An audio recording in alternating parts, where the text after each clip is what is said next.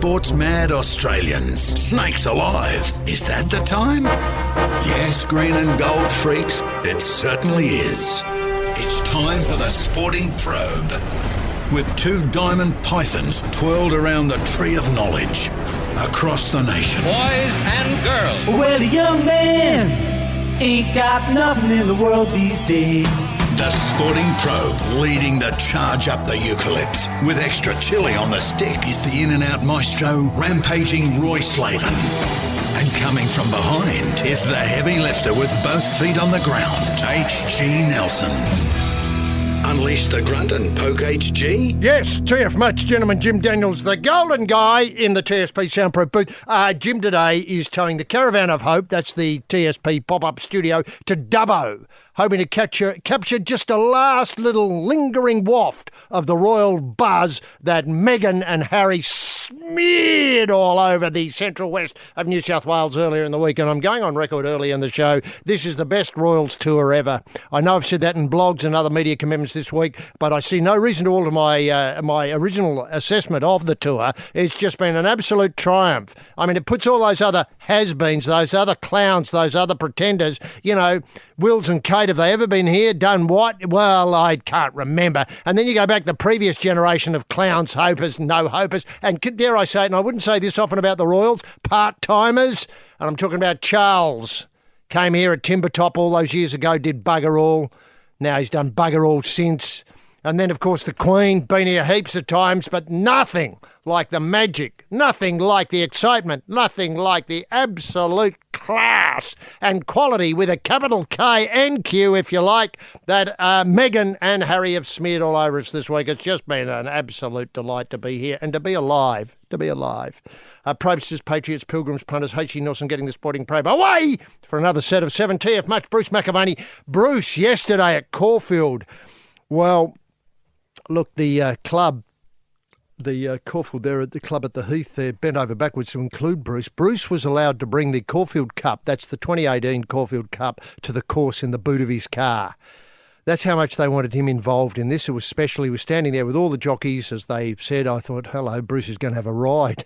I thought, wow, he's not dressed for it, but it won't surprise me if he goes out in a suit and throws a leg over something. It was just a magical day for Bruce. It was tremendous. Hats off to everybody involved at Caulfield yesterday for allowing Bruce to be part of it. And I say this knowing, Bruce, there's only 6 more sleeps. Winks and cocks. 6 more sleeps till the cocks. I mean, the excitement must be building. Mercifully had to keep his eye on Caulfield yesterday, obviously getting the cup from the maker into the boot of his car and driving it out to Caulfield and then lining up with the jockeys and so on and wondering, will I get a ride? Will somebody fall over late and they'll ask me to have a go?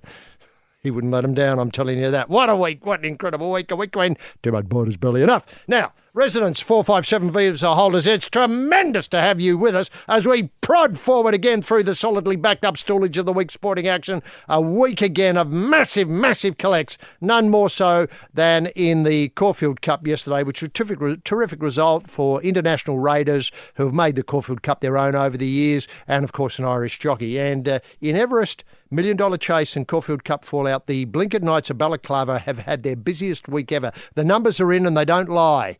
The numbers, the facts are there now for all to see on our websites. Obviously, the night's success is based on real disappointment for others, so it's tinged. My excitement that you can hear in my voice is tinged by the sadness that if things didn't go wrong, we wouldn't be needed. But our work is always there to be done. The Everest alone generated an enormous amount of work on and off the track. The Caulfield Cup was a known quantity, for the hard-working BKB staff, but the chase was the real surprise. Punters were absolutely left gasping when the Riot won in a stroll at Wendy Park last night. It was time to lock horns on the probe with the man who headed up the Blinkered Knights post-Hooter distribution of funds to the Australian racing community on the wrong side of the ledger. This man believes the Knights gave away approximately $9.93 billion yesterday to busted-arse Aussies who, through no fault of their own, and I've got to say this here right now, through no fault of their own, have become victims of the punt.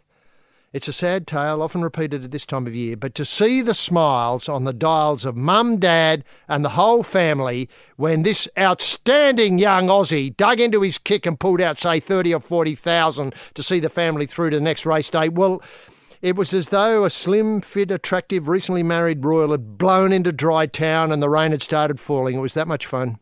I'll give you that again. It was though slim, fit, attractively well-dressed, recently married royals had blown into dry town and the rain had started falling. Grins from cake holder date all round. That man, of course, was rampaging Roy Slaven. Roy, can we get the TSP bunny in motion simply by asking what highlights caught your restless eye this week? Yes, thank you very, very much, H.C. Nelson. What a wonderful week to be an Australian with a couple of sandwiches in the glove box, a full tank of petrol, and a dream. Does it get any better? I don't think so. Our cricketing heroes, use that term advisedly, stumble going down to Pakistan. Well, I guess we can call it a stumble. I mean, our batsmen succumb to what? Technical pressures, mental pressures, and just the pressure of pressure itself. And these things can happen. When you get those ducks lining up, there's nothing you can do except walk off, take the gloves off, and sit down and accept defeat. Now, the Chinese Suns, they might struggle to be competitive this in the forthcoming season. Now, shouldn't the AFL be doing all it can for the Chinese Suns? I mean, isn't it in the interests of the geopolitics being played here? How embarrassing is it for President Xi to have the Suns just a busted arsewipe of a team? It just is not right. And it's up to corrupt officials like Gillon McLachlan et al. To get involved and to shunt a little bit of resources. Give them a leadership group for a start. Give them a coach for a start. Give them a playing. Put the cattle on the park that can make China proud of what their brave sons are doing on the Central Coast. Brave, that's the word I like, Roy. That was an excellent inclusion. Yes, but I said Central Coast instead of... Yeah, I mastered with the brave. Yeah, okay. You know where I mean. Now the Eels. They're refusing to use the new Parramatta Stadium, and I think the Berejiklian government has got to get involved and force them to use it. Force them to use it. I mean, it's built for them. I mean, they've been at the old Parramatta Stadium. They were there since, I think, 1947. Might have been earlier. Hell of a long time. And now, just because it's a brand new stadium, they're churlish.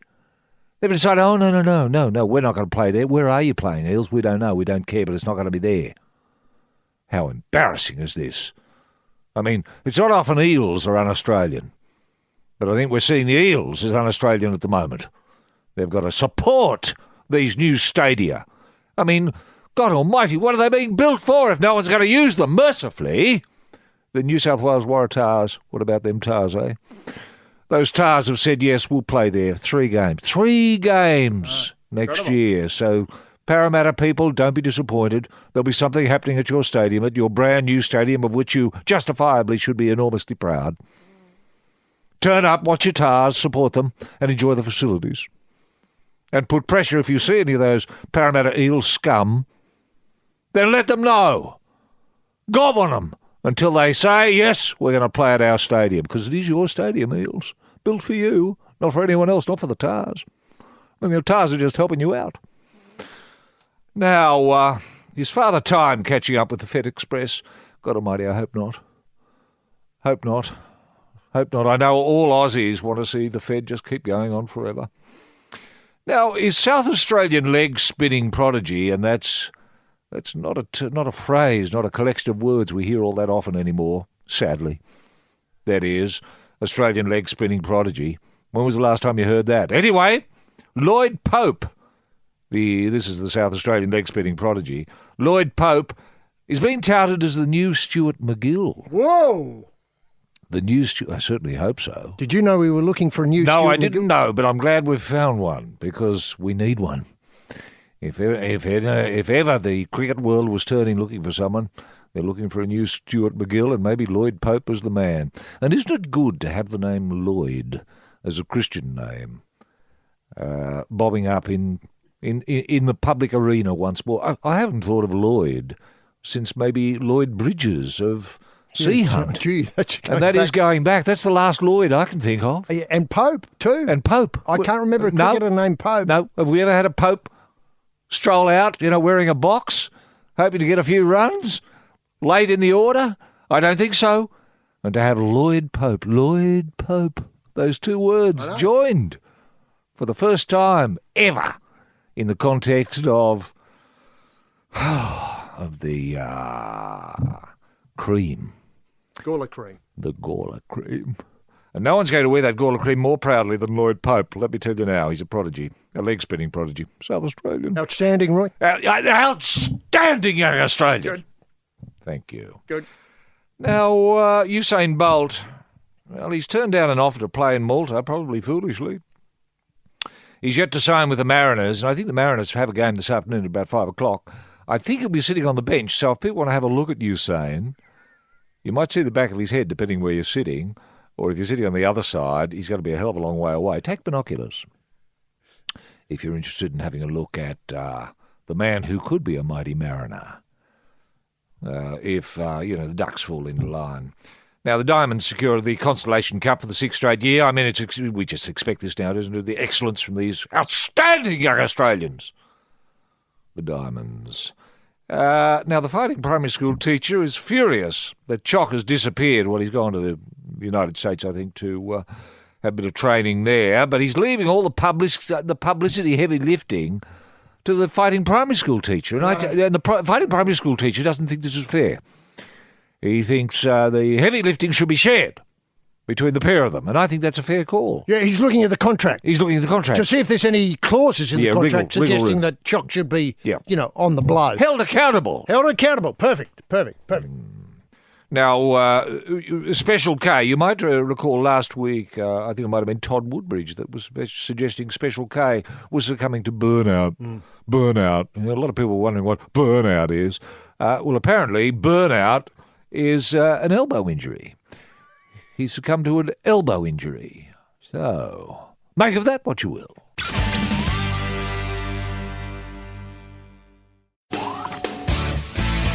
Yes, the Probe Toyota dual cab. We're on the road to Pinaroo behind the wheel in the Rogers Captain Fat rampaging Roy Slaven and making a nice pair up front camped in a bucket of ice, Mr. Freeze, H.G. Nelson. Now, of course, we've got to worry about Lloyd Williams, Roy. I'd forgotten Lloyd Williams. I know, the horse owner. I'll email him and apologise, of course. Yeah. No, that's very good of you because he's been a dominant force in Australian distance horse racing. Yes. So your Melbourne Cup. He's a colossus, really. A colossus, that's right. Yeah. And now he's passed it on to the next generation, sadly, who aren't called Lloyd. No. Which is a bit of a disappointment. I don't know why parents aren't calling their children Lloyd anymore. No. Do you reckon we could get a blip in if we tried hard, get a blip in the stats? Get a few Lloyds happening.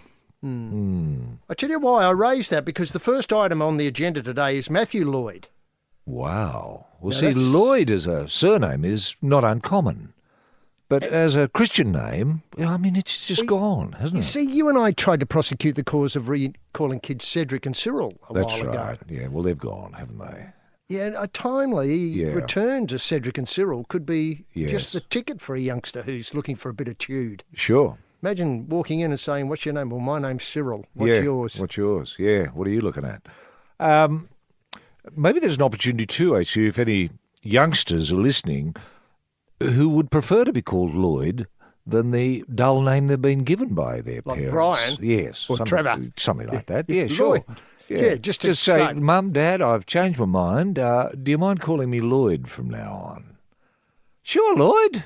What do you want for breakfast, Lloyd? Yeah, how about a game of cricket? Lloyd. Now, this comes back to the problem that I've never seen this before. We've had a terrific trade period. Yes. I just think it's been a triumph all round for the AFL to put this on. They've equalised the competition so well that it looks as though all the teams that were good last year are going to be good in the coming year, and all those that were duds last year are going to be even dudder. Yeah. And none more so that, according to Matthew Lloyd, Yeah. wouldn't it be great if he could change his name to Lloyd Matthew. or Lloyd. Yes, Lloyd, yeah. Yes! I think he should come out this morning and say, kids, I know he's got a couple of kids, Yeah. and missus, just call me Lloyd from now on, will you? Now, the struggling Suns, according to Matthew Lloyd, 4 games last year, mass exodus of players, thanks very much trade, including Tom Lynch and Stephen May. Lloyd expects the club to put out one of the worst lists ever seen in the competition, and that's a big call. That is a big call, isn't it? Because people have been saying for years now, Carlton have been playing with no players for some time. No. No. Well, I can't wait for the Gold Coast Sun, the Chinese Suns, to take on Carlton. That's going to be It is a match. Now, I take your point entirely, as you said in your opening comments just a few minutes ago, about what China is going to make of this. Do they see this as a jab in the eye, foreign policy speaking? Well, I think it's got to be. It's got to be. And I wonder if, our foreign minister, our new foreign minister, has... Foreign Minister Payne. Poked a nose in here, and this is a shot across the bow because of what's happening in the Spratly Islands. I don't know. It's the trade issues. Trade issues, yeah. I thought trade was going pretty well our way, though, with China. I thought trade's okay. It's more these other geopolitical issues, HG, of where we're able to take our ships. How close to the Spratlys can we go? International rules. Do international rules apply, or do the rules of Beijing apply when it comes to the Spratlys? I mean, who knows? Who knows? And maybe the Suns are just a small player in this, being used as a pawn in a chess game that baffles us. Now, Lee Matthews, I sit with him. This is Lloyd talking now. I sit with him every weekend on 3AW Football, and talks about the breeding ground that is the Gold Coast Suns of the Brisbane Lions. Yes. Brisbane, he says, at least are finding their feet with Fagan and Luke Hodge, and they brought some great people in and held their players. But the Gold Coast Suns, it's opposite of that. I've never seen anything like this. Gerard Healy says this year they were the worst team since Fitzroy. God, you'd have to have a memory to remember Fitzroy, because they eventually were told to pack their bags and go and be part of the Brisbane Lions. Yes. Anyway, since Fitzroy, I think next year they'll even be worse. No Tom Lynch and most likely Stephen May. This will be the worst list we've ever seen put on an AFL field, and they, as in Port Adelaide, are just openly saying we'll take players within 2 years. So it is not looking good there. And now remember, of course, at the start of this year, they were sent roaming around Australia looking for a place to play, washed up in China and had a couple of games with Port Power, Koshy's lot, and that didn't go too well. And now, of course, this shambles of what do they stand for? Who actually supports them? And is it an idea that's worth persevering with? Or maybe they could relocate to the coast of Tasmania, or even the Central Coast, which you inadvertently, I thought that was a Freudian slip. Yeah, it was a Freudian slip, but they wouldn't look out of place on the Central Coast, would they? Well, that's what I'm thinking. The Central Coast Suns. I mean, it's got a ring to it, hasn't it? With the comments from Lloyd suggesting that it's all win, all up from here. Listen, Lloyd... Is it a national crisis, though? I mean, is that the way to look at it? I mean, do we need to direct resources to... should Peter Beattie get involved? I mean, no one knows... The Central Coast. The Gold Coast. Yeah. Well, no one knows the Central Coast either. But, no, that's true. But the Gold Coast, Look, I just hope they don't go silly and decide that Dermot Brereton would be a good solution for their up-front forward problems, because, let's face it, he's not ticketed with anybody at the moment, and so he could go and play with them, or, Brendan Favola, or somebody like that. Should President Xi send some books towards the coast? No, you're absolutely right. I mean, that's the solution. Is that the answer? I think that is the answer. And when I mean several books, how about a couple of container loads of books? Container loads of books, thank you. And then, as Lloyd says, he explained that if the Suns could fix their environment, players would want to stay and grow together and stop the poor results. Now, what does he mean by environment? Yeah, no, that's exactly right. You see, I thought it was carbon credits, that sort of thing. Well, look, I've always considered it a bit party central to be any good for football. I remember, I think Clive Palmer had Gold Coast United up there in the A-League briefly. That fell apart. Okay. And remember, of course, I'm pretty sure there was a previous AFL team there, which then had to go and relocate with Brisbane and combine with the Fitzroy Lions before they got effective. Sure. So maybe we're looking at that sort of melange of the environment is great for Schoolies Week, but not so good for... as a petri dish for AFL excellence. Is that the suggestion? I think that's right. That's right. Well, that's the case. Why not relocate them, say, to Longreach, and they just fly in, play the game, fly back home? And now Longreach would win out of this because, let's face it, not many people are... All they've got is a Stockman's Hall of Fame. They do. They do. Yeah, which is great. They do. Which is great. Yeah. And you know what I was shocked? And they might have a Qantas exhibition there as well. I think so. I think they've got a 747 parked there that you can go and have a look at. I think so. That's worth a drive, isn't Sure. it? 747 and the Stockman Hall of Fame. I think so. A couple of whips and a bit of R.M. Williams gear and a hat. Yeah. And imagine if they had the Suns there as well, just wandering around. Saying hello. Yeah. Now you're talking. Now, this is odd because this has come up this week with regard the new issue from, I think, the Dutton end of the government suggesting that migrants have to go and relocate to regional parts of Australia for the first 5 years of them being here. Yeah. What are they going to do there, actually? Is there plenty of jobs? I suppose there would be. There would be tons of jobs. But what I was taken by was Deng and Marble, two relatively recent people to come to Australia, now playing for the Socceroos. That's right. And I thought, hello, is the future of Australian world game caught up in that sort of process? Imagine the Socceroos relocating, let's say, to Oodnadatta in South Australia. Yes. That's their base camp and people go and stay there. And obviously then you have a industry built around the Socceroos being there, people doing washing of football jumpers and flying in. You'd have to build an international airport there to get the people in and out and stuff. Well, now you're talking about the Suns and Longreach. I hadn't thought about this at all. Yeah. Yep.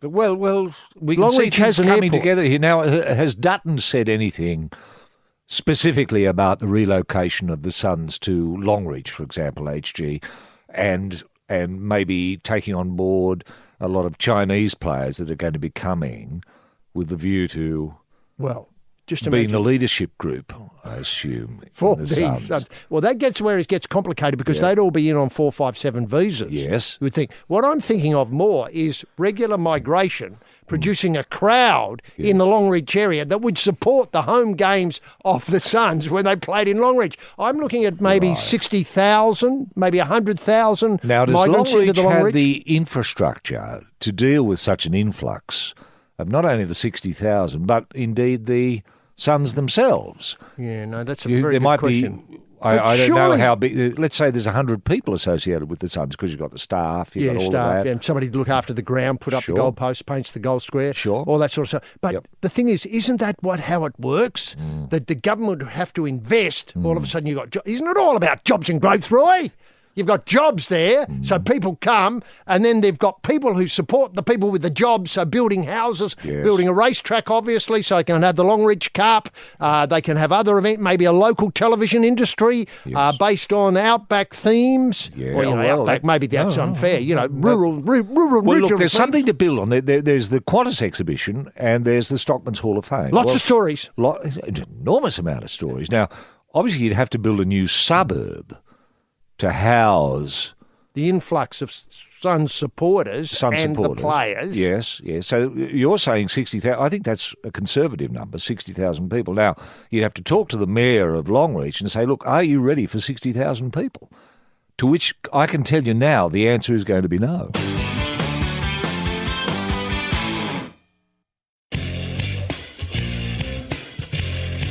Yes, it's the Probe House of Curry fiddling about with the pestle and mortar. The extra and the extra hot chili is the Spice King, rampaging Roy Slaven and whipping up a lively marinade of lard, ghee, butter and margarine. It's the Rogan Josh himself, H.G. Nelson. Now, this disappointing display by Australian cricket.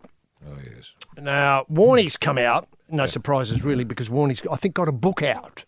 Yes. And he needs publicity. I think the book's largely Liz and me. Yeah. But then, of course, to get the publicity, he talks cricket, which is fair enough. And he's described here as Aussie legend Shane Warne has led a brutal reaction to Australia's Pakistan car crash. Car crash? Yeah, calling for 7 possible axings. Earlier in the week, that's this week, Warne called for the selectors to drop the Sean and Mitch Marsh. Yeah. Suggesting it might be time for the selectors to recall Matt Renshaw and the next big show, Glenn Maxwell. Glenn Maxwell, yeah. Or the big show. Yeah. He described the manner of Australia's dismissals as very worrying and suggested the Marsh brothers, Travis Head and all around, the person with the unpronounceable name, should all be nervous about keeping their spots in the Aussie team. Yeah. But don't you want them nervous? You want them nervous, don't you? You do. You want them really nervy. Yeah. Now, can I point out that what worried me about the Payne ensemble this week was that Tim Payne, the skipper of the Payne ensemble, Outstanding Australian. laid the blame for his sides showing at the feet of the team's batsmen. Yeah, all right, fair enough. Now, wait a minute. Now, I can see that. Well, had we got Pakistan out for about 50, we'd have been fine. I mean, isn't that the... Thanks. You see where I'm coming Yeah, from? I do. The batsman. Yeah. Hang on a minute. Pakistan can knock us over for as nearly as I can tell 164 odd, yeah. and 145. Yep. Meanwhile, their batters get sort of 680, close to 700 runs, not all out. That's right. Hang on, aren't the bowlers letting us down I think so. equally? I think so. I mean, typical of the pain Yeah, gets exactly what asked about. yep. If only he'd done a bit more with his bowling and his Yes. field placements, we could have Yep. dominated this game. Yep. Are you suggesting it was Payne's use of our attack, HE? He didn't use our bowlers properly? Well, you see, all the focus is on the batting side of the equation. Now, we got 145 runs. you can't take away them. You from can't go. It's there on the board. 145. I know, they're up there. Yeah. Now, surely that would have put pressure on the bowlers, thinking, oh, well, hang on, Pakistan got 300 odd, we've got 145. We've got to get these blokes out cheaply. Now, did anyone say that to them? I bet they didn't. I mean, Langer was a batsman. He doesn't know anything about bowlers. When was the last time we had not only a Lloyd in the team, Christian name, i.e. never. How about a Pope? How about a Pope? How about someone who knows a little bit about bowling as a coach? Oh, no. Isn't that what's crying out here? Can I point out? I mean, you can't blame the batsmen over and over and over again. I know. They're doing their best.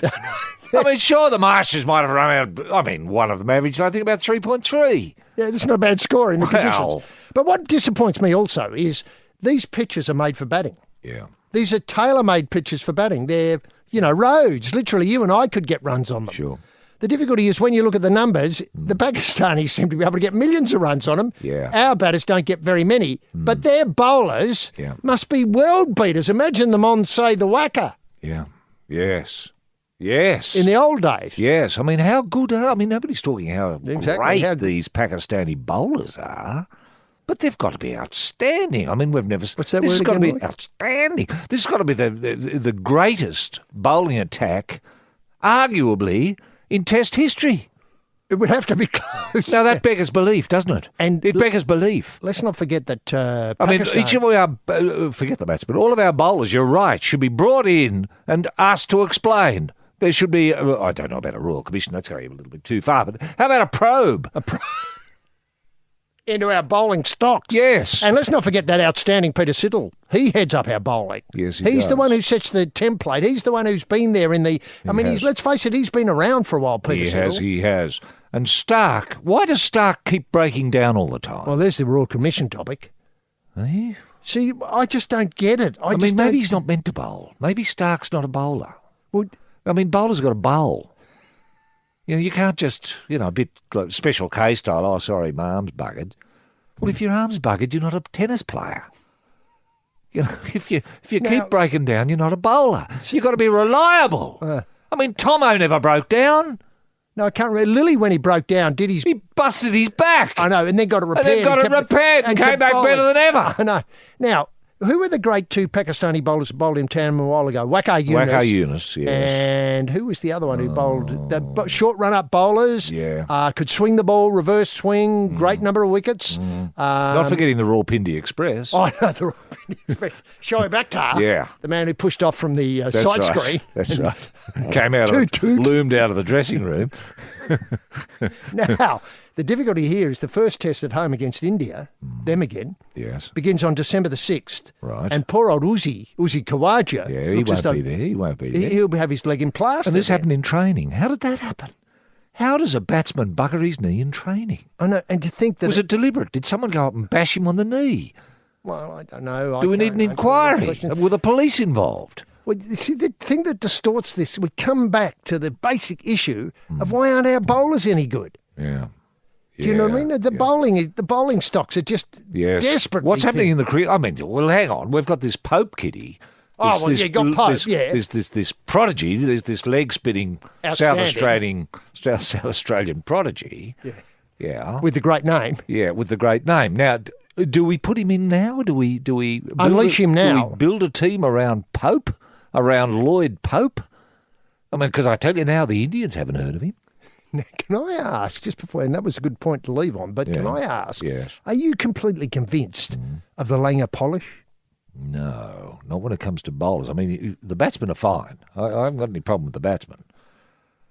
But what he's doing with the bowlers makes me sick. Are you on the front line of the 2018 Love Probe revolution doing the in-out work? The tyre fitting specialist, Roy and HG. Roy last night, Wentworth Park. Obviously, Wentworth the seat, then Wentworth Park.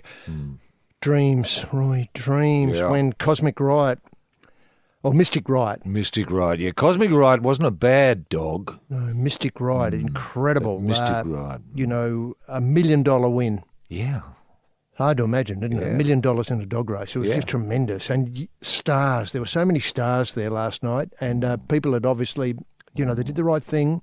They postponed the race for the thunderstorm and the inclement weather that surged across Wentworth Park. Yeah. I think they put the races back two events. Yeah. So they had to hold them for an hour, the best part of an hour. They did. But what a triumph it was for everybody concerned with the greyhound racing. Everybody who's fought so hard to get greyhound racing back. Yeah, we nearly lost it, you know. We nearly lost I greyhound don't think racing people realise how completely, close we came to losing Very it. close. It was the Baird government, wasn't it? The Baird that government had put the... declared war on dog racing. Yeah, I don't... War? War, I know. They were shooting dogs. Yes. The government from Macquarie Street were taking pot shots at pets. Yep. And where does it go to from here? Would you like to see $1 million race in every state with a final, say, of a purse of, say, around about $5 million? Wow. Yes. Just a dream. Yeah. And can I point I'd out... like to see Australia back as the dog capital of the world. Is that possible, do you think? I think it is. What are other big competitors? I think it is, yeah. I know it's a bit hard to undertake this Yeah. on board without any Well, research. I think dog racing in the Middle East has taken a bit of a nosedive in the last 30 years or so. I think that's fair to say. I think in England it's gone In England. completely for a Burton. Yeah, it has. In the United States, they've gone a little bit cold on dog racing. I don't know why. So we could Canada, easily... we could easily. India, I've never heard of an Indian dog. No, nor have I. We could really make this our own. Yeah. And say to the world, Yeah. you're worried about things on in Sydney, and I know a lot of people are. There's no big events. Well, hang on a minute. Yeah, Come and hang have a on. look at something you've never seen before. What astounded me last night, HG, with the cavalcade of stars that we saw was, wasn't it wonderful for Harry and Meghan just to poke their noses in? Yes, it's the Probe with Roy and HG. Now, Saturday night, obviously, greyhound racing, Wentworth Park. Pity Wentworth Park's not in the seat of Wentworth. That would be a terrific result there if we could But move it. there was a spiritual connection last night, Very wasn't much there? so, very Yeah, much so. yep. Now, it proved that obviously dog racing's back bigger than ever, and the largest crown scene at Wentworth Park in over a decade, Yep. obviously for the $1 million chase. Now, how did you find facilities there, Roy? I mean, in terms of getting a beer, going to the toilet, and what food and beverage options were available to someone who I know studies these things, Yep. pies, Yep. hot dogs, etc. How'd you go? Yeah. Well, look, I decided I'd test it completely, HG, and go for beer, pie, and toilet at the same time. Mm-hmm. Was this possible? So, queued up. Wasn't a long queue. Jennifer Hawkins was in front of me. She got a pie, which was fine. I don't know if she got a beer. I think she got a Chablis, a glass of, Well, that's good in a- getting that option in a already. plastic Beaker. cup sort Yeah. of thing, which is fine. Yeah. So she got that, and I said, "Are you enjoying yourself?" And she said, turned to me and she said, "Roy, I'm loving it." I thought, that's great. She's loving it. Because it was inclement, you know. Yeah, it wasn't the finest of nights in terms of weather. Mm-hmm. So I got the pie, I got the beer, and I went straight to the toilet. Not a problem. Straight in, sat down, was able to just sit back and enjoy the environment. And read the form. Yeah, exactly. Without anybody on my putting the knees. stall door open. Yes, exactly. Isn't that fantastic? Yes. So I had a bit of peace and quiet while I had my pie, my beer, and selections.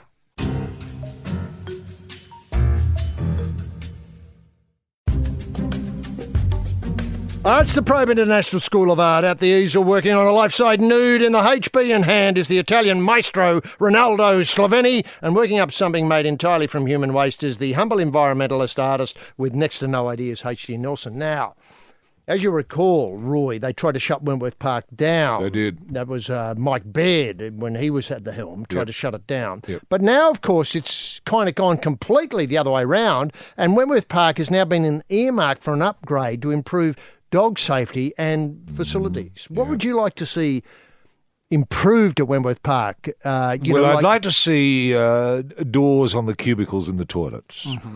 For a start. That would be a good start, because when you're it's a studying small form, thing. It's a small thing. Yeah. But if you do want to have a look at your form and have your pie and have your beer and a bit of comfort and quiet, you don't want to be staring at a queue of blokes standing at the trough and looking at what your selections might be and making comments and asking you all the time, Roy, what do you like? What in do the you like sixth? in the sixth? That sort of stuff. Yeah. I hated that. I just wanted a little bit of total privacy. So.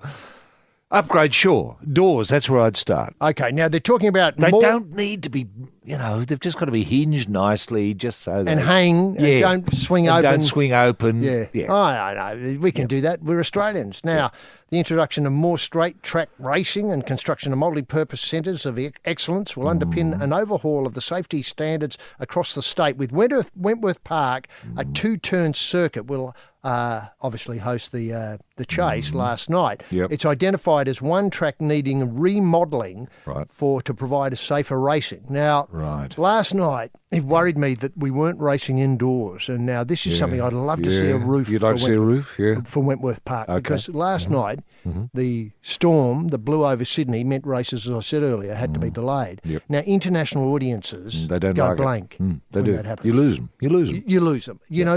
Dog racing, this was a chance to get the dog racing the Australian way seeded in the Norwegian mind, and we missed that opportunity. We did. Obviously, a lot of punters in Norway, very keen. Yes. They'd known all about the Everest, the Omni Opera House sales, all that sort of stuff. Yep. And then we had to delay the race because of inclement weather. They just don't understand that. No, and it sends out mixed signals, actually, I know, because a lot of the word reaching overseas from Australia at the moment has been drought. Drought. A lot of sympathy coming our way, those poor Aussies, hasn't rained there, Bales, the Johnny Farnham. Hey Mate concert, all of that. Next Saturday night. Yeah, next Saturday night, all of that. And people want to contribute, etc., etc. They suddenly look at the dogs and, hello, what, you can't run the dogs? Why? Because it's raining? Yes, this is the Probe tennis camp at the net with a bucket of balls and a backhand clinic. His slam winner and Olympic gold medalist rampaging Roy Slaven, and out back in the cabana practising his next meltdown, ATP Tour rookie H.G. Nelson. Roy, this rather sad news concerning our friend in the fight game, nicking off. And not doing the promoting work. Yeah. Are you worried about this, or do you think that's about as much promotion as this fight deserves, as in somebody not turning up to promote it? Well, there's no reason why Anthony can't promote from the United States. I think he's being trained by, I want to say, Roy Jones Sr. Oh, Senior? Yeah. Right. Well, that is taking it seriously. Yeah. With whom I think he's worked before and very successfully in getting over Danny Green. It needed that Roy Jones Sr. polish. Yeah. Yes. Now, there's no reason why he couldn't promote it from over there. I mean, do the breakfast talk shows here. You mean like, let me see if Accra winners last night, Kyle and Jackie O, wanted a top-name sports identity on their program. They could ring up Chock in America and say, Chock, you're fighting who? Yeah. Primary school teacher, love the work. How do we get tickets? Blah-de-blah. Could you put Roy Jones Sr. on? Yeah, sure. Hi, Roy Jones Sr. How's Roy Jones Jr.? And who are you betting on? And Chock, has he got a chance? Yeah. Now, and there's no reason why, say, that great little show on 7, Sunrise. There's no reason why they couldn't, just get a... Basil? With cameras these days, with phones. I mean, they could do video Skype. Link. Yeah. Now, can I just ask, are you at all thinking that this requires a little bit more heavy lifting and, let's face it, Mundine is no stranger to, provocative comments. Yes. Now... What, do you think you should say something outrageous about... Oh, I don't know, America? No. Wouldn't it be better to say... Talk teaching? about the lowering of the standards in primary schools of the last generation or so, that kids can't read or write anymore? They're not being taught? You know, did I see a figure this week that they think Australian students have lost 2 years of education over the last decade? Well, there you are. That's where you'd start. And you might begin, Anthony might begin by talking about NAPLAN, what a waste of time it is. Yes. And how unfair it is on students and opportunities not being given to our kids in primary schools. I mean, look at the facilities. Not only that, teachers aren't trained anymore. Nobody's training teachers. I mean, anyone can walk in off the street and call themselves a teacher in a primary school these days. You've just got to make sure you've got pants on. Yes, brothers and sisters, you're in the Church of Hope, the Probe Church of Hope. In the pulpit, the very Reverend R.R. Slaven with a special reading from Revelation on the evils lurking in AFLX, and nicking off with the collection plate, H.G. Nelson Roy. Coming back to the mundane horn bout. Yes. The only promotional angle at the moment is Mundine has confirmed November the 30th fight with former world boxing champion Jeff Horn in Brisbane would be his last. Yes, now, I thought he went off way too early with this, because this was released a couple of weeks ago, this news item that it would be his last. Yeah. I thought, hold that as dry powder. Yeah. Should ticket sales, I think ticket sales are going really well. I think it's going to be a terrific night. I do too. Some of the undercard was really shaping up nicely. The rugby league, state of origin, tag match, and all that sort of stuff. I think it's going really well. But I would have saved it to get these tickets right over the top, because I'm seeing Brisbane as, with the Horn impetus, as maybe giving Vegas a run for its money when it comes to the fight capital of the Western world. That's an ambition to have, HG. I think that's great. Has Peter Beattie said anything? Not that I know, but... he'd be behind it. Well, obviously be behind it, but, whether he can get out in front and be, proactive. Sure. He's got his hands full with the rugby league and trying to get it into Asia and more people. And the long-reach Suns move, all of that. It'll take a bit of effort to get all that going and smoothly. Sure. Yep. I agree. But and I take your point of earlier about the quality of teaching in schools. Well, if Anthony does use that to get talk happening about the fight, he might start off saying, if he's talking to Koshy, and Sam, for example, on that great little show on 7 Sunrise, he might begin by saying, primary school teachers, as we suggested, standards have never been lower, and guess what? They can't fight. Primary school teachers can't fight. Mm-hmm. They're pushovers. They're weak. Now I see where you're coming from. See, not only are they, not only can't they can't teach. Mm-hmm. They know nothing about sums and adding up and subtraction and grammar and teaching kids how to write. So post cursive or any of that, they know nothing about that. And not only that, they can't fight and they can't drive very well, and they're useless when it comes to fixing up taps or a little bit of wiring or even cooking toast. Australian of the Year nominee Sub-Zero on gambling. Thanks, Subby. The Probe. Yes, and I have seen this fight. Yeah. Bagged as well in the Who by? Yeah, no, that's right. Who That'd by? Be the Teachers Federation, I dare say. If they come out, have they said anything about Anthony's comments about teachers? Well, wait a minute. Let's go to Horn's promoter, Dean Lonergan. Oh, yes. He says, one fight that appeals to me as much as drinking 10 cups of warm sick is Anthony Mundine. Warm sick? I see it's been mentioned a few times in the media. This is going back a little while, before the fight was inked. Yeah. And Anthony then nicked off. Mm. Anyway, I've seen it mentioned a few times in the media. I don't have a lot of interest in it. We want a big fight. While Mundine might be a big money fight, it's not exactly going to cover Jeff's career in glory. Oh, dear. Now, the fight might be the best option for Horn, who can put on a few extra kilograms and fight at a catch weight of 71 kilograms. It's certainly the best for Mundine, who will have to strip considerable weight before he gets into the ring. But hey, who cares? It's another big payday at the age of 43 for Chock. Yeah. Now, remember, of course, there's clauses in the contract suggesting that if he doesn't get down to certain weights, there'll be big penalties, financial penalties. Right.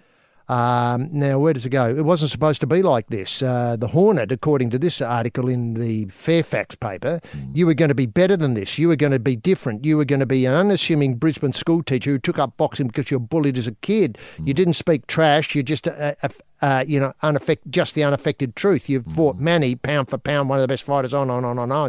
That was going to be, he was going to underestimate you, and then you obviously knocked him out of the ring in the dressing room afterwards, blood pouring from your eye. You spoke with humility and candour, and we all felt that Australian boxing had a new hero who wouldn't just fight cab drivers and garbos. Oh, dear. Cab drivers and garbos? Well, hang on. He's talking about Mundine here. I suppose he is, but has Anthony ever driven a cab or worked on the council round? Council round? I don't think so. And what's to say that cab drivers aren't good boxers? I mean, I haven't heard that. What about garbos? Some of our garbos are fantastic fighters. I know, and let's not forget they play rugby league as well. They often did, It's a great way of getting fit. Yeah, and keeping up the fitness when you're not running up at 5:30 in the morning dragging the bins out. Yeah. Now Horn has taken the same path as many others, using Mundine's ability to attract a crowd and pay per viewers who want to see him lose so they can both have a massive payday. Right. I mean... Well, hang on. Is this article critical of the fighting primary school teacher because he's fighting for money? It appears that way. As this writer understands it, each stands to make about $2 million from the bout. Right. Mundine attracts pay-per-viewers Horny can only dream about. Right. 60,000 buys for the Pacquiao fight and 40,000 for Crawford bout. But Mundine has 200,000 subscriptions for the Danny Green. Most of those are Green fans, by the way, 2006. Yeah. Nothing annoys people more than Mundine compares himself to Muhammad Ali. Right. But, different weight division, though. How can he compare himself with Muhammad Ali? I know. Well, it'd be true. He says, often quotes Malcolm X, oddly enough. One forgets, though a clown never imitates a wise man, the wise man can imitate the clown. Yeah. Mundine is wise enough to know that he's playing the clown, hated by the majority equals big bucks. So he's saying is... Gee, it's a cynical article, isn't it? I know. I mean, where's the love of boxing here? Where's the love of fighting? Yeah. These chances don't come along every day. They take a lot of dominoes to line up to make them happen. Exactly. Getting that Suncorp Stadium, that's really hard. Yep. Getting the idea that the fight's going to be projected on the sales of the Sydney Opera House so as people in Sydney can see it. Yes. That's not easy to do, Roy, I'm telling you. No, it's not easy to do. It's not easy to do. And Peter Beattie had to work his hardest off behind the scenes. Yeah, I know. The tone of this article, I mean, how many primary school teachers, cabbies, garbos, have dreams.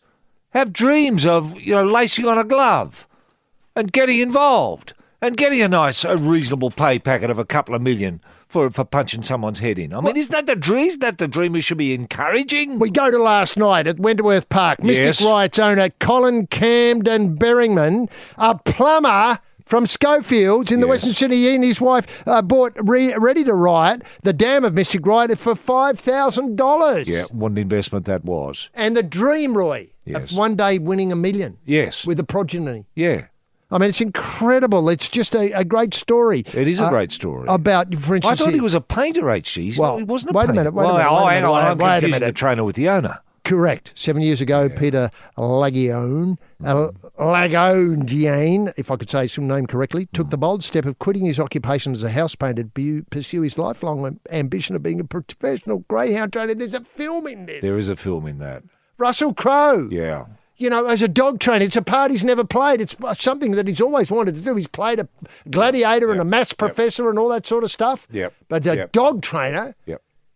What I don't understand about that story, actually, I'm not denying it's true, and I'm not saying the bloke's a liar, but you would have thought dog training and house painting, I mean, you could do the it's not that hard. I mean, you just get the dog to sit in the car for a couple of hours while you splash the paint about, and that's it.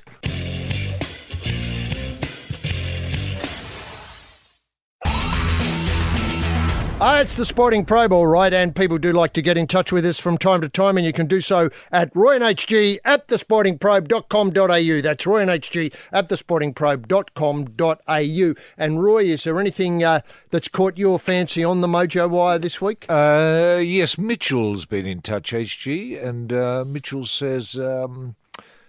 gentlemen, I'm not sure if you had the opportunity to get to the Sport and Shooters Association of Australia Shot Expo at Claremont Showgrounds in Perth last weekend. Sadly, I couldn't get there, but I heard it was wonderful. Mitchell says, I never miss it and can confirm that it just keeps getting bigger, which is a good story. He says, on what was already an excellent day of fun and firepower, I was absolutely stoked to hear Nationals Deputy and Minister for Sport, Senator the Honourable Bridget McKenzie, announce a nationwide study into the socio-economic benefits of recreational sports shooting in our regions. Now, this is a refreshing inquiry. Give me that again. It's a Royal Commission into the benefits... No, not a Royal Commission, a nationwide study. Now, I suppose just some academics would get together into the socio-economic benefits of recreational sports shooting in our regions. Not in the cities. I mean, the cities, it speaks for itself. Just give us an idea of the flavour of some of the questions they'll answer. Would it be as a tourist thing? Well, let me just expand what Mitchell's got here. He says, apparently one study in Victoria, and I think this answers your question, HG, has already found hunting contributed more than $430 million to the regional economy and resulted in 1,500 direct jobs. This is in Victoria alone. 400 million? Yeah, 430 What, million. in buying bullets? Multiplying that over each state and territory, hunting alone contributes $3.44 billion and generates 12,000 jobs. Astonishing, isn't it? It's astonishing. Well, why isn't this made more of? Exactly, and that's what I think the study is going to try and get to the bottom of. If you add in going down to the range and firing a few into the air, my guess is that these numbers could double, says Mitchell. He's got a gut feeling here. On top of the announcement that we can again post firearms to one another via Australia Post, why this was ever stopped I can't figure out, he says. I didn't know you couldn't do it anymore. Thank God I haven't been pinged. Anyway, it was a great day for gun lovers, and I can't wait for next year. Perhaps Gentleman Jim could set up the card table there at Claremont. What a fantastic thing. This is a regular event? Apparently, yes. Often we talk about this is Bridget McKenzie talking. Often we talk about the contribution that sport makes to social cohesion, family stability, community togetherness. Well, our sport, that is shooting, is like every other sport, but we need to be able to articulate that, to measure that, and to promote that. Bridget McKenzie, Mitchell adds, is making a very strong case for Minister of the Year.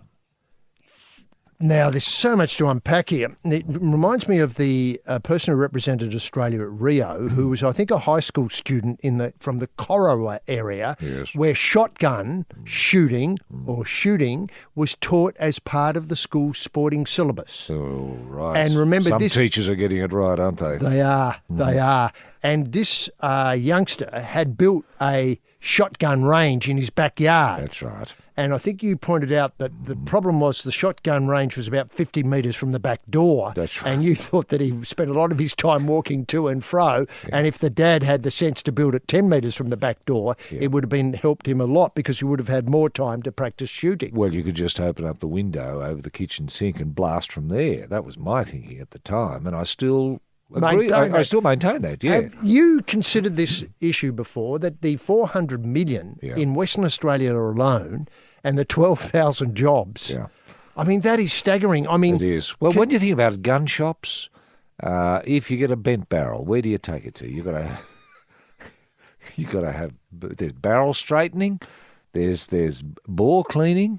Bore cleaning, yeah. You know, there's petrol to and from. The shoot. Yeah, and then there's clubs. lights for you. Oh, yeah, your spotlights. I've forgotten about them. Yeah. And then club activities. You might be in the Geraldton Shooters Club, Club Small Bore, Air Pistol. Yep. They'd all be different clubs, shotgun, it's a shorn-off shotgun, all that sort of stuff. Yep. They'd all have competitions. They'd drag in people from all over. That's right. People might drive from Port Hedland to Geraldton for a weekend shoot. That's right. Take them a fair while, but it doesn't matter. They can turn around and go back and be back in time for work. The petrol involved. Petrol involved. Yep.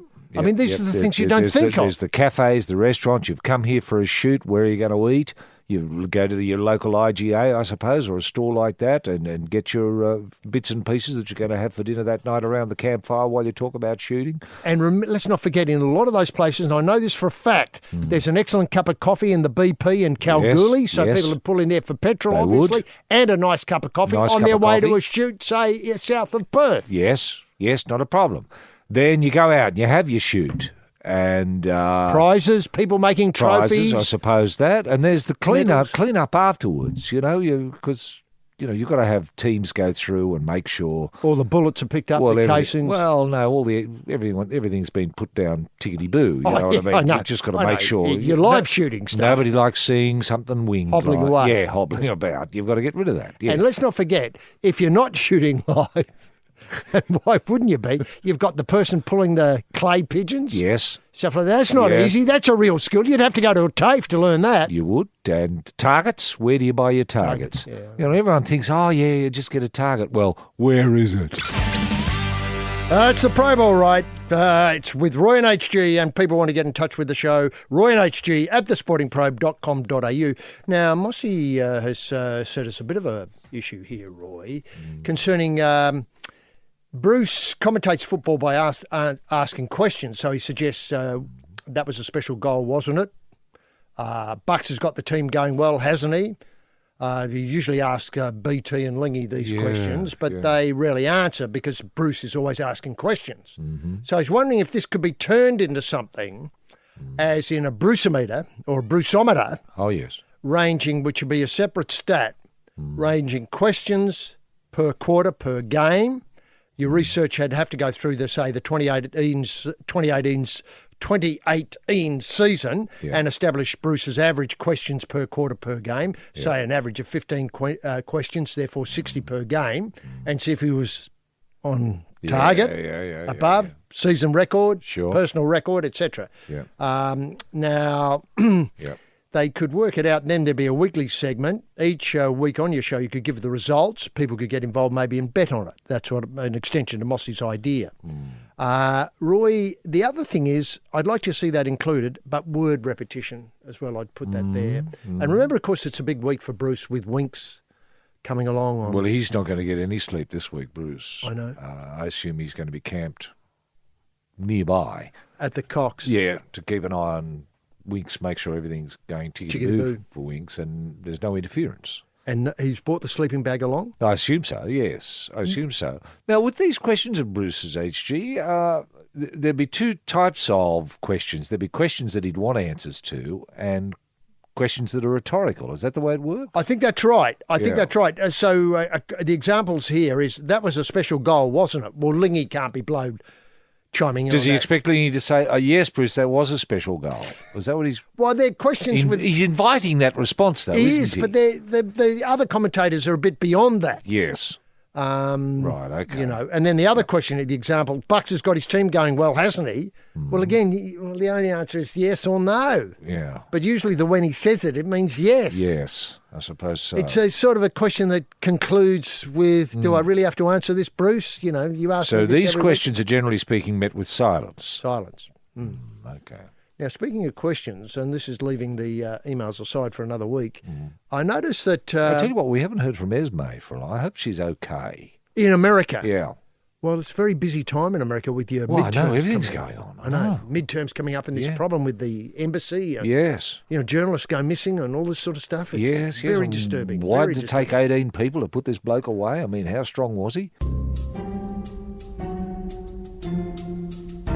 Yes, you're on the big journey in the Probe Raptor Ute. We're on the road to Tennant Creek, behind the wheel with his hand on the horn, rampaging Roy Slaven, and riding shotgun is the man they call Sawn-Off, H.G. Nelson.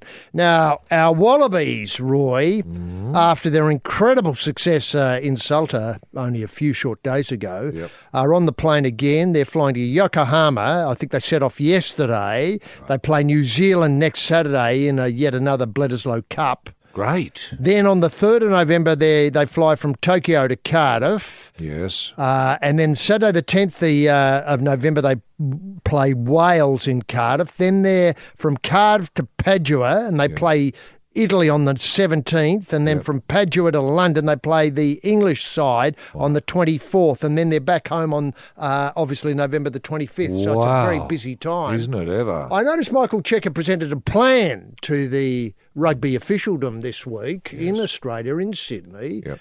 It wasn't a very big plan, as nearly as I can tell, but are you confident the plan can work? Well, I haven't seen the plan, but if the plan involves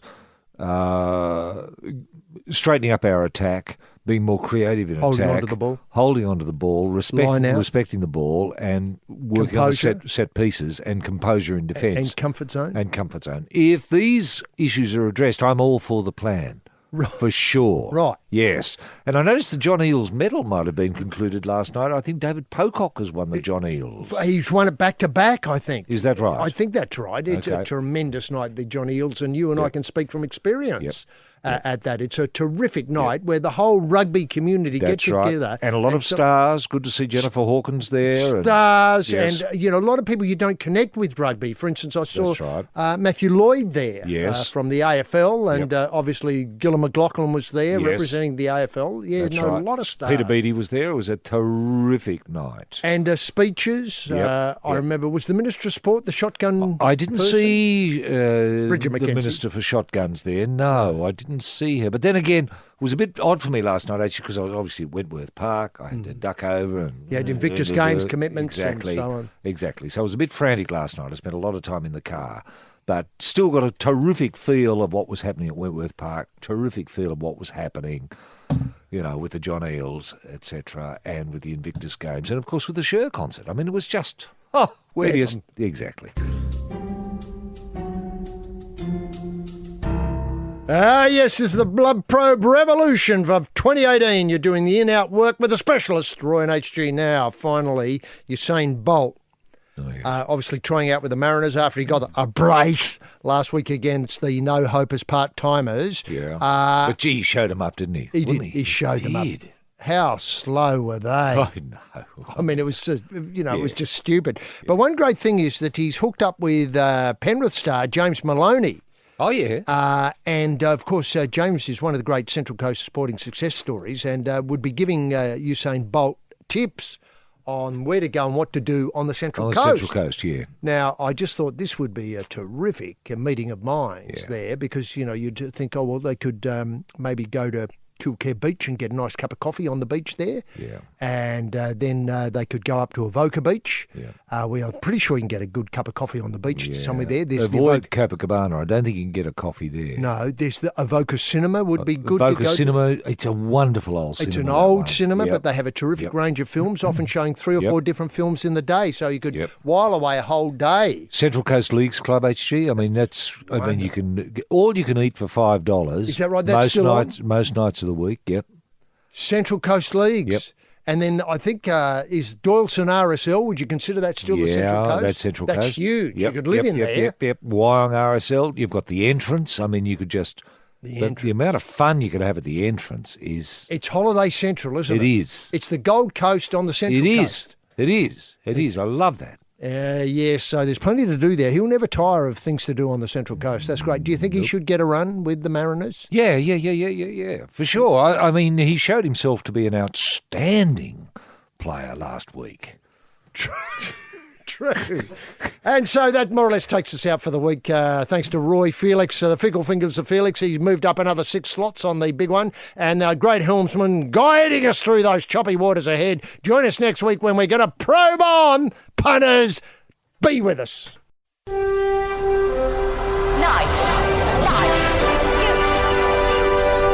Bonafide sports-mad Australians. Snakes alive. Is that the time? Yes, green and gold freaks, it certainly is. It's time for the Sporting Probe. With 2 diamond pythons twirled around the tree of knowledge across the nation. Boys and girls. Well, a young man ain't got nothing in the world these days. The Sporting Probe, leading the charge up the eucalypt. With extra chili on the stick is the in-and-out maestro, rampaging Roy Slaven. And coming from behind is the heavy lifter with both feet on the ground, H.G. Nelson. Unleash the grunt and poke HG? Yes, TF Much, gentleman Jim Daniels, the golden guy in the TSP soundproof booth. He's towing the pop-up studio in the Caravan of Hope to the Young Golf Course as part of Golf Month festivities in 2018. As nearly as I can tell, at a quick squiz at the Young Golf Course calendar, the Sea of Hope appearance this afternoon is the only Golf Month activity on in Young. That's right. Gentleman Jim Daniels is Golf Month in Young. It's a tremendous get for the Young community. I don't think he's doing any more golf appearances in Golf Month in 2018. So swingers in the Southwest Slopes area, get out to the course for a wild afternoon of wooden hole action. Now, Probe-sters, patriots, pilgrims, punters, H.G. Nelson getting the sporting probe away for another set of 7. TF Much, Bruce McAvaney at his brilliant best yesterday trackside for the Everest. And before I go on, can I just say there is a special announcement coming up later in the show. I can't give too much away except to say the words Bruce and romance are linked as never before. Now, coming back to Bruce's performance yesterday at Royal Randwick, and remember, Harry and Meghan are here with us at the end of the week. He described Red Zell as having, that's the winner of the Everest, as having a heart as big as a lion. He didn't say this once, he said it several times, his heart as big as a lion. And it got me thinking, I wouldn't be surprised if a horse's heart is bigger than a lion in real life anyway. The horse is a much bigger animal than a lion, and I would assume that people listening to this show will know this, that the horse's heart, and you've all seen Phar Lap's heart, it's huge. I reckon it's bigger than a lion, and I think this sells both horses and lions short. And I'd like Bruce to correct it when he next comes back on air and says, yes, I've had a look at the microfiche, I've compared the size of the hearts, and I was wrong. That's what I want. Just a simple statement like that. When it comes to heart size, I got it wrong. And we come back to that topic we threw up in the phone lines this time last week and got Australia talking about which is the better sport for families, racing or rugby league. Look, I don't think we got to the bottom of it. Obviously, yesterday, the families that were punting together, that were going delirious when Red Zell saluted, and the rest of the card, it was just the Kosciuszko. I mean, talk about dreams and families involved, and families and kids and people of all ages coming and seeing each other at the races for the first time in many, many years. And now, get this, could V8 supercars, especially after Bathurst, last week, could V8 supercars be the sport of families? I mean, there's so many generations involved now. You know, Richard's family, Perkins' family, they're all involved. And I'm just thinking maybe we have to throw open the lines again and say football, fast cars or racing. You decide, Australia. Well, we leave all that there and just say, what a week, what an incredible week. It was just unbelievable. A week when too much sport is barely enough. Residents, 457 visa holders, it's tremendous to have you with us as we prod forward through the solidly backed up stallage of the week sporting action. A week of massive collects, absolutely massive collects. That pick 10 in the Everest, did you get involved? Well, you didn't have to have a bet. I mean, it is after all Gambling Awareness Week, so maybe you shouldn't have had a bet. But anyway, the pick 10, I know people did. I didn't. I forgot all about it when I got on course. I got so excited by just being there. Now, weatherboarders, let's lock horns with a man whose award-winning design for the new Sydney Football Stadium was again cruelly overlooked by Destination New South Wales FSS Selection Committee this week. This bloke sat down with he didn't have to. He did it off his own back, just had a couple of hours to kill. He sat down with a HB pencil and a sheet of A4 paper last weekend. He torched a couple of logs the size of Camberwell carrots and came up with an awesome design that featured in-seat toilet facilities, punting and bar services arriving at the press of a button sushi train style, plus the best of world cheese and a bakery selection to die for. This design was described by none other than that well-known design buff, Prince Charles, as, wait for it, mind-blowing. That's what Prince Charles thought of it, mind-blowing. It was binned by the committee who would not know quality if it was yellow, hard and wedged. This man... And this gives you an idea of his class. This gives you a real idea of this bloke's class. He took rejection well. He didn't do his nana, carrying on and bellowing, who do you think you are? And I'll give all you grubs later, etc. He had a nice chicken schnitzel with a fried egg and crispy bacon on top, washed down by a Coolabah fruity Lexia from the value pack to settle his disappointment. That gives you an idea of his class. But what stuck in this bloke's throat and caused him to hurl the lot once he'd got it down past the esophagus was the news that the top design, the award-winning design for the new SFS, was taken out by a firm with the name Cox attached to it. That's right. The winners were the same firm of Cox and Co. that put up the wheeze in the first place. Remember, it was Cox-designed wheeze that caused all the trouble back in 1985 or 1986 when they put the first peg in the ground. The original Cox blueprint was the one with the fire traps, the lack of bars, the missing handrails, the no toilet policy, the no change room policy, etc., etc., etc. It was the Cox that's going to be knocked down in 2019. And guess what? It's another Cox that's going up in 2020. That man, of course, is rampaging Roy Slaven. Roy, can we get the TSP bunny in motion simply by asking what highlights caught your restless side this week?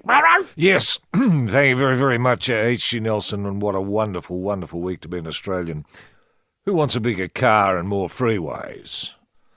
Now, Australian cricket rediscovers its heart and courage and dignity. And that Tim Payne, what an outstanding young man. He's incredible, isn't he? Can I point out that the miracle in that match was not the fact that everybody could score runs, the Pakistanis and the Australians, but was the brilliance of that first innings by Australia. Yes. Well, 142 for none, all out for 202. That's it. That's the magic of that game. Yep. No one's talking about that. Well, we are 10 wickets for 60. 10 wickets for 60. Now, and that Khawaja fella, what an outstanding young Australian as well. You know, We're two outstanding, I mean, the Marsh brothers, less said the better. But Khawaja and Tim Payne, what an outstanding young Australian. can I put another name to you, Roy, right off the top of the show? Siddle, comma, P, full stop. What an outstanding young Australian. Will we get him on the show? I hope so. Now, Sam Kerr is shortlisted for the Ballon d'Or. Don't know much about the Ballon d'Or, but it's very good. Very good. And what an outstanding young woman Sam Kerr is to be up for the Ballon d'Or. I certainly hope she wins it. Now, the Craig Lowndes fairy tale, well, it came true. Nobody believed it, including, I suspect, Craig Lowndes and his family. And how wonderful to see, as she's pointed out, it wasn't a family event, to see Craig Lowndes there with his dad, family, all family representatives there just to see the moment of triumph. And spare a thought, of course, for Dave Reynolds, who succumbed to cramp. He had the fastest car. We all knew he had the fastest car. He just didn't have his body let him down. Well, he let his body down. He'd forgotten to drink water. He didn't realise that when you get hot and sweat, you've got to have water, otherwise you succumb to cramp. It's a lesson that, well, it's a timely lesson he's learnt. Apart from that, he's an outstanding Australian. Now, Chock says the fighting primary school teacher will be the last fight of his life. So for people, I think that's probably putting out a signal for people who have never seen Chock fight to get along. I think it's in Brisbane sometime in November. I don't know if we've got an actual date yet. I think 30th. 30th of November. It's going to be a great day. Get along to anywhere in Brisbane. You'll be able to, well, someone will point out where it's on at, and you'll be able to get there, and it's going to be great. Now, Todd Woodbridge has suggested that Special K is suffering from burnout. Burnout, that's right, burnout. You forget about burnout with tennis players. You think about burnout with, V8 supercars, but certainly not with tennis players. You've got to think about Special K. There he is. He's probably played, 2 matches a fortnight for the last year.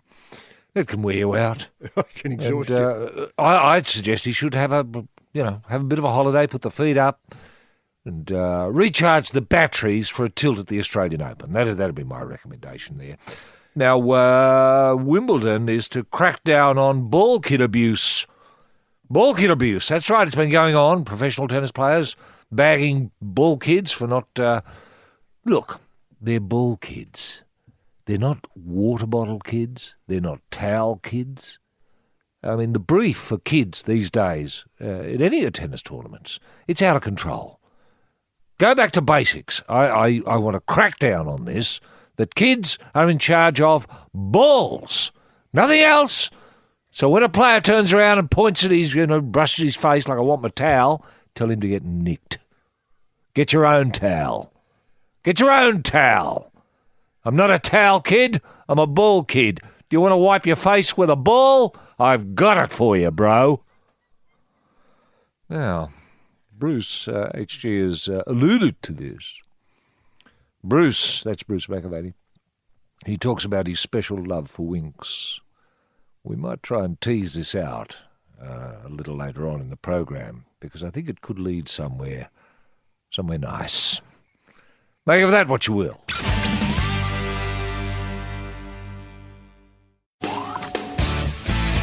Ah, yes, this is the Probe. Hyundai on the road to Lamoureux. Behind the wheel in the Rogers is Captain Fat, rampaging Roy Slaven and making a nice pair up front, cabined in a bucket of ice. It's Mr. Freeze, H.G. Nelson.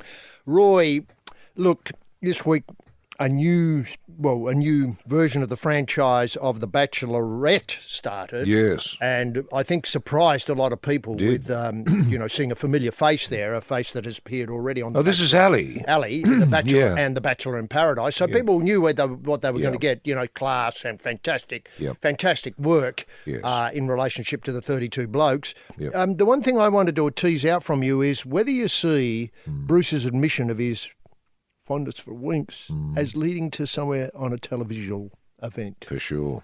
Mean, could you see Bruce and a few bales of hay and a series of horses coming to meet him, maybe he at the end of each episode he gives a horse a bale of hay. Bale of hay. Or a special lick of the salt block that he's got there or something like that. Something like that. A little piece of sugar in his pocket for the one that's touched his heart. Is that what you mean? That's right. But I think when Weeks turns up, you do see the real chemistry. I'm just wondering how you see this romance developing. I think for a start, there is a show there of just, two stables, one with Winks in it and the other with Bruce. And just a day in the life to begin with, just to see what Bruce and Winks get up to. Dawn, you awake, Winksy? Next thing you know, they're clippity-clopping out. Yeah. A little bit of breakfast. Bruce would probably have, scrambled eggs on toast. Winks would have some oats, maybe a piece of fruit. And then you go to an ad break. Fair enough. Got a lively start. Now, I hate Then the jockey turns up, second there, and Bruce isn't happy about that. And Bruce doesn't know why he's down in the dumps. For an hour or two. Yeah, because Winksy's been taken away. Mm-hmm. And he doesn't know, he knows why, logically, but his heart. Well, no, he can't handle the feelings. That's right. He feels as though he's been rejected by a horse. I suppose so, yes. That is even though he's got the heart of a lion. Did you worry about the comparison with Red Zell and the Heart of a Lion? Did that worry you at all? Look, I think it comes back to, from, say, Richard the Lionhearted, that we associate lionheartedness, not so much with size, but with ability to overcome adversity. To have a go. To have a go. Yeah, fair enough. I think. He didn't really overcome adversity, Red Zell. He was just better than the rest of them. He was just faster than was a particularly slow field. The standard's not very high, is it, in this? It's just a lot of money. Yeah. Now, coming back to Bruce and his show. Well, it's the richest race on turf, isn't it? They've got to say on turf all the time. What are these other races, HG? They're on dirt. They're on dirt. Sand and they're worth a lot more money, aren't they? Sadly, they are. Yeah, we've got a way to go there. Yeah. But that doesn't matter. We're trying, and and let's face it, the world stopped. I don't know what people in Egypt had other choices to do, but they stopped and looked at this race. The Nile, absolutely still. Yeah. Pyramids, no one there. No one there. Everybody cramped around a screen and watching something from Australia. I mean, that's the sort of impact that we've had this week. Yeah. And that does tease out where we go in a minute or two. But just before we leave Bruce, when do you think it happened? When do you think the romance was kindled? And is this something that Corey... Probably around win 10. Win 10, yeah. Yeah. 10 on the trot and Bruce thought, well, hello. But hang on, there's been other 10 on the trot wins. Caviar. Yeah, but did Bruce have a relationship with Black that's or not? I mean. I don't know. I don't think so. Well, they kept it pretty bloody quiet if he did, didn't they? I don't know. Do you think this new idea, if there's such a magazine still, or, whatever, Who Weekly, or should do a expose with the both of them? Yeah, I'd be talking to Winks, what some sweet nothings Bruce said to me, that sort of stuff. Oh, well, of course, that sort of stuff. Diet, yes. How I keep my shape. Yes. Bruce on one side, Winks on the other side. How Bruce keeps his shape. Yeah, that's right. What they've got in common. Yeah, what do we... A love of racing. There's your start. Yeah. Yeah. And grooming. Grooming, yeah. Yeah, obviously. Yeah. But and obviously all these things we just talked about, like diet and fitness. Sure. How I stay fit. And why Bruce uses a curry comb in his hair. Ah, yes, it's the Probe, all right. The Probe Family Day at Tail and Bend Raceway. On the pole in the asbestos suit is the racing legend rampaging Roy Slaven, and smoking while filling the nitro funny car is the man about to go bang, H.D. Nelson. Now, Bruce and Winks, do you feel as though Bruce and Winks have a life beyond the inevitable? And I don't mean to put the, obviously on the fabulous horse and the story and the romance, and people are going and they just love seeing it and all that. So Chris Waller and, Huey Bowman. But eventually, that whole thing will grind to a halt and the public will move on in another go, and find another hero, another champion. Yes. Red Zell could be it, I don't know. I don't think so. Now, but where does Bruce and Winks go? Is he prepared for the inevitable? Oh, do you think it's for the long haul? Is that what you're asking me? Is it for a long haul? Are they going to cement their relationship in some way? Is that what you're getting at? Well, what I'm worried about... Without being sick about it. No, I'm not being sick about it. I'm not being Corey Bernardi about it at all. No, this is a genuine romance between caller... Well, it's friendship. It's friendship. It's cross-species friendship. Yes, it's something... Spirits are reaching out and intertwining. Beautifully put. But what I'm worried about is, What the public might think. No, I couldn't care about the public. Now, right now, I'll get to them in a minute. Now, listen, the thing is that eventually Winks will lose. That's what I'm fearful of. Oh, dear. And that Bruce is can I put it, the fair weather companion? Oh, you think? Well, I just made that up. Wow. As a term, fair weather companion, but you know what wow, I mean. there's your Woman's Day article. I know. Will it last? Will it last? Yes. How faithful is Bruce? Mm-hmm. Yeah. Because let's face it, he sees all the greats. I mean, you and I, we read the papers about them. We never actually see them or meet them or spend time with them one-on-one. Or, or talk to the jockey or anything like that. No, or actually talk to the horse. Well, no, we never talk to the horse. No. I mean, people... No, I wouldn't know. Oh, well, I talk to King a fair bit. Well, that's obviously... I've got to say, I don't get much back. but he's a particular... Oh, well, yes, he's got attitude problems. He always has done. Yeah, and he hates Bruce McAvaney. Well, he does. Viscerally, I know. No, he kicks him the televisions to death whenever Bruce appears. Yeah. Now, but do you know what I mean? I mean, I just hope that this doesn't turn bad when the inevitable happens. Sure. Because that would... I wouldn't know where to look. No, I wouldn't know where to look. Look, I hope that just people don't start sniggering whenever Bruce walks past. Is that happening? Well, I don't know. I just hope it's not. Well, if people have been seen, and let's face it, Bruce is very available and very public, but I just hope if people have heard sniggering, then I think we should be told so we can clamp down on it straight away. Thank you very much. I mean, the best thing to do if you do see Bruce is just be upfront about it. Say, hey, Bruce, how's Winksy? Exactly. Include him in the conversation. With a bit of a wink. Yeah. Hey, how's Winksy, Bruce? Now, and Bruce will say something, she's wonderful. Yeah, well done. Good correction. Now, look, can I just come to the week in racing now? I mean, obviously... What an outstanding week. I know. Incredible. For all Australians. Yes. Can I just say a couple of things? How did you see the promotion with the Opera House? And obviously Alan got involved, the Parrot on 2GB, and talked it up and bagged a lot of people along the way. And then the protests and the torch shining and then that secret draw. And I know you told me off air that you were one of the few people in Sydney who are privileged to the secret draw. That is the barrier draw. Yep. Remember, of course, it was going to be on the Opera House so we could assure the integrity of the process. Yes. But sadly, within a couple of hours, that all changed and it had to be done in a public toilet, I understand, somewhere. It was.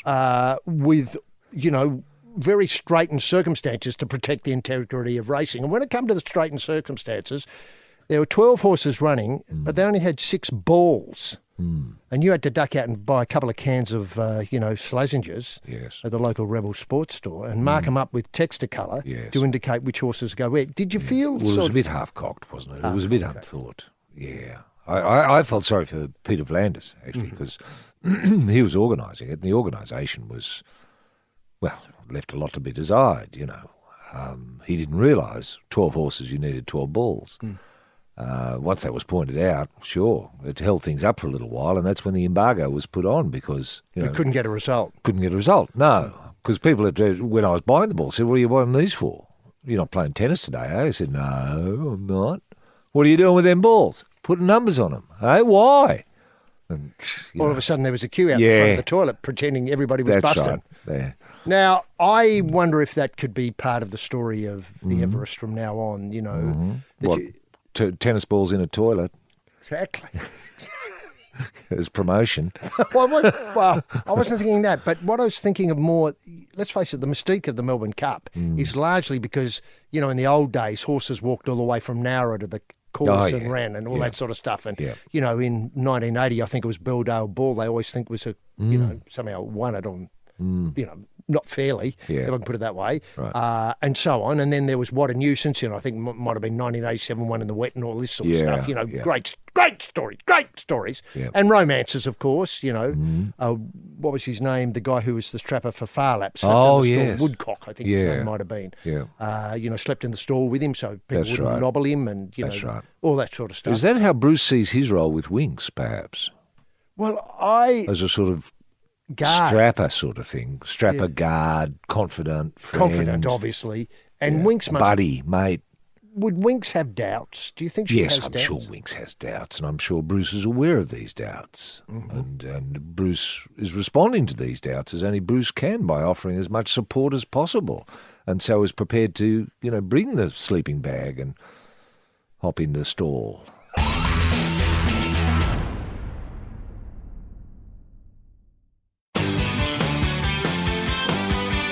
It's the Probe Big Night Out, dolled up in the glitter behind the wheel of the Tesla. The designated driver rampaging Roy Slaven encamped on the back seat. The melodrama in mascara, H.G. Nelson. Now, Roy, this promotion this week, which did get, you know, headlines around the world. Sadly, they weren't the headlines like go to Randwick and enjoy the greatest race on turf. No, they weren't. They tended to be of a less... Abuse of power sort of thing. Yes, a bit less supportive of the message. More critical. More critical, that's right. They didn't think it was a good idea, the New York Times. But what would you expect from those left-wing lynch mob types? Sure. I think the BBC, another left-wing lynch mob type, they criticised the use of arts facilities in relationship to, you know, racing and sport, which didn't produce any, you know, musical or artistic endeavours. Anyway... The TAB, according to the papers, and this is Ray Thomas writing for the Murdoch Press, the TAB is not just a horse race. It has become an event that could be the catalyst to reignite interest in the racing industry, according to independent analysis. What, the Everest? This is worldwide. Yeah. People haven't been going to the races. Right. I mean, I think they got a lockout crowd yesterday. They had 40,000 there, and I've heard calls already for more grandstands, more bars, more toilets, more punting facilities to be made available. What, another Cox out there, perhaps? I think a Cox on the far side. They'd have to demolish part of the university. Car park is? Where the car park is, yes. Turn that into a Cox. I know, plenty of space in there. Yeah. Now, this is the nation's leading industry research company, Ibis World, so it's got world written into its title. Ibis World? Yeah. Wow. The Everest had made headlines over the year with its obviously the 13 million and the controversial marketing. Yes. And that does raise a question of where do we go with marketing from here for the Everest? Sure. It's attracting a new, younger audience for racing around the world. Yeah. And younger audience always worries me slightly. I mean, how young can it be? I mean, if Bananas in Pyjamas turned up, you know, would they help? They create a splash? Wiggles, could they be part of the... Sure. I know one of the... Liam Payne, I think, from One Direction was there. Terrific, outstanding. Not Australian, sure, but as outstanding as you can get without being Australian. Can I put it that way? Yeah, fair enough. Yeah. How many young people did come from overseas for it, H? I assume if there were 40,000 there, about 38,000 had come from overseas? I think that with the coverage in, say, Norway in particular... Norway, yes. So a lot of Norwegians there, yeah. On Wednesday night, arrived on Saturday morning, a bit bleary-eyed. A lot of Scandinavian kids in general, weren't there? There were. Yeah. Now, declining consumer interest and strong competition for on-course gambling from online and mobile betting platforms has driven down horse racing attendances. For example, get this, the Melbourne Cup attendances have fallen consistently from their peak in 2006. I did not know that. No, They've kept that quiet. Yeah. So for the last 12 years, no one's been going to the Melbourne Cup. No. Well, that's where the Everest can... help. And fill the void. Well, exactly, because let's face it. Were people wearing fascinators and stuff like that? They were, and Thorpe was there. Was Thorpe wearing a fascinator? Ian Well, I don't Thorpe was know. there. I didn't see him in the Fascinator. No. But I just meant that stars were Stars? there. Well, of course Because there it were was stars there. You know, and a lot of people had gone to Yes. an effort with their clothes and their frocks, and I think there was a theme. It was a bit lost on me. Yes. You know, sort of maybe something to do with mountain climbing. Of course. Big boots. Were people there dressed as Sir Edmund Hillary? And, you know, in that sort of Edelweiss sort of climbing gear. Oh, and, yeah. You know, sang some of the songs from the show, Sound of Music, etc. That seemed to be a thing. Okay. Now, you know, and did you feel as though it was a mixed message having the Everest as the climax to Gambling Awareness Week? You know, I was out at Campsie at the fabulous shopping centre there, outstanding shopping centre there, and they had a stall set up for Gambling Awareness Week. Did they? And as somebody pointed out, the other media contingents who were there, that we only saw one person come along in the hour that we were there. Right. Okay. Well, look, maybe Gambling Awareness Week has got to be more targeted. Maybe it's gambling awareness 2 days, you know, like Monday and Tuesday or something like that, to free up people to really go silly, you know, in leading up to the Everest. Did you think? I just don't. I think it's poor form for people who are talking down gambling, talking about responsibility, etc., to have that during the Everest. I think that should be pushed aside. Banned. Yeah, banned. Or at least banned. pushed aside for a week. aside. You know, Yeah. have your gambling awareness. I'm a all Have for your gambling awareness week when there's no gambling on. Ah, yes, that's the Probe legal team headed up by the pro bono specialists with the winning class action before the beak rampaging Roy Slaven and out back swapping police exhibits wearing a wig and briefs. It's H.D. Nelson. Now, you've raised an interesting point there, Roy, just before the break. How do we top this promotion? I mean, Everest promotion last year was just fantastic. The fastest race on turf, all that sort of stuff. Yes. Red Zell, great win, etc. This year, incredible, over the top. Everybody knew about it. The world knew about it. People from Norway. Where do we go to from here?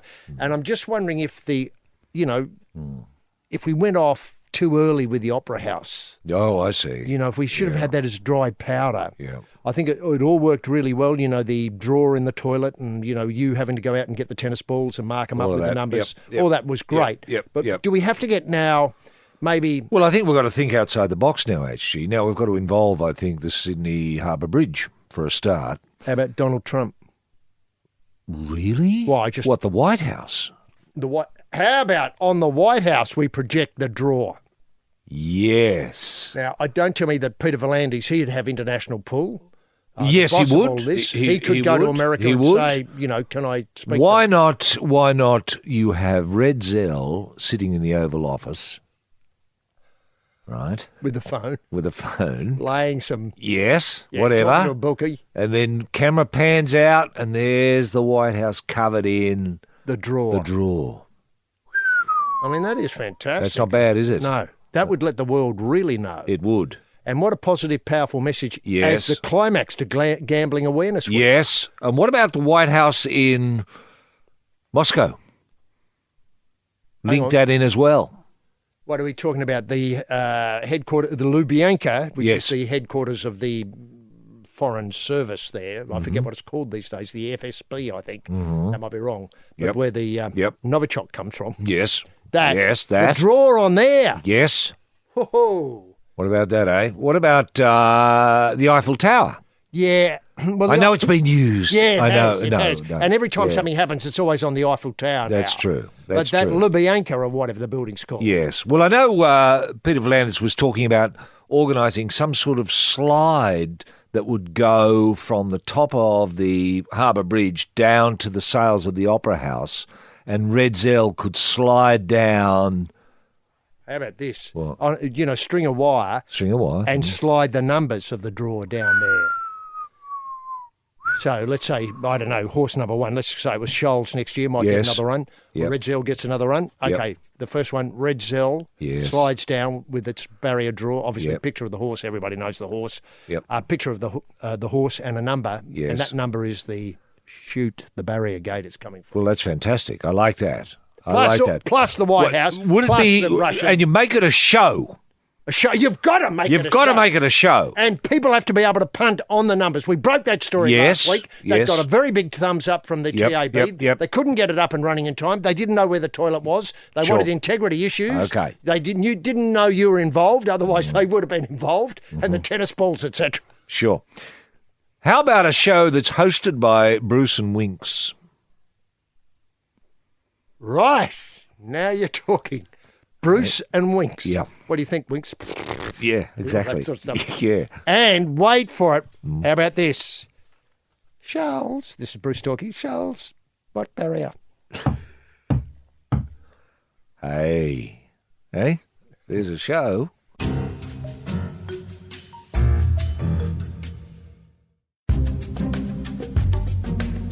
It's the Probe Philharmonic with the Caboolture variations of the Coal Man on first violin, the melodic maestro, rampaging Roy Slaven, and crashing the saucepan lids in 5/4 time, tone deaf and tuneless H.G. Nelson. Now, look, before we leave the Sport of Kings /Turf /Queens, the Australian Turf Club will raise money for drought relief with the sale of Everest pins for $10 over the next couple of weeks. The ATC Foundation has been established to support charity and will manage the pin sales. Yes. We are at our core a thoroughbred racing club, but beyond that, we want to take an even greater role in helping people and organisations in our local communities. Isn't that a terrific idea statement? That's lovely. So, on one point, Yep. you're obviously Yes. hoping people are betting everything. Yes. And on the other, you've got a pin that helps them. This sums up the philosophy, I think, of the Blinker Knights of Balaclava. Mm-hmm. We had a great day yesterday. We had the stall there and obviously dished out $4.6 billion, which we'd raised, during the year, saved it up for Gambling Awareness Week. Yes. But now, then we come to that wonderful picture of Winks done by the jockey Deanne Panya. Oh, yes. And I'm just wondering if that could be, and I say this because I got a letter the other day with a Winks stamp on it. Did you? I don't get many letters, No. but I was shocked to see a Winks stamp on it. It's unlike you to look at the stamp even. It is. Well, of course, as soon as I saw Winks, I thought of Bruce, etc. Exactly. Won't be long before Bruce has got his own stamp. Yeah. And I thought, I just hope something out of the sales of that can go back to farm relief, because I think that's what the idea was. Yes. In the original drawing of Winks, or creating of Winks, which I think hangs in the Turf Club front office. Right. So this Winks stamp is going towards farm relief, do we think? Well, I'd like to think, say, a percentage was. I mean, obviously, good, it's not a charity, the No. Australian Post Office. It's a busted-ass organisation. Sure. Isn't it, as I can tell? Yeah. It's only got Andre Rieu sales. It has. keeping It's got a hell of a lot of Andre Rieu gear. That's true. That's true. I'm just wondering idly, HG, if it's time for the government to set up a department that can make money for drought relief, etc., by gambling. If, say, the Department of, let's say it attached to the Department of Finance. Well, I think Barnaby Joyce should be the minister of this, because he's got a roving commission to solve drought. Sure. Yeah. Well, let's say he's the gambling envoy or the drought envoy or the financial envoy, call him something. Mm-hmm. And he would have a budget of, say, $1 billion, not too much. No. And he could bet on, say, the Everest or however he sees fit, and all monies raised go towards drought relief. So had he put, say, a couple of hundred, or let's say $100 million on Red Zell, then imagine the amount of money that would be flowing into rural and regional Australia today. I know, today, right now. Yeah. Because the bookies play pretty quickly. They do. Now, can I point out that mob who have to look after the reef and got the half bill from the government, yeah. Could they do the same thing? Can they bet that money? I think they can bet that money. Well, they can do anything they like with that money. I know, and all monies raised go towards the reef. Yeah, well, Is that what what a you're great suggesting? thing. I'm betting for the reef. Yes. I mean, what a great way of doing it. I mean, we've got to, that's the way to get gambling cemented into. I think so. Imagine the IPCC, instead of obviously saying nothing about Australia, and so therefore we don't have to worry about anything. Sure. I think that was the PM's position. That was Scully's position. Yeah. Imagine if they said, you've got a reef fund there, why don't you bet on the Everest and back Red Zell and use that money to do something? Yes. I mean, Yes. God, talk about a win-win. It is a win-win, isn't it? Now, can I come to that big concept? Of course you're going to get bureaucrats stepping in and saying, Minister, you can't... Well, this is where you've just got to Stamp. Thank you. Put your foot down. Now, can I just quickly come to that concert that's coming up? Now, yes. I think Glenn Wheatley's Hey behind Mate, it. is this it? Hey Mate, yes. Yep, It's got people like Johnny Farn and the Veronicas. They'll be great, outstanding. I think will be Guy Sebastian, who's just itching to get out there. He's going to do something off his own bat, but thrilled to be part of a bigger thing. Yep. How about that money be used? To put money on... Say the Melbourne Cup. On the Melbourne Cup. Well, yes. I think it's on the weekend of the Cocks. Well, you could that money go onto the Cocks? I don't think it could. I think it's on the same day. Because you put it all on Winks, wouldn't you? Lord, they haven't thought about it at all. No. I mean, Winks could be riding for rural and regional Australia. Imagine Bruce then. Ah, yes, this is while you're in the big journey, should I say, in the Probe Ute. We're on the road to Matoa behind the wheel with his hand on the horn, rampaging Roy Slaven, and riding shotgun is the man they call Sawn Off, H.G. Nelson. Now, while we were thinking about the Cup and the Everest promotion, is it time to kickstart again the Melbourne Cup Ambassador Program? Which Well, you surprised me when you said the Ambassador Program was no longer in existence. I think that's right. Because we used to get international stars like Paris Hilton And Nikki Hilton. her sister. They were great stars who would come out for the Melbourne Cup, be in the marquee and be a magnet for local stars and prominent Australians to go.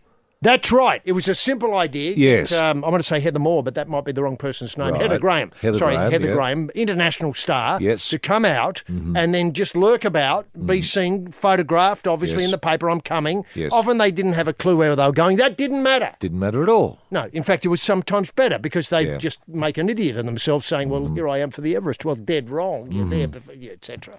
Now, but then who would we get? Who's a big name that we could get? You know, I immediately think maybe it's time to move on from the world of media and move on to some really heavy hitters. Like, what would happen if you reached out and said... The young Saudi prince who's all the not talk bad. at the moment. The young Saudi The prince. can-do guy. The can-do guy in the cans. Now, look, can I just point out, I had an idea of maybe beginning a conversation with Vladimir Putin over the Melbourne Cup. Yeah. Yep. Now, he's a bloke who knows things. He can... He knows winners. Winners, that's right. That's Yep, right. yep. That's right. And just wondering if he could be the sort of person who... Be an ambassador for the Melbourne Cup. Perfect. An Yeah. ambassador for the Melbourne Cup. Sure. And talk it up in Russia, obviously, when he's there. Get on a plane, get to Australia in time for that first Yes. Tuesday in November. Yes. Might come for Derby Day. Yes. And What about some royals? What about some royals? You mean like Eugenie? Eugenie. Yes. I'd love to see Eugenie here. Yeah, and little Beatrice. Little Beatrice, or Big Beatrice, as in her sister. Yeah, her Eugenie's sister, yeah. An actually older sister, but that doesn't matter. Doesn't matter, Yeah, yeah. still works. Yeah. And I tell you what, I mean, I don't mean minor royals. I mean the important royals. well, people will be able to tell this, but Eugenie is about ninth in line. She is ninth in line. Does that mean little Beatrice is eighth in line? I think so. Well, there you are, eighth and ninth in line. Here they are for the Melbourne Cup. What do you think, guys? That's great. Giddy up. Yeah. I mean, Yeah. see, the thing is that we need to be thinking about is planting these ideas that the happy couple are having their honeymoon Yes. and going to they're going to be there for Derby Day and going to the Melbourne Cup. Yes. I mean, is that a big ask? These are international people with a lot of time on their hands. That's as near as I true. can tell. That's true. Why not the next? I don't know when the next royal wedding is, but there must be one not too far Penciled away. in. Why couldn't that be held, say, at Royal Randwick as part of the Everest? So just before the running of the race, I do. You could do it that way, or you could have, if Redzel should win again, Redzel could be the best man in the ceremony. I know the winner of the Everest. Yeah. But listen, we're trying to look. We don't have to promote the Everest. No. It's on. It's going to the White House. It's got that Sure. thing running down. Yeah. Bruce and Winks are presenting the television show. Yeah, It's sure. all done. Yeah, it's the Melbourne Cup that's in trouble now, isn't it? Indeed, in the shade of the Everest already. Yeah. We've only run 2 Everests, and already people are talking down the Melbourne Cup. Yes.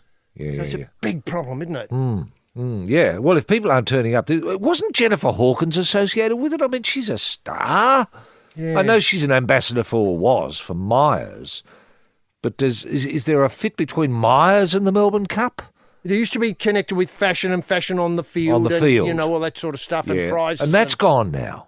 Oh, I think that's still there. Oh. It just might be that Office Supplies has to sponsor it or something like that. One of those sort of Right. left field. Officeworks. It's Yeah, Officeworks marquee tent. Is that it? What do you get in there? What, a pen and a stapler? It's the Probe Twitter account creating the best fake news is the man with a feel for the phony, rampaging Roy Slaven and Bannon. You, and you, because you're all jokes, is H.D. Nelson. Now, UFC, Roy, I mean, that was the other big story. Oh, the this week. McGregor fight. Well, yes. Now, can I point out that everybody knows, I assume knows the idea here that, obviously the winner jumped out of the cage and started picking... This is the Russian fellow. The Russian started picking on the O'Connor team. Yes. Conor McGregor's team. Mm-hmm. But, Yep. I thought maybe it did go a little too far.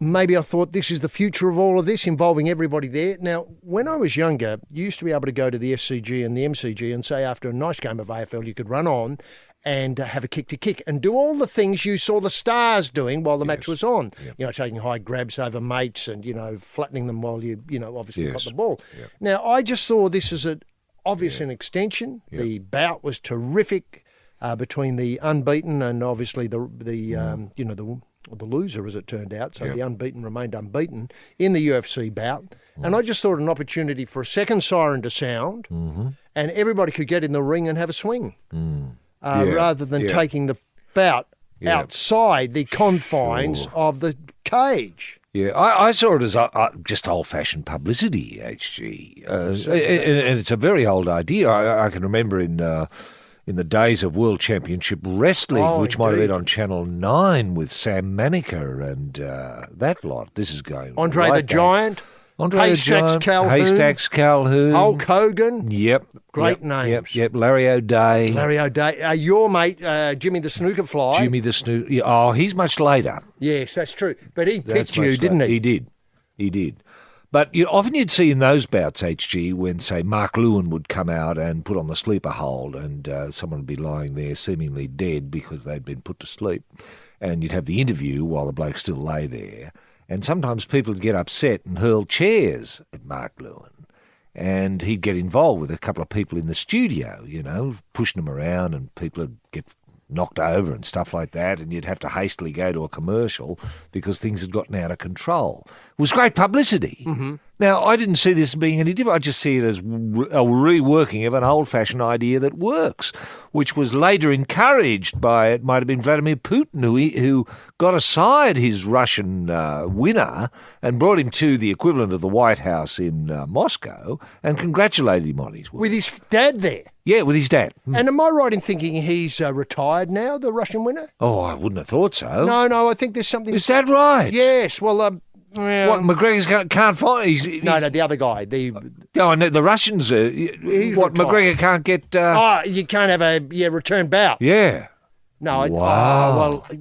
money talks. Well, could I suggest again, actually, this could again be a publicity thing? Fantastic publicity. Yeah. Now, one great fallout spin-off from this is I wasn't aware of this, but Ben Harvey wrote this in the Adelaide Advertiser that... Yes.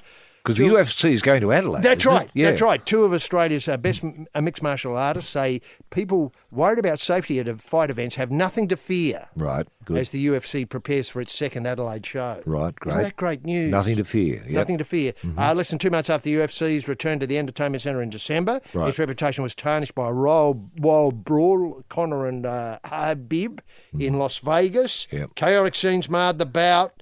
But outrageous scenes have been condemned by Australians, Tai Tuivasa and Tyson Pedro, who are going to get into the cage on December the 2nd. Right.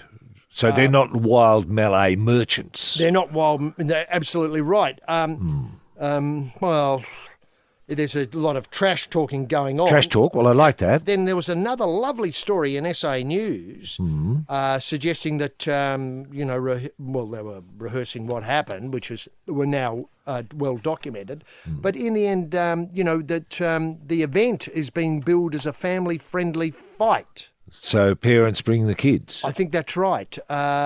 Should you pack heat as well, HG? I think so, or a chair by the sounds. If the Mark Lewin incident that you recall is anything to go by, bring your own chair that you can hurl. Yeah. But, what...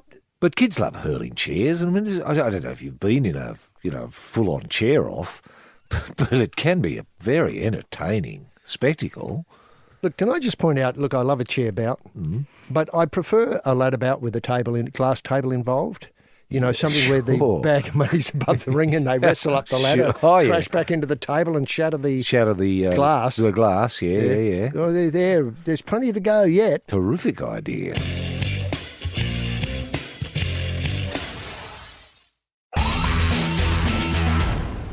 Ah, yes, it's the Probe fire truck, putting the wet stuff on the red stuff, the pump crew captain, rampaging Roy Slaven, and out back with a box of matches, H.G. Nelson.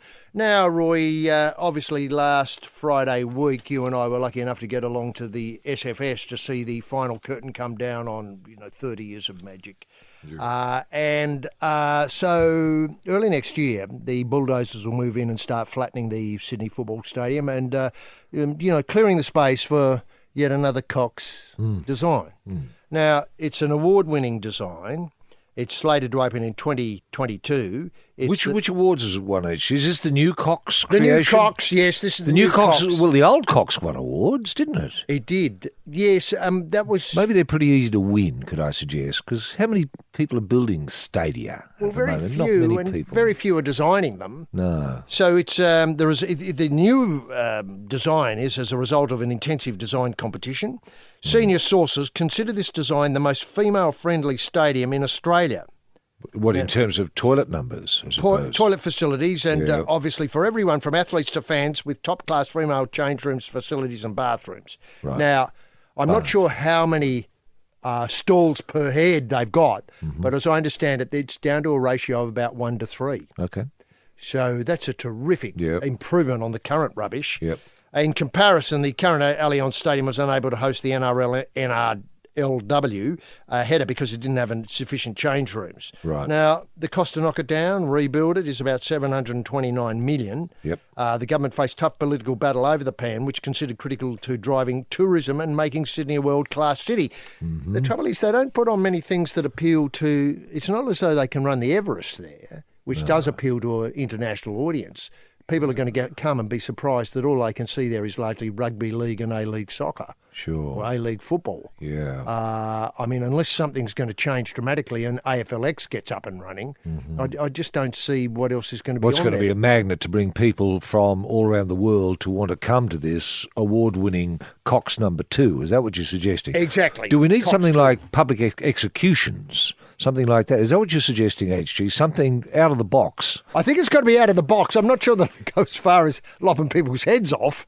But look, I think the jury's out on whether that would draw a crowd. Certain parts of the world, no, I understand they're very popular. But you obviously put in a design. But you'd only have to do 1 or 2 to get people talking, wouldn't you? You're true. A bit like, blasting images on the Opera House. It gets people talking.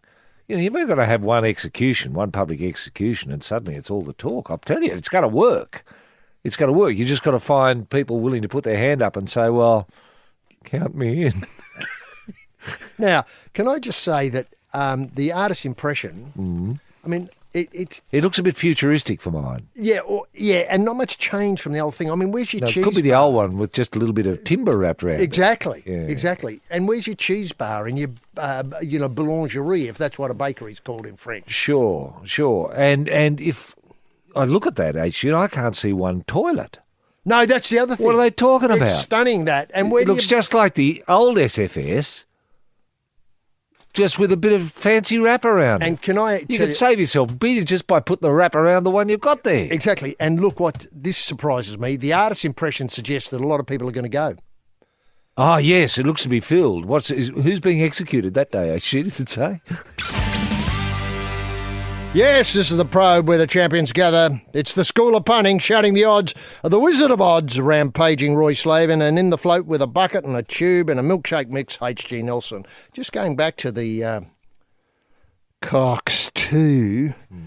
I'll be amazed if they can get it done on time, given recent developments in New South Wales. And if it costs $729 million, you can basically double it. Double it, I reckon. Yeah, is the Spanish firm who's doing the light rail doing it? Yeah, they I hope put so. in Acciona. Yeah, good. I think they put in a bid. And now, remember I think it was the original Cox one, was the only stadium in the world where everybody got wet. Even when it wasn't raining.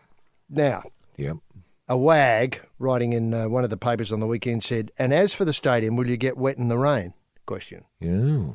Now, I forget who this person is, but anyway, the New South Wales head of infrastructure said that while the edge of the roof came to the first row of seating, it was an impossible thing to guarantee that everyone in the stadium scheduled to open in 2022, would be kept dry on a windy day. Right. The minister said, how about we just say the roof covers all seats? You see? Yeah. So if it comes into a bit of a slant, washes then up. you're going to get wet. You know, Well, it hasn't got a roof? it has, but the roof, as it says, covers only the seat. It's not indoor. Doesn't go across the top. Oh. I wonder why they didn't think of going across the top. Well, See, they built one in Melbourne Etihad. That's got a roof. That's There's got a other roof, places and that's with roofs. great. It can is be, great. Raining, doesn't matter. It's great. But Why here, can't we do that? I don't know. We just limited. Who's we in this occasion? Yeah, sure. You know, you're talking Cogs here. Yeah. Cocked. So essentially, what's going to be knocked down is going to be replaced almost exactly with what we had. That's right. Now, Okay, thank you, Cox. will people go? That's the thing. I mean, what's Surely, going to... is there anyone else we can turn to for stadia? I mean, surely there's got to be more than...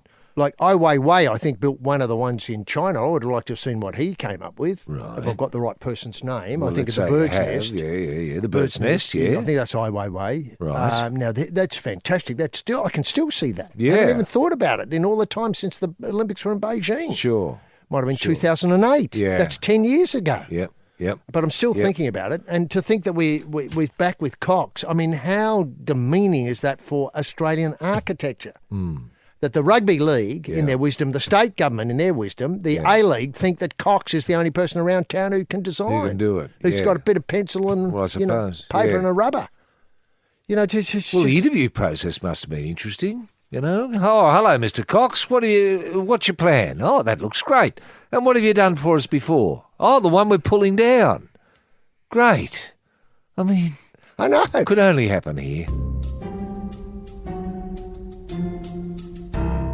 You're part of the Love Probe revolution in 2018 on the Probe with Roy and HG, and people do like to get in touch with the show, and they can do so by going to royandhg@thesportingprobe.com.au. That's royandhg@thesportingprobe.com.au. And Roy, who's got in touch with us this week? Well, Gary's got in touch, HG, and I suggest he's responding to the fallout over the use of the Opera House to promote the horse race, etc., etc. What he's suggesting is, he says, what we need is an opera about a horse who climbs K2 and the Sherpas who lost their lives building something or carrying stuff. Right. It's a bit of a... Geez, a bleak sort of opera. It is a bleak opera, isn't it? But it does... It does...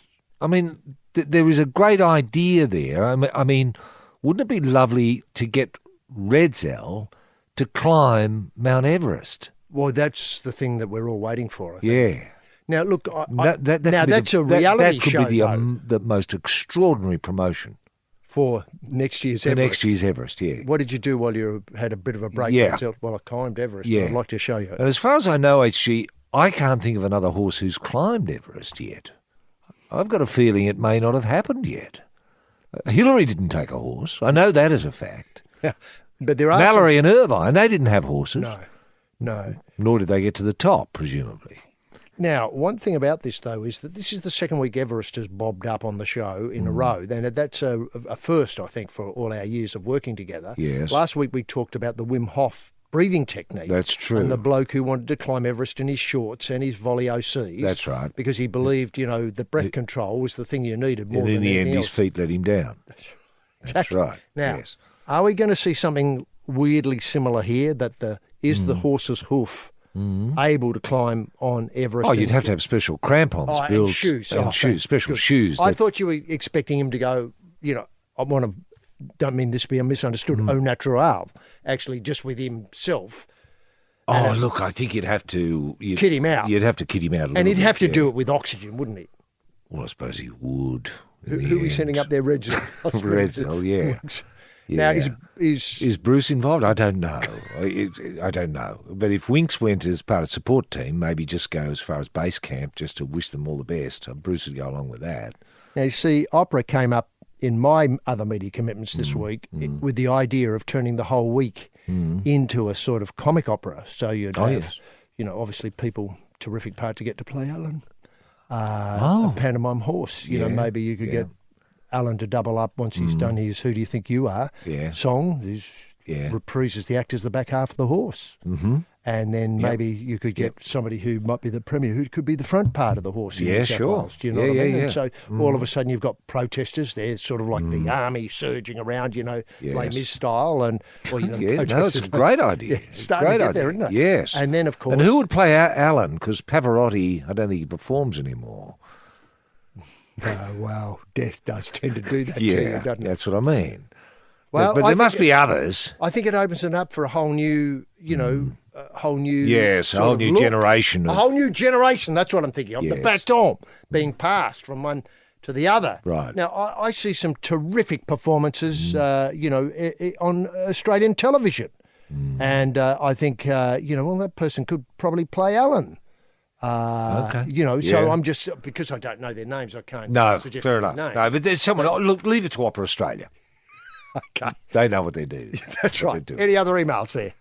Well, actually, Janet has been in touch, and this is our motoring correspondent from Tailem Bend. Yes.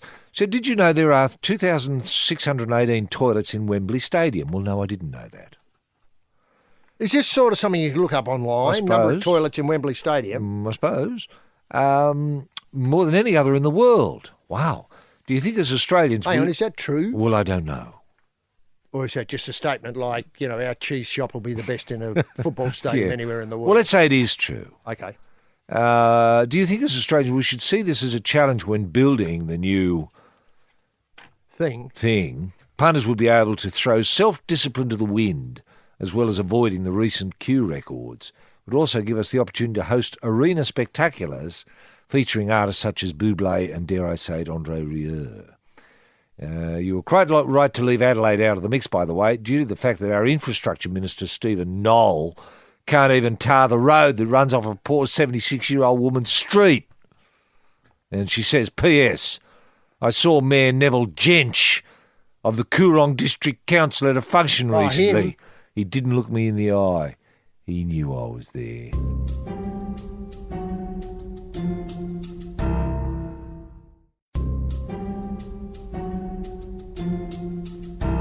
This is the Probe March Past, taking the salute Field Marshal rampaging Roy Knackers Slaven, and up the back of the bus with his bum on the button, H.G. Nelson. Now, this story concerning Special K. Look, it's difficult to sum this up, but according to Todd Woodbridge, who's been there and done that, Nick Kyrgios is tired. And the Australian tennis superstar needs to adjust his schedule dramatically if he wants to avoid the kind of blow-ups witnessed in China recently in the Shanghai Masters, if I've got the right... Yeah, I have. Was there any ball kid abuse? Well, look, I didn't want to go there because, let's face it, it's been a run of outs for Nick at the highest level. Now, one thing that stands out for me, this is Todd Wood. And remember, Todd was one part of the Woodies. Yeah. And Mark... Todd knows pressure, doesn't he? He does. He does. One part of the He knows the Woodies. grind of the tour. Thanks. Now, one thing that stands out for me with Nick, he plays Shanghai because he has to. He has to. He doesn't want to. Well, he doesn't have choice? It's part of the commitment to the tour to play all your Masters events, so he has to play. In reality, he'd be better off not playing that tournament, working his schedule out, having a couple of weeks break, then going and playing 2 or 3 weeks more.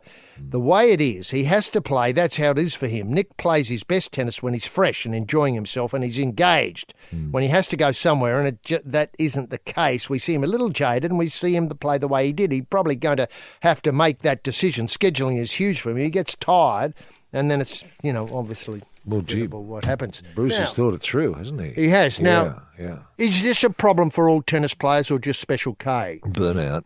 Well, burnout in a very tight time frame. Do you understand what I mean? So as he goes and he plays, he gets knocked out in the opening round of one, so that's a great relief to him. Well, maybe you should talk to Bernard Tomic, HG, because, Bernard's turned things around, hasn't he? He just picks and chooses these days. the tournaments that... I think that's the way it works, or maybe he's only invited to particular tournaments.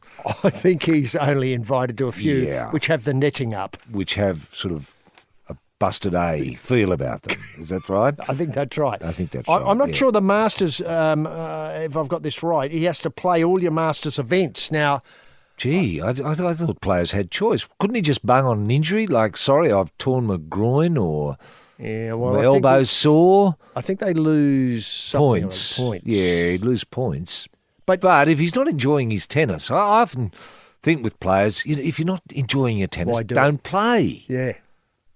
Bugger All Bogart, Grub Green, The Murderer, and The Probe. Yes, and finally, of course, Saturday night, Roy. It's all before us. can't This wait. wonderful event. It's the grand final of the $1 Million Chase at Wendy Park. Yep. Obviously, I think the gates are at 4:30 Eastern, and it's $500,000, or it's $1 million going off Yep. for a dog race and chance to win a car. Is this the biggest prize money in dog racing in the world? It's the SG? biggest prize for dog racing in the world. You're absolutely right there, Roy. Wow. And there's food and drink trucks as well. Now, Food and drink trucks. yes, you've Wow. got this. I know. So they're full Wentworth about- Park. Wentworth Park. Plenty of toilets. Yes. Plenty of parking. Yep.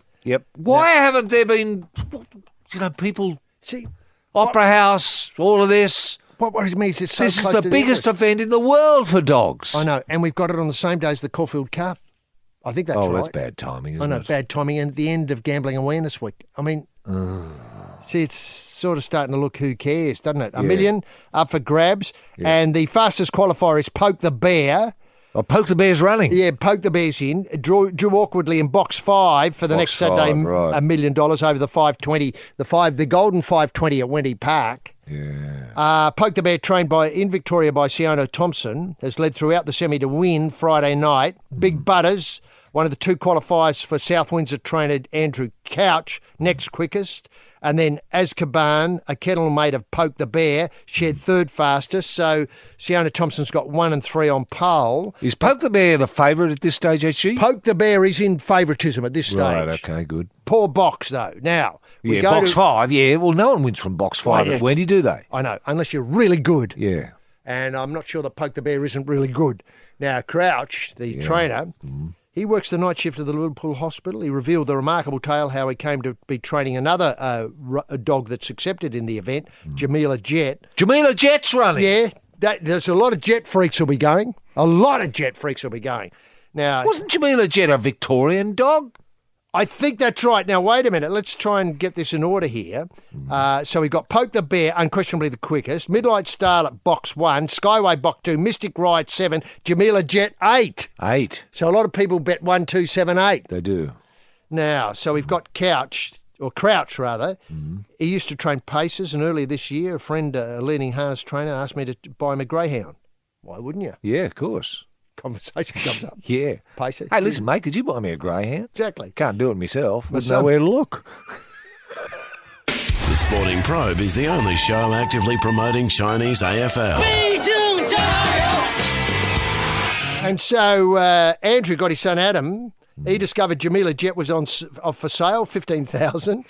Contacted the dog's Tasmania owner. And arranged to Tasmania? buy. Yeah, from Tasmania, the Apple Isle. When we got Jamila Jet off the plane in Sydney, he had somehow become lame. Can happen in flying, I tell you. Yeah. I've had that happen to me a lot with dogs. Yeah. Dogs hate planes and planes hate dogs. And so Crouchy told Davo that he could not sell the dog to, in that condition to the owner. No. Davo immediately refunded the $15,000 to Mahanas Racing Power, but because the dog was already in New South Wales, he asked me to keep Jamila Jet and train him on his behalf. Rather Had than no bust idea. his other leg and put him back on the plane. Exactly. Yeah. On the way back to Hobart. Yeah. And of course, the other thing is, had not clueless about training greyhounds. He only knew how to train Paces. Thanks. So my family bred Big Butters, the other $1 million chase finalist, and because of There's big butters in there. yeah, Big Butters. What is- barrier do we know? Is that not 9? Yeah, look, that's lost me a bit here. That's in Big all right. Butters. Big butters, But right. to Poke the Bear, my quinella in it would be Poke the Bear and Big Butters, and I'd throw in the other one, the other. What, Crouch. Jamila Jeff? Have a go. Jamila in Jet, yeah. in 8. So it's all coming up, and what a night that'll. Will the stars be there, Roy? I suppose the stars, dogs always attract the stars, don't they? Would somebody like? I'd love to see Usain Bolt there. I don't know if wouldn't that be great, a feature race between Usain Bolt and a dog, and we work out how far, they'd be competitive. Let's say they're competitive over 30 metres. Yeah. And I'd love to see that. I'd love to see that. What, say, Poke the Bear versus... Yeah, Poke the Bear's in the big one. Yeah, he's a bit quick, isn't he? What about Jamila Jet? Jamila Jet could easily do both. So obviously race against Usain and then back up and run in the $1 million race. Yeah. How much should we put up for the Usain, v Jet? Bolt v Jet. There it is. It's fantastic, isn't it? Yeah. Yeah. Or Mariner v Jet. Yeah. How much should we put up for that? Oh, thousands. It's okay. Well, look, that takes us out for the show with the probe for another week. Obviously, Roy, tremendous effort, drive from the back line. We've had Felix, top 20 Felix. He went up 14 slots this week with his work. And, of course, the man in charge of security with the lifetime job, Mao, back from Tasmania. Another great trip to Tasmania. With his new phone. Yeah, great this camera. one works underwater because he's always dropping it in the lake. That's it for the probe for this week. Join us next week for more results from the Golden Nugget. Bye now. G'day, this is Adam McDougall. If you're into life hacks for better living, you'll find exactly what you've been looking for with my podcast, Health Hacker. Each episode will give you simple, effective hacks to help improve your physical and mental health.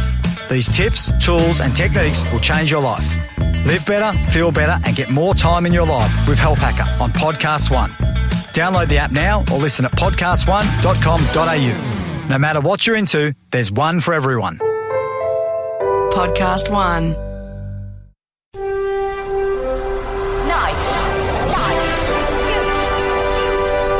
Bonafide sports-mad Australians. Snakes alive. Is that the time? Yes, green and gold freaks, it certainly is. It's time for the Sporting Probe.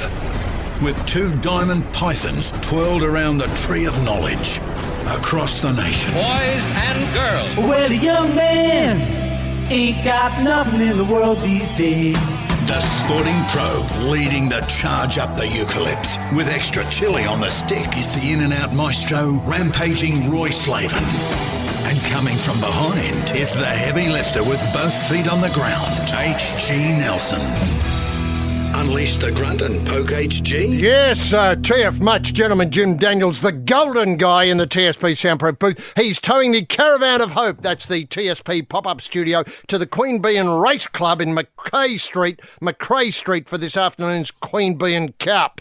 I mean, that's the great thing about the world of racing. Success, huge stars, and then it's back to earth with a Queen Bee and Cup. Have a look at if you're on course, make sure you have a look at his great range of Winx memorabilia, including some 2018 still warm Cox Week stoolage.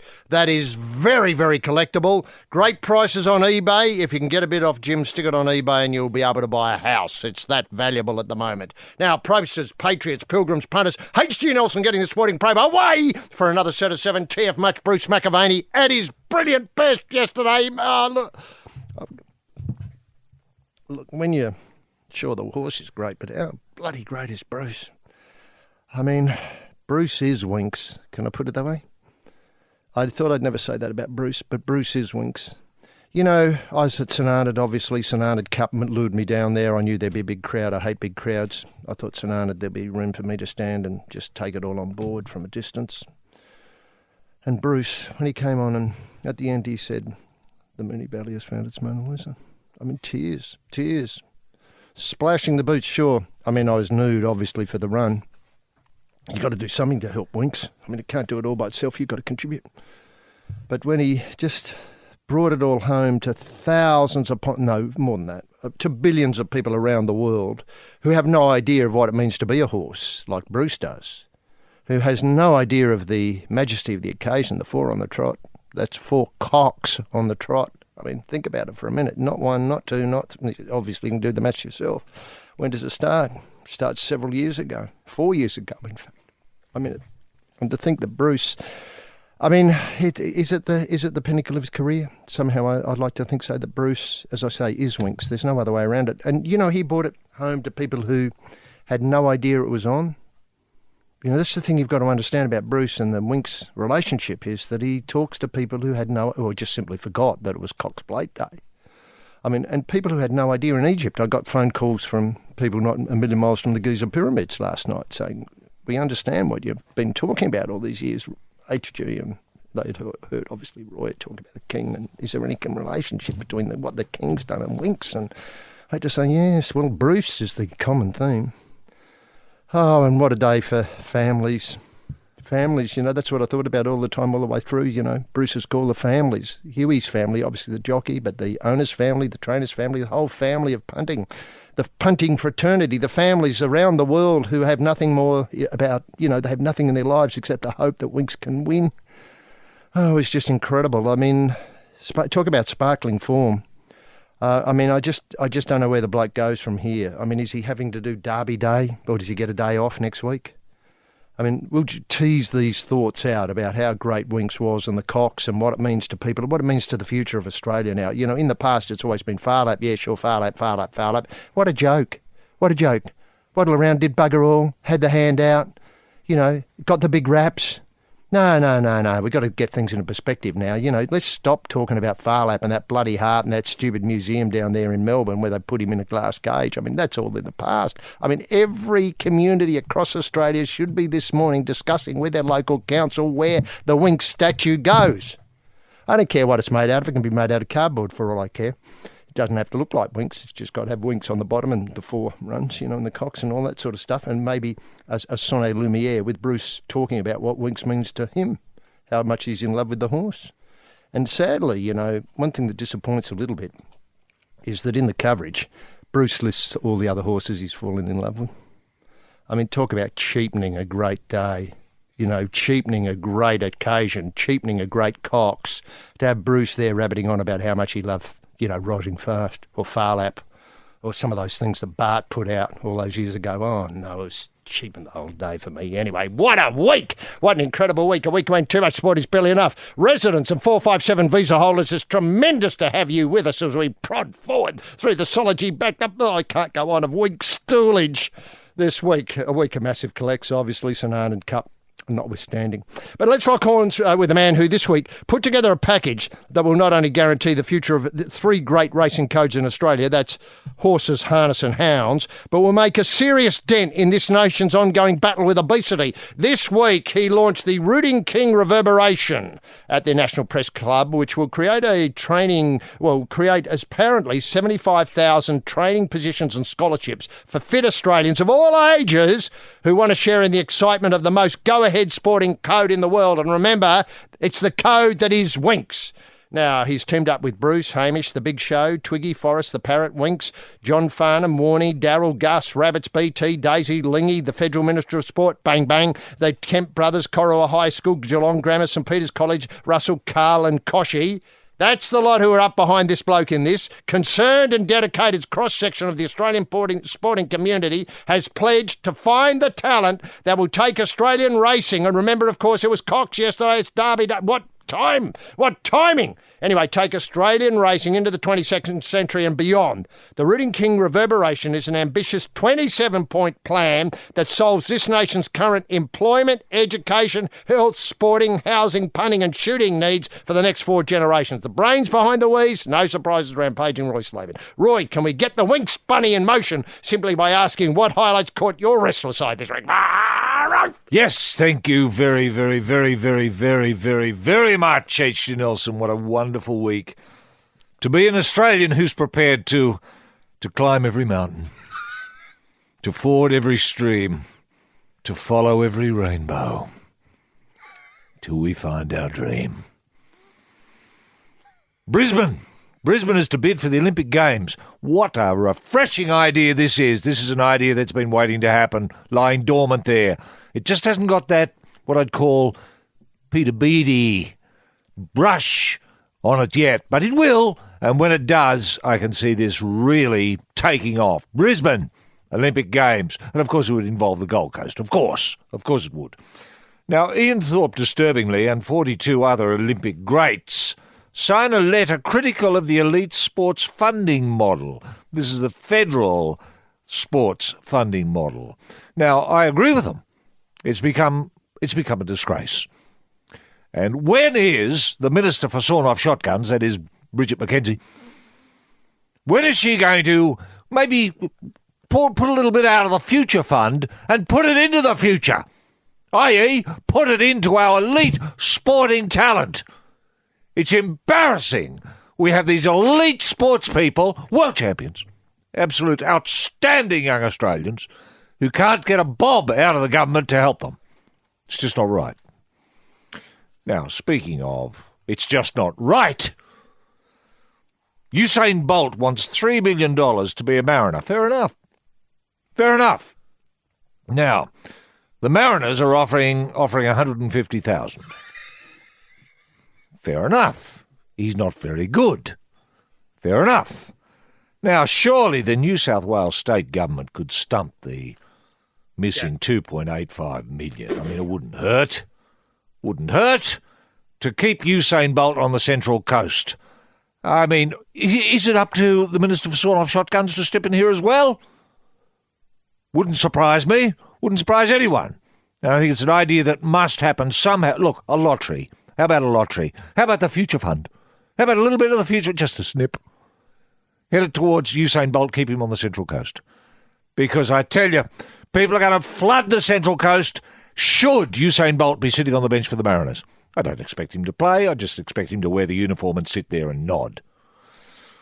Now, James Tedesco and Boyd Cordner, in very good news, nominated for the Golden Boot Award. Golden Boot, these two outstanding young Australians. Either one would be... It wouldn't surprise me either way, and I think all Australians would be happy to see it shared, the boot shared for the first time between these two outstanding young Australians. One each. Now, British golf hero, I use that term advisedly, Ian Poulter, he's called for an Ashes-style golf tournament between Australia and England, and we're going to unpack this. I think this is a brilliant idea. A brilliant idea. An Ashes-style golf tournament. We'll unpack it later. Don't go off half-cocked. But it's an extraordinary idea. And as HG has said, I mean, Bruce said it all. I mean, Moonee Valley. I didn't know Moonee Valley was looking for its Mona Lisa. But she's there. Make of that what you will.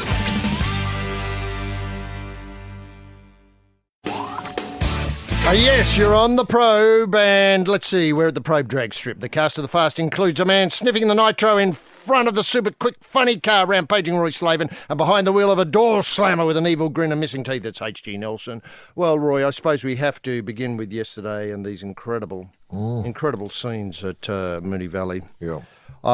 You know, as I said, I think it was incredible of Bruce really to be able to make meaning, you know, give meaning to what is beyond meaning in the running of the horse. Because let's face it, we haven't got a clue what the horse thinks about anything.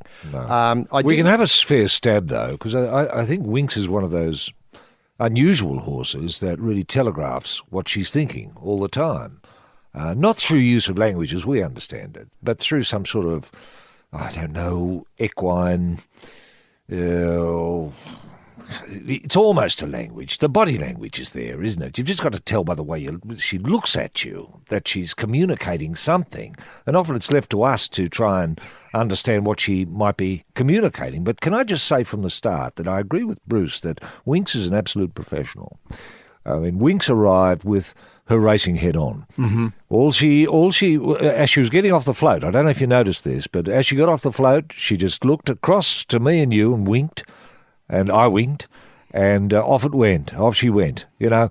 Just business. She was there to win, not to do anything else. She wasn't there to meet anyone. She wasn't there to socialise, to put a few bets down or anything like that. No. She was just there to win a race, to win a Cox, to win the fourth Cox. You know, what was a lovely touch too was, the Chris Waller let her drive the float. There. I thought that was a lovely touch, you know, because as you point out, absolute professional. Yep. Leave it to me, Chris, so I can get there and back. Just tell me what's the time I have to be there, 3:20? Right. Okay, for a 5 o'clock start, no problems. Yep. I did notice one of the other commentators, to pick up on this point, obviously Huey did the right thing. He held on all the way round. If Huey came off, obviously the horse wouldn't be able to be in the position. That's right. He did a great job staying on. Now, the other commentator with Bruce said, look at her looking at the crowd. Anyone who doesn't think she knows what she's achieved doesn't know horses. No, that's true. I agree with that. Yeah, she knew what she was doing. The way she related to the crowd, she reminded me in many ways of Harry and Meghan. You know how when Harry and Meghan walk around the crowds, they engage the crowds. You know they're being watched, but they're looking back at the crowd and they're engaging. They look, they nod, they use, communication skills. They may not be using words, but it's the body language that says, I'm here, I respect you, thanks for coming, I love what you do. And I thought of them when I watched Winks, because when Winks went round after the win, just looking at the crowd, saying, yep, thank you for coming, I've done my best. I hope you liked it. I hope you liked it. I could do it again if you want me to, but... Thanks for coming. I just love what you do, and I'm glad you appreciate what I do as well. And for me, it's easy. I'm just really quick.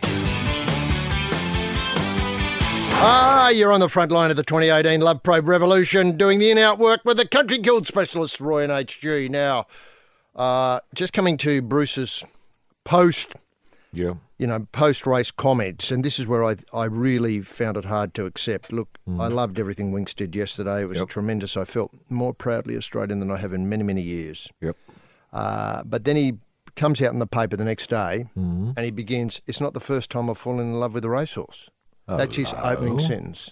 Hello, I didn't know he had form in this regard. Listen. Who's he been with in the past? Okay. Winks is not my first love. It's been happening ever since I can remember. I mean, Hang on. Where's the editor? Does Corey Bernardi know? That's right. Now, where's the editor? Surely he should have read penciled that. Yes. Those early days growing up in Adelaide, watching and listening to Bart Cummings, forged his reputation as the Cups King. Those early affairs in, wait for it, it's a long list. Light Fingers. Oh, Light Fingers. Bruce and Light Fingers. I know. You didn't know that. I didn't know that. No. And then he opens brackets sort of thing, the chestnut mare who won the Cup so bravely in 65. Very brave. In 65, how old was Bruce when they were going out? 3. Now, and then Galilee, who conquered her. Oh, Galilee, yeah. Yeah, beat Light Fingers and everybody Bruce else. and Galilee. I know. I didn't know either. I didn't know. How must Winks feel? How cheap must Winks feel? Exactly. I thought Bruce was special. Over the years, there's been obvious ones. Obvious one, not to us. Kingston Town. Kingston Town! What, he swung both ways. So you think. Black Caviar and the Diva. The Diva? I'm scratching my head. Mackay Diva. Oh, Mackay Diva, yeah. Oh, well, that's a good fit. Bruce and Mackay the Diva, yeah. Yes. I can see that. Then when Black Caviar finished the perfect mare, 25 from 25, I was equally convinced that winning secrets would never be matched. Right. And but hang on, Bruce and Black Caviar didn't. There's no suggestion. Stepped out. Yeah. Well, he hasn't gone out on a limb with the Black Caviar. No. I feel as though it was never... No, I don't think anything happened there. No, thanks.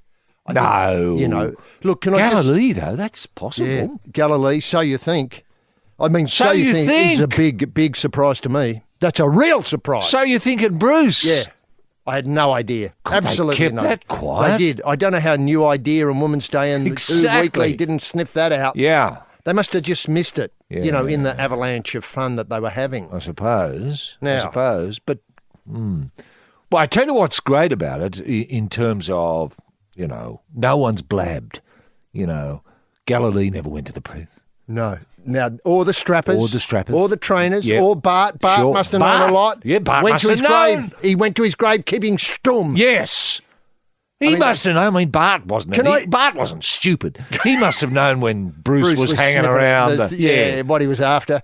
Now, can I just point out the class of Bart Cummings, though? I mean, everybody knows he's had a droll sense of humour and all that sort of stuff. Very, very educated horse person, obviously. Sure. But the class of the man to keep that quiet and not let the tabloids in on Bruce and the romance, because they would have been interested. I'm wondering, actually, if there's a sort of secret ingredient here that I don't know how it works, but it seems that all of these horses have performed better as a result of their relationship with Bruce. Bruce is the unsung hero of Australian racing. Well, that's what I said, that's what I said at the top of the show. Yes. Bruce is Winks. Remember in the old, you'll never remember this probably, but remember a while ago, Eric Clapton, the great guitarist, he changed his name to fronted a band called Derek and the Dominoes. Derek and the Dominoes, yeah. And so they obviously Peter graphed up around the place, that Derek is Eric and Derek is God and Eric is God and that sort of stuff. Right. This is the sort of feeling is that I hope there's a campaign that we can get up Bruce is Winks, because no one explains what it means, what the horse has done. It's easy for us because we're involved. We have a yardstick in Rudy Bludging King and Yes. Bludging Slug and all Yeah. those sort of things. But this Yeah. is something that's talking to ordinary people who've never been to the races before in their lives, never seen the Mona Lisa. No. But now they have an idea of what the Mona Lisa looks like. Yes. It looks like something that gets out In about front. a 5 wide at the top of the Cox Mooney Valley turn and runs home and snares the Cox. Yeah. I mean, we got a palpable image now of the Mona Lisa. I don't know if Leonardo was a racing buff. I suppose he was. Don't know. I know that's a question without notice now, but can I just say, it's not. Look, all I can say is that I think Leonardo would be very proud to imagine that his masterwork is being compared with Winks. It's the Probe Punters Club swinging the bag on the carnival. The Wizard of Odds, rampaging Roy Slaven and tipping you into a bum steer at tonight at H.G. Nelson. Now, what disappointed me about this Bruce article where he lists all the horses that he's had romances with was that he finishes up. It's not just the facts, it's the way she does it. It's being knocked over and picking herself up. It's that determination, that will to win, that acceleration. Now, hang on a minute. How often has the horse been knocked over in the run? Gee, I had no idea. What? Well, Winks has never been knocked over, has she? Well, anyway, I'll leave that there. I just don't think Unless that's right. Bruce has seen some races that we just didn't see. Correct. That ability. I missed that one. How often was she knocked over, I wonder? Well, I suppose And who knocked her over? Happy Clapper. now that ability to turn seeming defeat into joyous victory, in a matter of strides, it continually amazes, continually enriches, and continuously gives us something to look forward to those thousands and thousands of Australians who love horses, love their racing. Isn't that great? Continually enriches. Fair enough. I'll just let that sit there. Yep. The feeling I have when she goes to the barrier is hard to describe. I know what it feels like. It's just difficult to put into words. That tension, that fear that the golden run will come to an end. It's a tension like you rarely feel. You do feel attached, committed. We do feel we know the jockey and the trainer. What a combination. And the owners who are so generous and forthcoming, we feel we are part of the Winks family. Family, yeah. I didn't know there was a Winks family. That Well, puts it I in think all perspective. Australia is part of the Winks family. We don't want that winning run to come to an end. And then she hits the front and we know she's home. Suddenly everything in the world feels right. I do. I guess I love her. I'm not alone. I'm in a long queue. And boy, like everybody else, I feel so lucky to have been watching while she's been running. Yeah. I agree with all of that. I mean, this is where our poets have got to get involved, haven't they? And find a form of words that reflects how we feel when Winks is in motion. You know? Can I go the other way and ask how you would now compare that to the Mona Lisa? I mean... Yeah. Well. I mean, it's a the Mona question Lisa's without great, but it doesn't do much, does it? No, it just stands on the wall. It's just sitting there on the wall, exactly, and you can't even get too close to it anymore. I mean, it's more the fact of being there rather than the thing itself. Yeah. Can I make a suggestion that the VRC buy the Mona Lisa and make it as a perpetual trophy?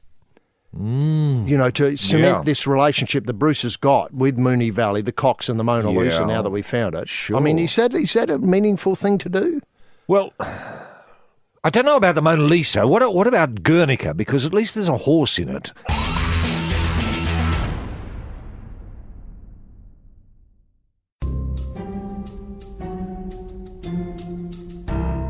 Yes, this is the Probe House of Exotic Broadloom, checking the weave on a couple of nudes in a tree of life creation is the Whiz. That's the carpet whiz, rampaging Roy Slaven and fleecing the clueless tourists with some lively all-runner fakes is H.G. Nelson. Now, look, a couple of, disappointing aspects of the Spring Racing Carnival is that obviously with Derby Day now looming and can I just say, before we finally finish with Bruce... Yep. Well, you never finish with Bruce, obviously, but, put Bruce on pause for a moment, is I just hope he doesn't come out and fall in love with something over the carnival. Well, if he's got, if form's anything to go by, he will. I know. I mean, Bruce is just a sucker for a horse, isn't he? It seems. It does, and as long as they win. Yeah. That But seems I tell to you be... this, he's honest about it. That's true.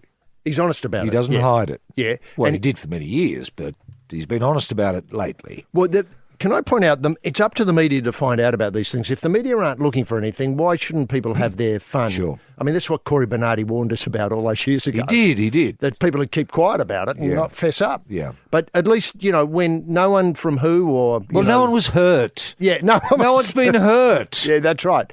But what worries me is now, what happens if Winks reads these reports about other horses? Is it philosophical enough to say, well, I'm only a horse. What do I expect of humans? Is that how it works? Yeah, sure. I suppose so. Thanks. Yes, I suppose so. Well, you'd imagine Winks would have a very dim view And of humanity. Indeed. And let's not forget horses chat.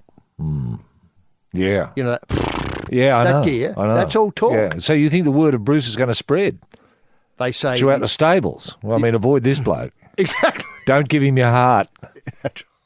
That's right.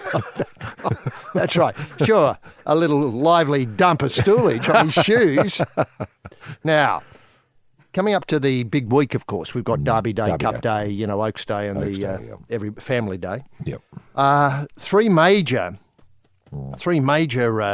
what would I call it, marquees are not going to be part of this year's Festival of Racing. Emirates, Meyer and Lavassa, who have been there for as long as I can remember, are not going to be part of it this year. Really? Why? Why I is that? assume Straightened times financially. Straightened times financially. Now, people have asked about the Rooting King marquee. Yeah. It's up in the mounting enclosure from Wednesday. Yeah. And is the King going to be in attendance this year so people can come down and have their selfies done with the King? Yes, and you talk can to sit on the King and have a glass of champagne. Right. That's there. And this spot that we have there, we're lucky enough, Rooting King Lodge is lucky enough to have the spot right in the mounting enclosure. Yes. I mean, there's history there, isn't there? Sure because obviously we can't. Well, my problem is stopping the King wanting to get out and Oh, no, you've got to Have a chain him run. down. Yeah. That's right. Well, he does get excited. he does. Now, we got that because, let's face it, Funnily enough, it's just occurred to me. I don't know if the King has met Bruce. well, I was going to say, the reason why we're lucky to get this spot is that certain people connected with the Victorian government fell heavily for the King. Yeah, they did. They did.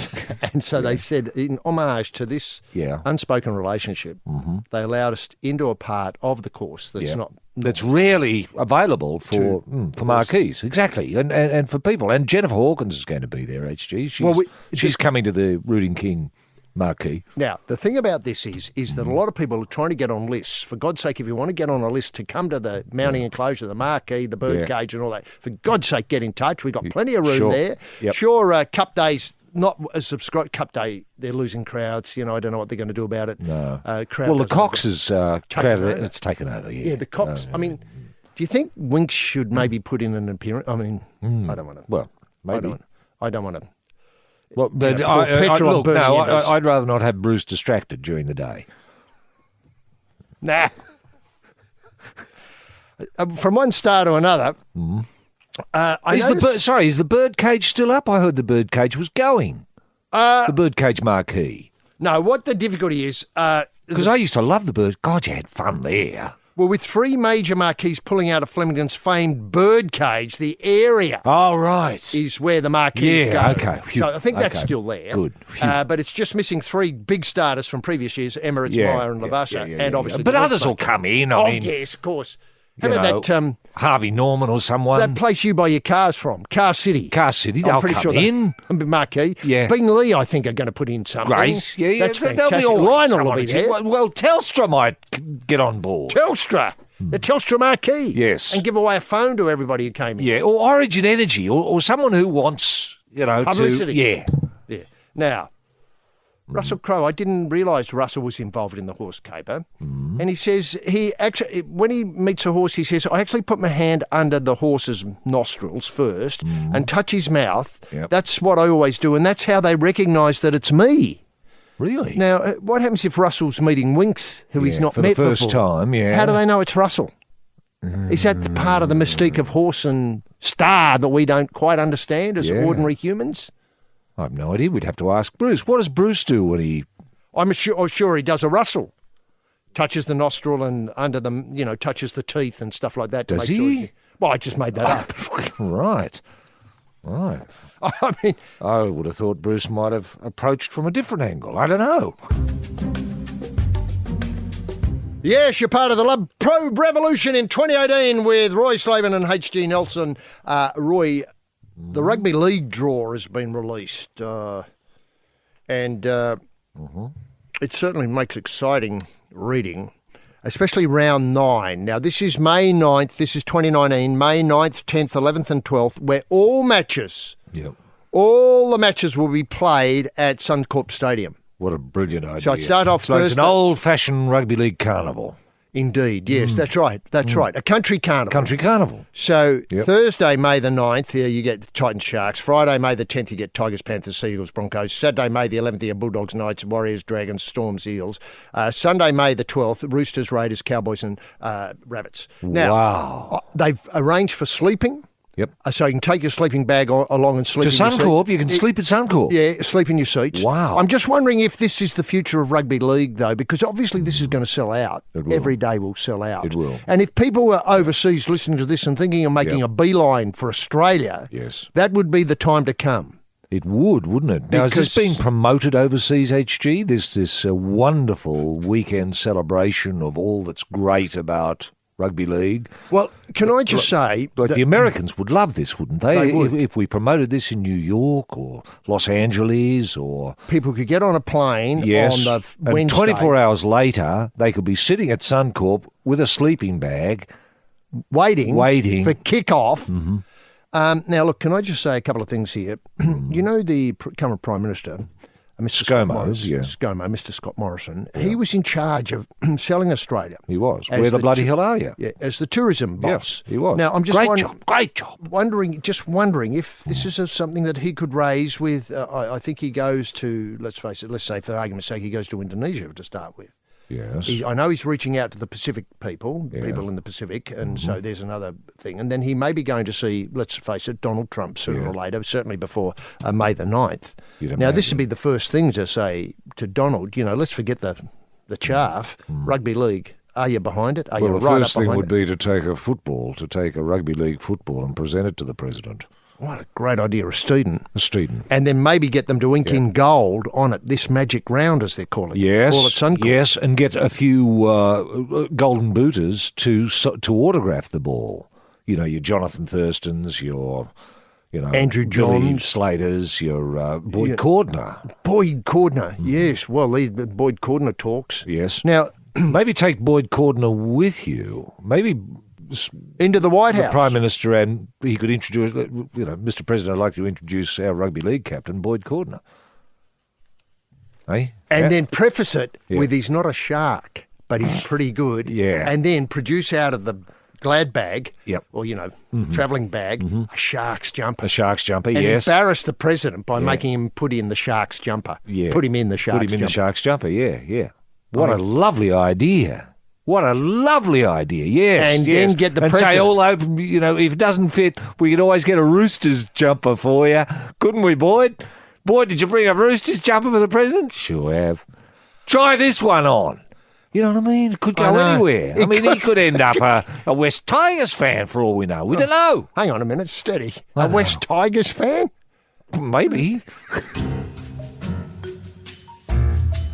Yes, this is the Probe House of Curry fiddling about with the pestle and mortar, and the extra hot chili is the Spice King, rampaging Roy Slaven and whipping up a lively marinade of lard, ghee, butter and margarine is the Rogan Josh H.G. Nelson. Now, speaking of food, one of the big sticking points in stadium negotiations in terms of the new Sydney venue, that is the Western Sydney Stadium, Oh, the new Parramatta Stadium. the Parramatta Stadium, Yeah. the one they knocked over and then rebuilt, Rebuilt, etc. yeah, Now, yeah. the operators have promised fans food and drink prices will be affordable and in line with Sydney's suburban grounds when it opens next year.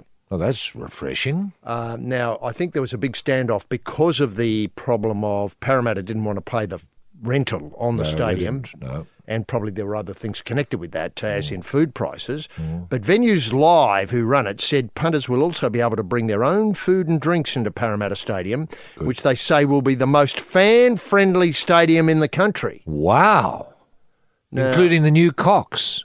The new Cox. Now, the new Cox, we should point out, is the replacement stadium built in the Moore Park area Yeah. alongside the Sydney Cricket Ground. Yeah.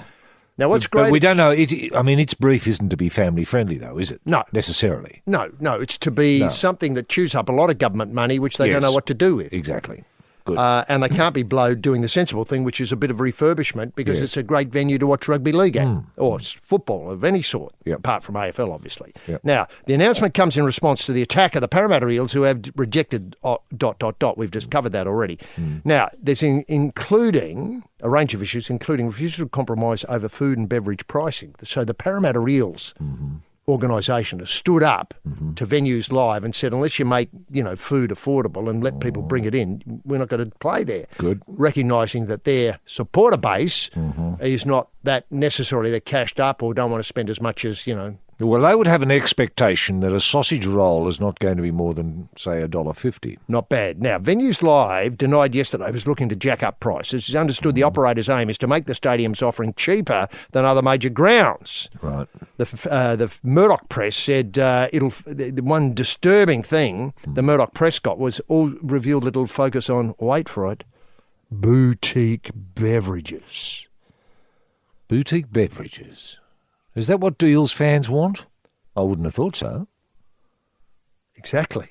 They've got craft beers and ciders, which usually priced at a premium to mainstream brands. Boutique beverages. Beverages at rugby league? I mean, God almighty. Surely the well-known Shark supporter who's in the big lodge in the big house has to step in. Has to step in. Or the Minister for Shotguns. Exactly, the Minister of Shotguns. And I'd love to see her line up a few cans of Black Yak, substitute or whatever it's called. Yes. Shoot them. Yes. I mean, just blow them away. Yeah. I mean, now, the other thing that worries me about this, look, I'm all for the Eels putting a stipulation on the maximum can be paid for a sausage roll. But are they looking at the size of the sausage roll? Because, I mean, these people aren't stupid. They're not. I tell you, they're not. They're not. They're going to say, all right, we're going to have sausage rolls here. I tell you what, cut them in half, boys. Cut them in half and we'll sell them for the $1.50, So they've got to be careful about this, the Eels. Go in with their eyes wide open and say, we stipulate this is the size of the sausage roll. So a 30-centimetre roll. Well, that's an enormous sausage roll. I just picked that as a measurement to start with. I mean, I don't know where you've been getting yours, but you see, look, the trouble is the negotiation goes and the Eels go in, Brad Arthur and takes in probably Jared Hayne. Have you met Jared? Yeah, now sausage rolls. Let's start at 30 centimetres. And the Venues Live or whatever they're called, they say no, 2 centimetres. So somewhere they meet in the middle. Well, I think a sausage roll should be about 12 centimetres with a, good depth of meat. Diameter of maybe 5 centimetres. Minimum. Certainly minimum. Now we've got to look at the sort of meats that go in there and perhaps a little bit of onion. Where they're sourcing their meat and onion. And then you've got the question of the sauce. The sauce. Sourcing. Yes. Now, how much sauce are you getting? Are you going to get one of these little plastic stupid things, or are you going to get a big bottle there that you can pour it out as you want it? Yeah, like Jimmy Bartell advertises. Yes. Some of that really extra thick stuff. Now, what worries me is once you get boutique beverages, boutique beverages does and my sausage, head in! Well, they don't go with sausage rolls no matter what the size, shape or meat. G'day, Paul Roos here. What makes good leaders? After 3 decades on the footy field and in the coach's box, I've learned just how important effective leadership is in building high-performing teams. Now you can share in everything I've learned in my podcast series, The Coach. If you're into leadership and building a winning culture, join me on The Coach. Download the app or listen now at podcast1.com.au. No matter what you're into, there's one for everyone. Podcast One.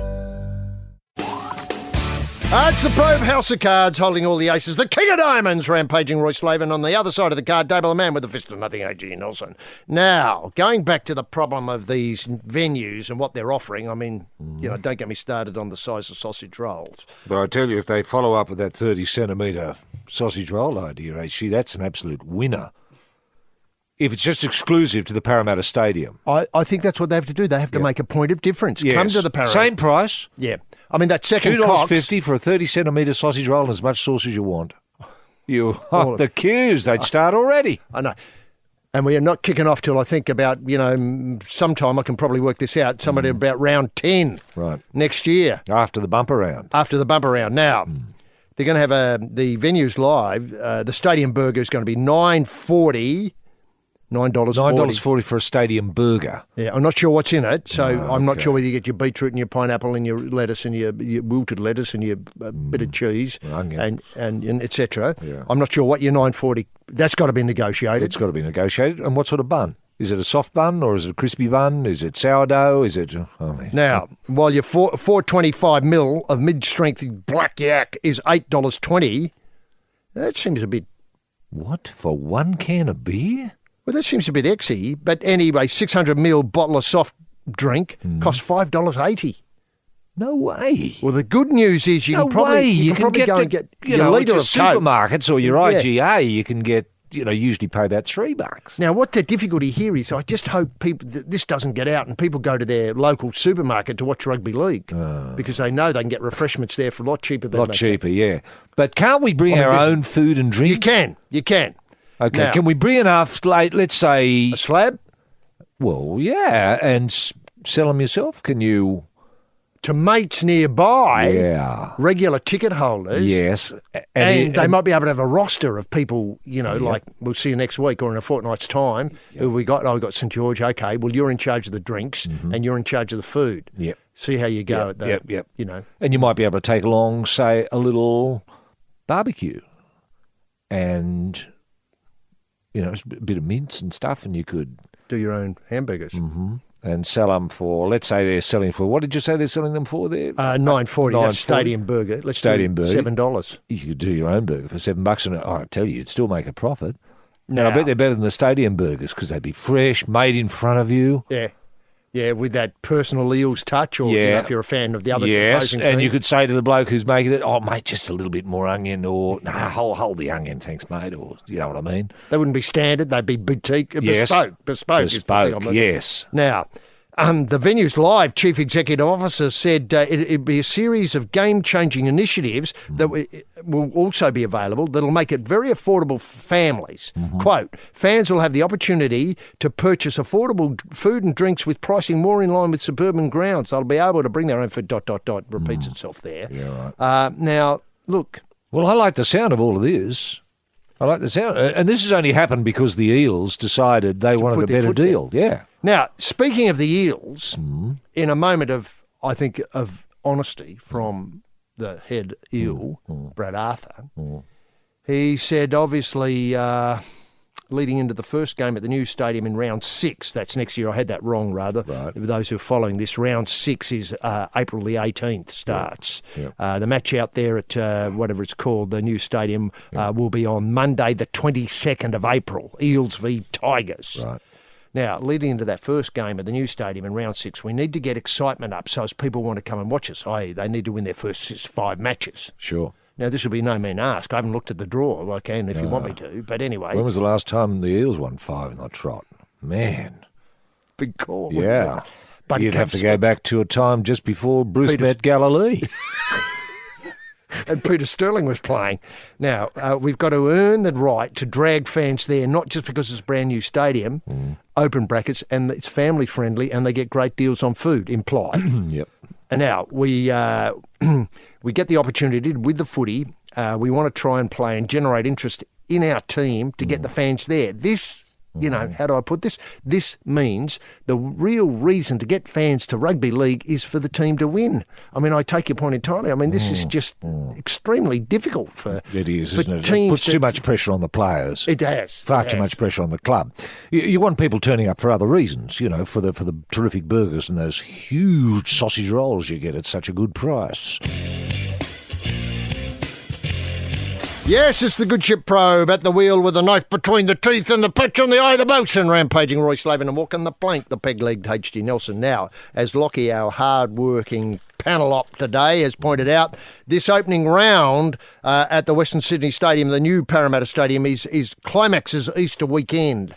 So Thursday night, we get, obviously starts off with ScoMo's lot going around against the Panthers, and then Friday a doubleheader, obviously being the big day, Good Friday. Yep. Then Saturday, you get your doubleheader again at different places, and then Sunday it's Titans, and then on Monday with a special emphasis on stale hot cross buns of enormous size and Easter eggs you'll need a bucket to take home in. We open the Western Sydney Stadium. They've worked that out well. Terrific opportunity. isn't it? To have huge Easter eggs just there for the kids. Make it really family friendly. Family but friendly. I mean, big Easter eggs with beautiful chocolate, not your rubbish, cheap chocolate. Like, And every third Easter egg is full of something like caramello or yes. some sort of... Yes, or a lottery ticket.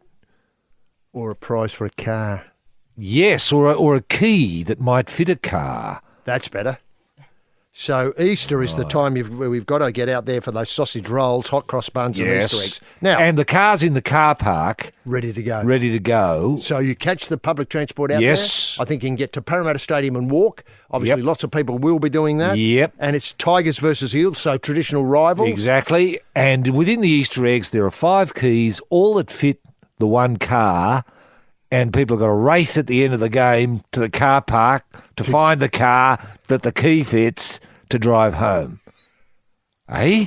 I know. And what a great thing to hold the audience there while that gets covered by, let's Oh, say... the gates are locked until That's right. Let's say until you've got the to have final a key whistle, to get the out. final siren. Yeah, that's right. That's right. Game over. Tweet. Gates open. Off they go. No, I can see Nine making a big thing of that too. Should they be covering it? I mean, Oh, Nine- they would. No, They would. Nine They'd be have covering Gus probably in the car park, standing beside the car or something. Oh, I don't know. They'd work it out. Or Rabs inside the car as a surprise when you get in, out of the back seat. Hello, Rabs. Get out. Yeah, that's right. Give us a go, Ram. Move over. Now, look, the other big news this week that you got that I didn't notice was Jeff Poulter's suggestion. Oh, Ian Poulter. Ian Poulter, sorry. Yeah. His brother Jeff, great golfer too. Yeah. Ian Poulter suggesting in golf an Ashes-style competition between Australia and England, the two great rivals in golf over the years. Now, Roy, take us through it. What's he got in mind? Well, I'm not sure what he's got in mind, but I just saw this as a terrific building block for something fantastic. Well, okay, here's a few ideas. Yeah. Teams of 11. Obviously, yes. Teams of 11. So it's Ashes style. Dressed in creams. In Gawler creams. Yeah. And a different coloured hat. So obviously maybe the baggy green for Australian and that sort of blue coloured hat that they wear. Lovely in the- idea. So it's fantastic. So people there who no idea about golf Yep. would be able to reckon. 5-day tests. 5-day test. So the 11 players play 5 days. Yep. So we get an aggregate score. Yep. So that'd be 18 holes every day for 5 days. correct. So what happens is With 22 players, shotgun start. shotgun all over the course. All over the course. So that don't worry if you're Yep. following, say, Jimmy Anderson if he's playing. Yeah, right. Yeah. He swap codes. That's all right. I don't know how that works, but Yeah. I just made that up Yeah. because I got confused about the cricket. Yeah. Anyway, he'll eventually pass you.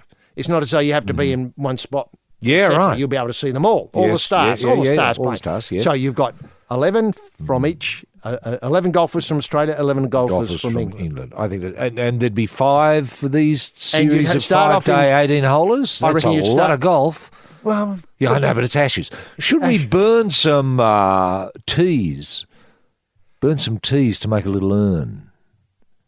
now you're talking. So this is a prize. Hang on, burn some teas. How about a couple of dud golf clubs? Yeah, but clubs are... Yeah, I know they're hard. They're but hard. woods would burn you up. could wouldn't melt they? them down, I suppose. You melt them down. Yeah. Yeah. To make some sort of urn. urn.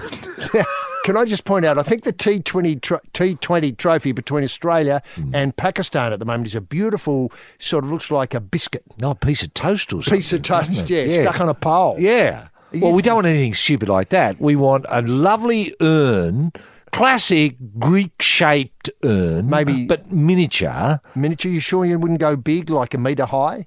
Oh, well, I could be convinced, yeah. And so we burn or we melt down a number of, Kilnagel's golf clubs. Yeah, or how about something Aaron like Baddeley's Aaron or Baddeley's the forgotten man, Mark Henshaw? Yeah. Hensby, rather. Justin Rose, few English players put their, donate in. their clubs. They're all melted down, and you get an urn shaper. There must be one in the UK, or there might be one here, I don't know, who can shape it in its molten form into a very attractive urn that the teams play for.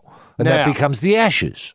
Right. Now, can I You have to ask? put some ashes in there. That's why I suggest some golf tees, burn them down symbolically, and just fuse them into the metal of the urn. I don't know. Beautiful idea. Now, can I ask, are you seeing 9 getting on board with this and covering it? Or 10 maybe?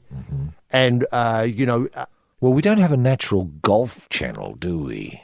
No, but we could. We could develop a golf channel. And would you involve a Duckworth-Lewis system in case it rained? Well, the thing about golf is you can play it in any conditions. Conditions. You know, you think about I know, I do think how about it can get there, HG. I know, it's incredible. You know, and obviously it'd be played at, say, Carnage one year, and then out here it'd be in the Gold Coast, obviously. That'd be the and then first back to port of call, Troon. then back to Troon, then back to the Gold Coast. What, every 2 years? Every 2 years, 5 days by 5 tests of golf. Yeah. I mean, it's just... It's 25 days guaranteed of wonderful golf from 22 of the finest internationals in the world.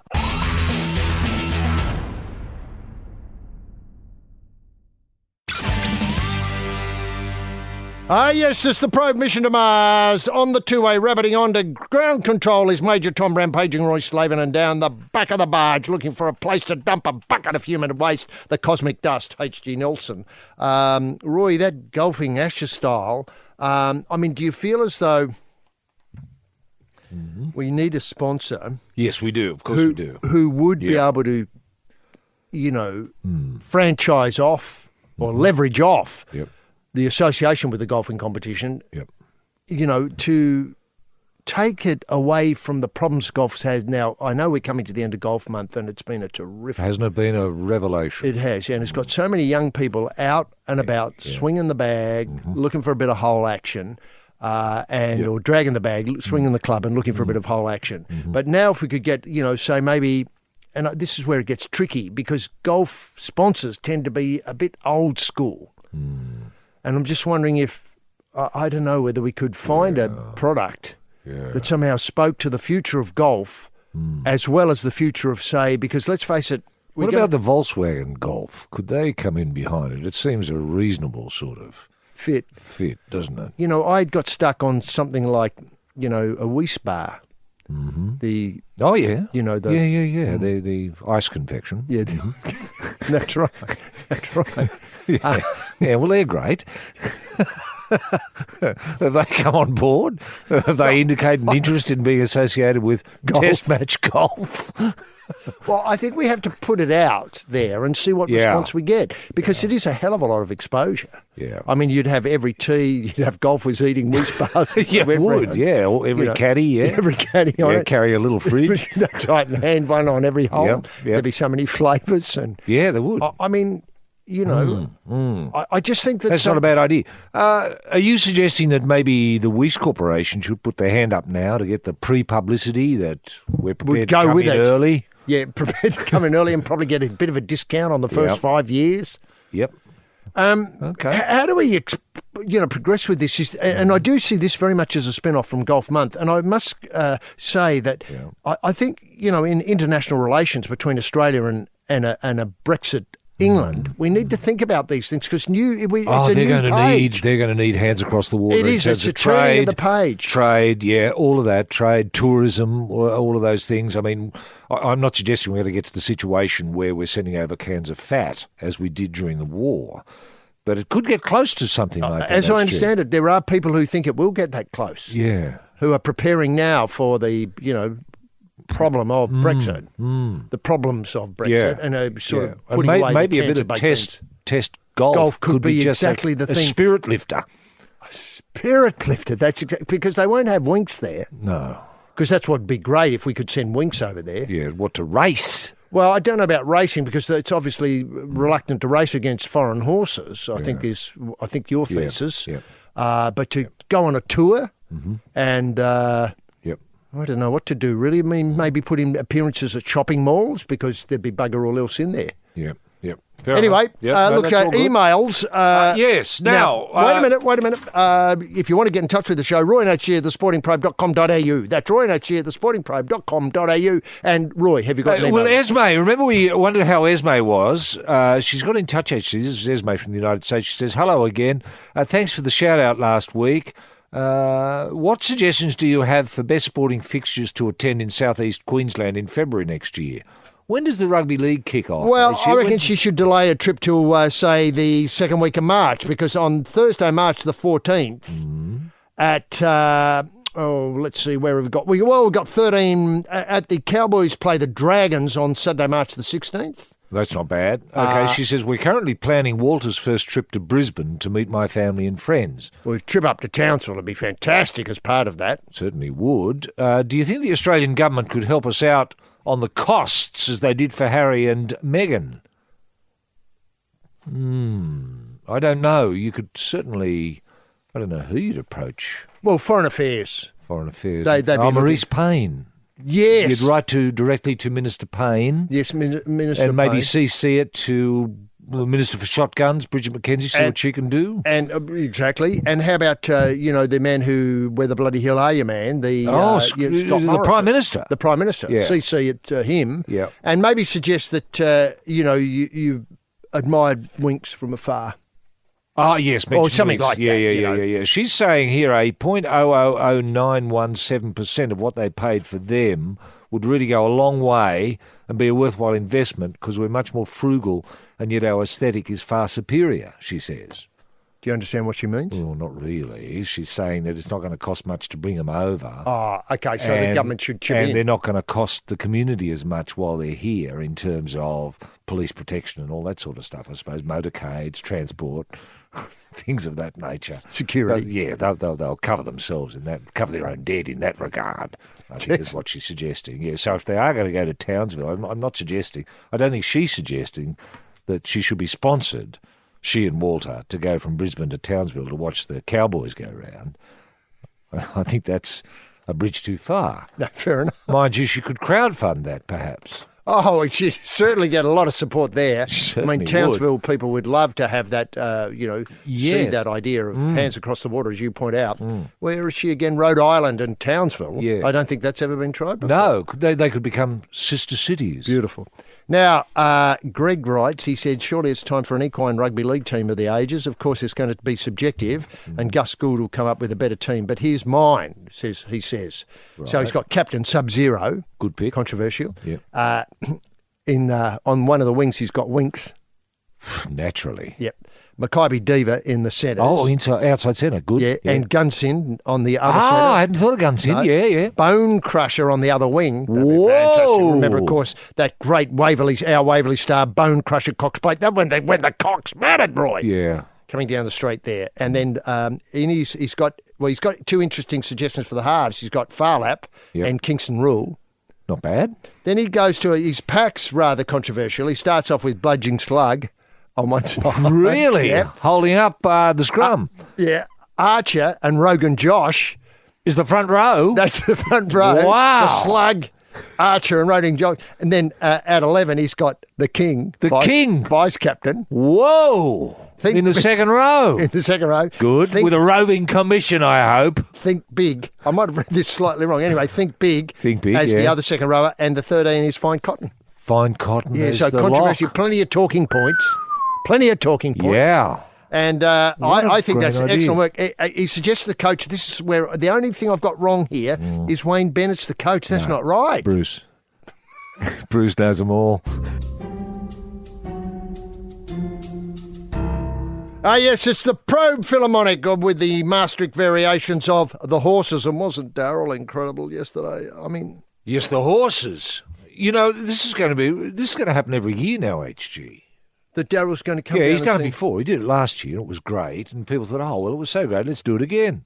And it was even better yesterday because everyone knows the words now. Yeah, they went home and learned. And they're part of it. Yeah. You know, it's just incredible. Yep. Obviously, it's the Probe with Roy and HG. Now, just on an email, we did get a note here saying that it's from Nick.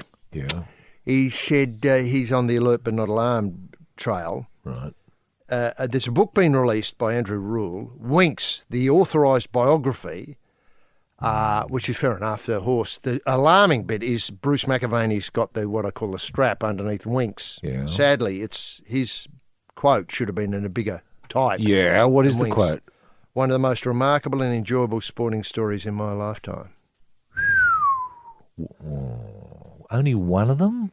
Well, I suppose it's true, you know, when you think of the stories Bruce has. I know. That's just one of them. I know.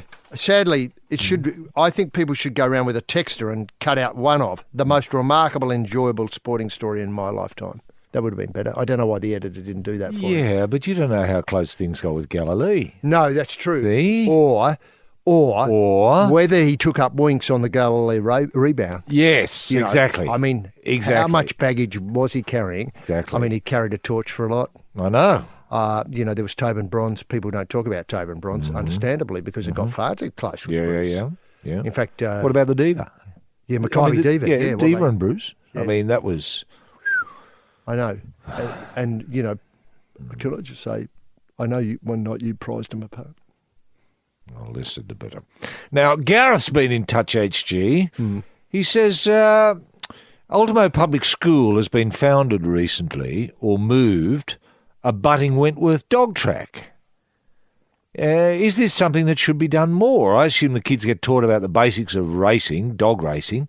Maybe schools could be attached to the SFS replacement and Homebush and even Parramatta Stadium now, I think. Well, why not Moonee Valley? Moonee Valley. Why this not could also be Morfordville? a solution to the school funding issue where a proportion of the revenue goes to the school. Would love your thoughts. Well, we've discussed this before. In Yeah. fact, this has been up. This moving of the school has been there for some time. And of course, remember, a little while ago they were going to close down Wentworth Park. They, being the state government in New South Wales, were going to shut it down. That's right. And then they got a reprise of action somehow, and now they've got the world's richest dog race there. That's They right. can't shut it down now.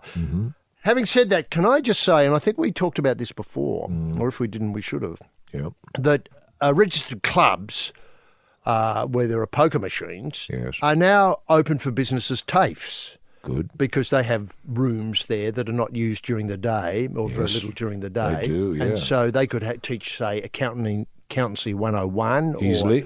or Easily. other things like plumbing. Yes. Plumbing, early years of plumbing there where you Yes. don't need too much, hands-on stuff. Yeah. And the revenue through the machines could fund this. Could fund it easily. And pay for teachers and pay for staff. And, Yes. it would be quite good, it'd be tight fit. Yeah. Win-win. I see that. I think that's tremendous. But I think this is a great idea too, that if we had, say, the Wentworth Dog Track Primary School, and you could have the Parramatta Eels Primary School or public school or high school. Or the Carlton Football Club High School. Yes. Or the Adelaide Crows Yes. Football Club High School. Yes. But what would it do? Would it only be interested in preparing Well, it would be people for the funded draft? by the club.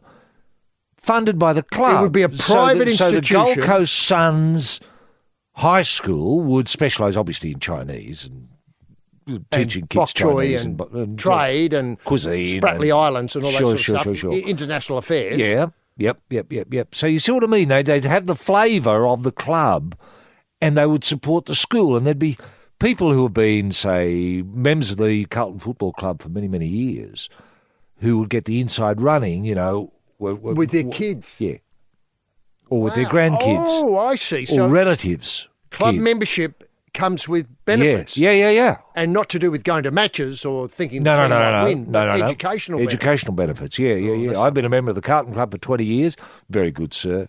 And how many kids do you want to enrol at the school? Well, I've got 4 grandchildren. Yep. Perfect. Well, they'll be great. Yes, this is Lou to 11, the Sporting Probe end-of-year Rugby League burlesque extravaganza. Up the pole in the sequence with a pie wedge, just rampaging Roy Slaven, and down the below with a bucket and broom, H.D. Nelson. Now, there's been another cricket doco. This one was called on Al Jazeera, a documentary called Cricket Match Fixes, the Manawa Files. Wow. Alleging 26 planned spot fixes in 15 international matches, including 7 involving England players, with 5 matches including Australian stars and 3 Pakistani cricketers. The claims cover Test, one-day internationals and T20 internationals from early part of the decade and revolve around session betting, where wagers are placed on how many runs will be scored in a session. Right. Now, Cricket Australia's dismissed the claims of widespread global corruption in the game, including Big Bash, as unsubstantiated and incorrect. Thank goodness for that. The Al Jazeera's doco was first aired in May. Cricket Australia, together with the ICC and England, have asked for further information after thorough examination of the evidence. Cricket Australia takes a zero-tolerance approach. Now, Roy, Yep. I don't believe a word of it. No. I can accept that some of the English players would be swayed in that direction. Would stoop. Yes, would stoop to that. And Pakistani players, obviously, but the Australians wouldn't. No. Now, does it worry you, for instance, the recent kerfuffles in South Africa involving sandpaper? Yeah. No names, no pack drill. Yeah, but there were no bets put on that, were there? Right. I don't think. I didn't make that. No, you're right. No one was betting on, Bancroft being caught with sandpaper in his pocket. Nobody. No, I mean, that wasn't an option. I looked it up. You couldn't get a bet on that. No, that's true. I was just thinking, recent run-outs, have they worried you at all? I saw a recent run-out where an Australian was involved, had his bat well into his crease, but not on the ground. And the one with the mid-pitch conference. Oh, the mid-pitch conference, yeah. Now, these could happen to anybody, both those incidents? Yeah, well, certainly, we were always taught to ground your bat once you got to the crease. Always, you slid it. This bloke stupidly had it in the air. Had it in the air. Why? Are you suggesting, HG, the Al Jazeera position might be that he was persuaded to keep his bat in the air so he'd be given out? Or the mid-pitch conference. I mean, that looked red hot to me. I mean, some things you just think, well, that's so weird. Why would it happen? Well, the only reason why it happens is money's involved.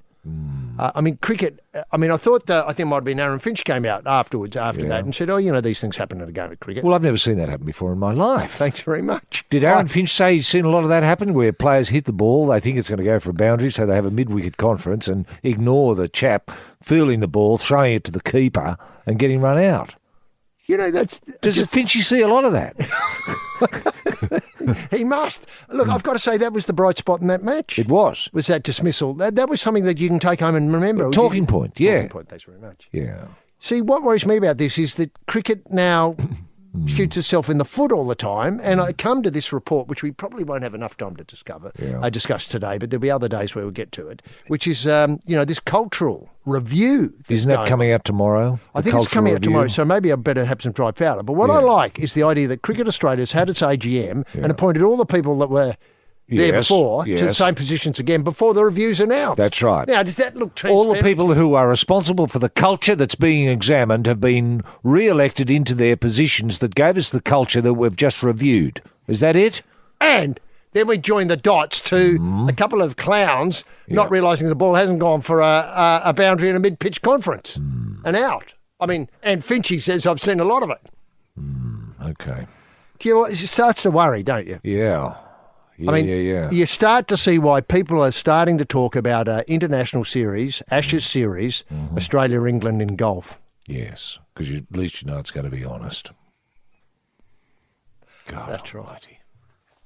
Well, sadly, that brings us to the end of our Winx special. Yeah. We're not sure how many more Winx specials there'll be, but we hope there will be more. For as long as we have memories, HG, it'll be a Winx special. The rest of our lives is a Winx special, isn't it? Thanks, Roy. Thanks to Lockie on the buttons and, of course, the great helmsman. He went to Melbourne, but he came back in time to do this show. I'm talking about Skip. See you next week. After 30 years as an investigative reporter and crime author, I thought I'd seen and heard it all. Then I uncovered the story of a lifetime. Hi, I'm Adam Shand. If you're into true crime, you can't miss my podcast series, The Trials of the Vampire. Listen now to this true tale of murder, corruption and more from the ganglands of Melbourne. Download the app, listen at podcast1.com.au and on iTunes. Podcast One. No matter what you're into, there's one for everyone. Podcast One.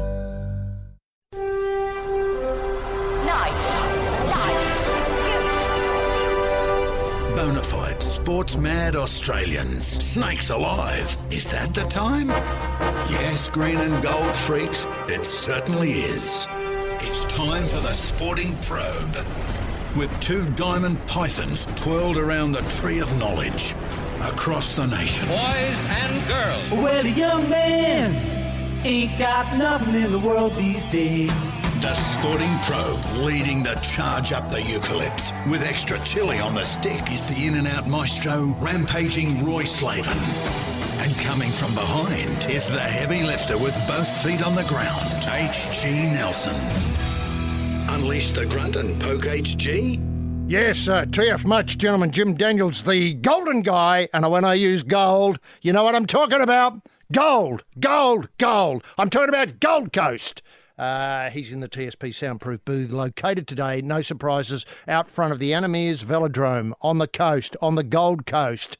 I mean, it's beautifully named, isn't it? We're top of the table. Can I just be churlish and say, why aren't we winning more? More gold. We've got a lot of bloody bronze there that should have been gold. Anyway, I don't want to get off the hook early, but Probe-sters, patriots, pilgrims and punters, H.G. Nelson getting the Sporting Probe away for another set of sevens. Thanks very much, King of the Coast, King of the Gold Coast, Bruce McAvaney, and the way Bruce called those teams on. I mean, that's the boring bit of any opening ceremony, is the dreadful parade of athletes. On and on it goes in alphabetical order, except for obviously the last host nation, leading off, and then now the host nation coming in last. Oh, it's just tedious, but the way Bruce called it was beautiful. Eyes riveted. Information was just incredible, and all eyes obviously this week on the Common Games at that opening ceremony as a total package. Wow, it did not disappoint. I was rubble. R-U-double-B-L-E, rubble. When Christine Anu waddled along and sing My Island Home, I mean, I never thought I'd hear it again. The years fell away. I mean, it must be a 40-year-old classic already, My Island Home, Christine Anu. I mean, it was all there and I was rubble. And when Delta Goodrum staggered on in the blue and sang Go You Good Thing, while 6 billion people around the world gawped in amazement at what old Goldie had to offer. Gold again. I mean, it's all gold. I was on my feet. I was saluting. The slacks were around the ankles. The sloop was pointing north. Tears of joy were rolling down the cheeks. Honestly, I've never felt more Australian, more green and gold. And to have the games officially opened by Prince Charles, who is the most with-it royal of the lot from my point of view, was a dream come true. I mean, I thought the HMQ office, the palace, would have powdered and shoehorned somebody like, the Duke of York Andrew or Princess Beatrice into the gig. But no, hats off. The palace went for a heavy hitter.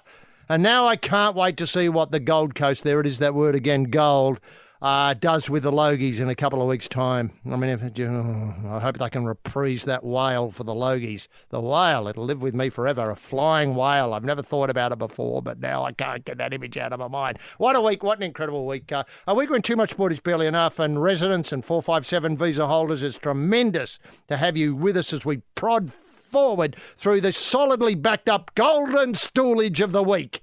The week's sporting action, a week of massive collects, and none bigger, and talk about the glorious uncertainty of racing, than Eldorado Dreaming coming home at a succulent 250 to 1. I was lucky. I caught the waft early and it didn't disappoint. It was incredible. I mean, I got on. It was a golden result. There's that word again. Now let's lock horns with a man who this week called for a complete cultural makeover for Australian cricket. The new look from this bloke. The new look dumps the jaded, baggy green, seen it all before, dud cheating outfit and gets our first 11 into something that talks to kids. His redesign features Gala cream high-waisted loon pants dangling from the waist to a 25-inch cuff. I know you got excited already about this concept. 25-inch cuff with moccasins on the feet. That's right. It's a return to the tight-fitting, all-revealing body shirt unbuttoned to the waist that was all the rage in the 70s and 80s. Every player will wear a sizable pendant at all times with the playing number clearly visible. Upstairs, the Mo returns. Remember the Mo that made Australian cricket great? It's coming back. And the ensemble will be topped off with a green and gold straw boater. Straw boater. Baggy green no longer, straw boater in. And he's talking about a colour change, a complete colour change. He's telexed Cricket Australia with this news, a change from green and gold to lime and lilac. I know it's got you thinking, hasn't it? Lime and lilac. And that'll certainly consign everything that's happened in Australian cricket up until now to the ash can of history. The man, the catwalk genius behind these proposals is rampaging Roy Slaven. Roy, can we get the TSP bunny emotion simply by asking what highlights caught your restless eye of the week this week? Yes, thank you very much, H.G. Nelson. What a wonderful, wonderful week to be a Commie Games loving Australian. Who isn't? Who isn't? We'll get to the Commie Games in a little while. There's a fair bit to unpack there. In other news, however, Andrew Bogut is back on the market. And I know there are a lot of Bogut freaks who thought that bugger all wouldn't make it back. Well, he's ready and primed and looking very, very fit. Daniel Ricciardo is convinced he can be the world champion if Red Bull give him a car that's fast enough. I think that's a fair call. Now, the NRL stars Josh Adokar and James Roberts are fast enough to qualify for the Commonwealth Games. Amazing, isn't it? It is amazing. And which does beg the question, why not a rugby league games? A rugby league games on the Gold Coast, I'm suggesting Christmas Day. It's the sort of thing that all families could get involved in. Just over a day's meet, 100 metres, 200 metres, high jumps, hurdles, all of that. 400 metres, yeah. Finishing 5,000, off 10,000. with a marathon. Yep. Could be a beautiful day to celebrate rugby league on Christmas Day. Now, the Prince and Camilla hit what can only be described as a bum note at the opening ceremony. We might try to get to the bottom of that. Unpack. Yes, we'll try to unpack that. I mean, what were they doing there? Who invited them? Why? Anyway, now, speaking of the games, were our opening ceremony uniforms just a little bit dull? I'm wondering. Everyone appeared so bright, and I thought, Gold Coast, you beauty. Gold Coast, let's see what Australia, the Aussies, can cook up. Something Gold Coast, something bright, something beaty, something has Peter Beatty about it. Wow, something beaty? Yeah, but there was nothing beaty about it, really. Nothing beaty about the uniforms at all. I mean, that could have been just people, going to work. Not representing Australia at the Gold Coast, for God's sake. Now, the AFL has announced the 12 members of the competition committee, which is going to pilot the game into the future. And including in the 12 members, of course, is Eddie Maguire, who I'm suggesting should be made chairman. And with US Masters, HG Tiger has made the cut, but Leishman is really the only Aussie worth watching. Make of that what you will. Yes, this is the Probe with the aged beef specialist. Yes, this man can age beef up until 75 years. He's that good. That's rampaging Roy Slaven. And the lover of offal, H.G. Nelson. Now, Roy, a story's broken this morning. It was lurking, and I didn't believe it, but I have to believe it now. I've got to go on record and say Michael Clarke is back to captain Australia in the cricket. Well, he's certainly put his hand up, hasn't he? He has. I don't know what the selectors will make of this, because the selectors got a very difficult job now. Well, how must Tim Payne feel? Well, exactly. Clarke, he said he's worried about, Tim Payne leading the team because he doesn't think he's got as much experience in the top job as he has. Well, that's true. On paper, yes. He feels as though he should come along and give him guidance and help and mentorship to get him up to the level that Steve Smith is at. And let's not forget, Steve Smith was a dominant figure in the Australian side. I mean, he was probably the best player, the best batter, before things went horribly wrong. Yes. And I don't connect him with the things going horribly wrong. I just believe he was the captain and therefore has to wear the blame. Has to wear the blame, can. Yeah. He knew nothing about what was going on. It appears that way. That appears to be obvious, yes. And was just terribly disappointed. So I think he can come back fairly quickly, Steve Smith. I think Michael Clarke might only be in the job for, say, 6 months and Smithy will be back. Do you think? Well, I think that, sanity has to prevail here. Well, I mean, if we start... Well, James Sutherland is insisting on 12 months ban at least, and Smith will have to wait another 12 months before he can be captain. So he can be captain in waiting for 12 months while in the team supporting Tim Payne, one assumes. And Michael Clarke, hopefully. Well, if Michael Clarke is there, yes. It just muddies the water. I just don't know. I mean, the game's moved on since Michael Clarke was there. He's saying he's never been fitter. He's saying that he's been practising a lot, and I think he's got to go to the IPL for broadcasting commitment. Right. But he telexed, as you pointed out, and I thought it was an interesting way of getting in touch with Cricket Australia. Telex. You'd have to roam, Australia to find a telex machine to send the message. He says he hasn't heard back from James Sutherland, the CEA boss. It's understood he's on the subcontinent with IPL broadcasting commitments. I hope they're broadcasting/punting commitments. I hope so. In the IPL. Yep. It's understood he'll do net practice while on the subcontinent in case the call comes. Right, net practice. Is that the way to do it? Now, I would have thought grade cricket. Why doesn't he go back to grade cricket? Like Petersham in the west of New South Wales. Well, the last time we had a captain step up from the past was when Bobby Simpson took over the team. In 77. Something like that. I think he was out of the game for 10 years. He was, but he wasn't out of the game. He kept playing grade cricket. And that's why Simo could step up, and I think did reasonably well, I think, in the West Indies, leading the Australian team. He might have averaged around 54, which was better than his average when he was a player. In his prime. Yeah. Now, look, Clark is concerned about how they're going to be treated overseas. In 2 months' time, there's a limited over series in England where the press coverage of ball tampering has been most vicious. Right. I think that's fair, Yeah. most vicious. In the summer, there is a 4-test series at home against India, ranked the number 1 team in the world. They'll be called cheats, according to Clark. This article in the in the Murdoch press. Yes. Crowds will abuse them. They'll go through the throats. There's no sympathy or feeling sorry for the players at the highest level of sport. It'll be tough. No love lost. All opponents from here on will go hard and do anything they can to take advantage of the current situation. Right. It's why some decisions need to be made ASAP, open brackets, i.e. point me as captain. Point me as captain, yes. Clark feels the crisis could set back Australian cricket for years. Yeah. For years. Yeah, well, at least until Smith gets back, and he's right. That's roughly 2 years. But you've got to look.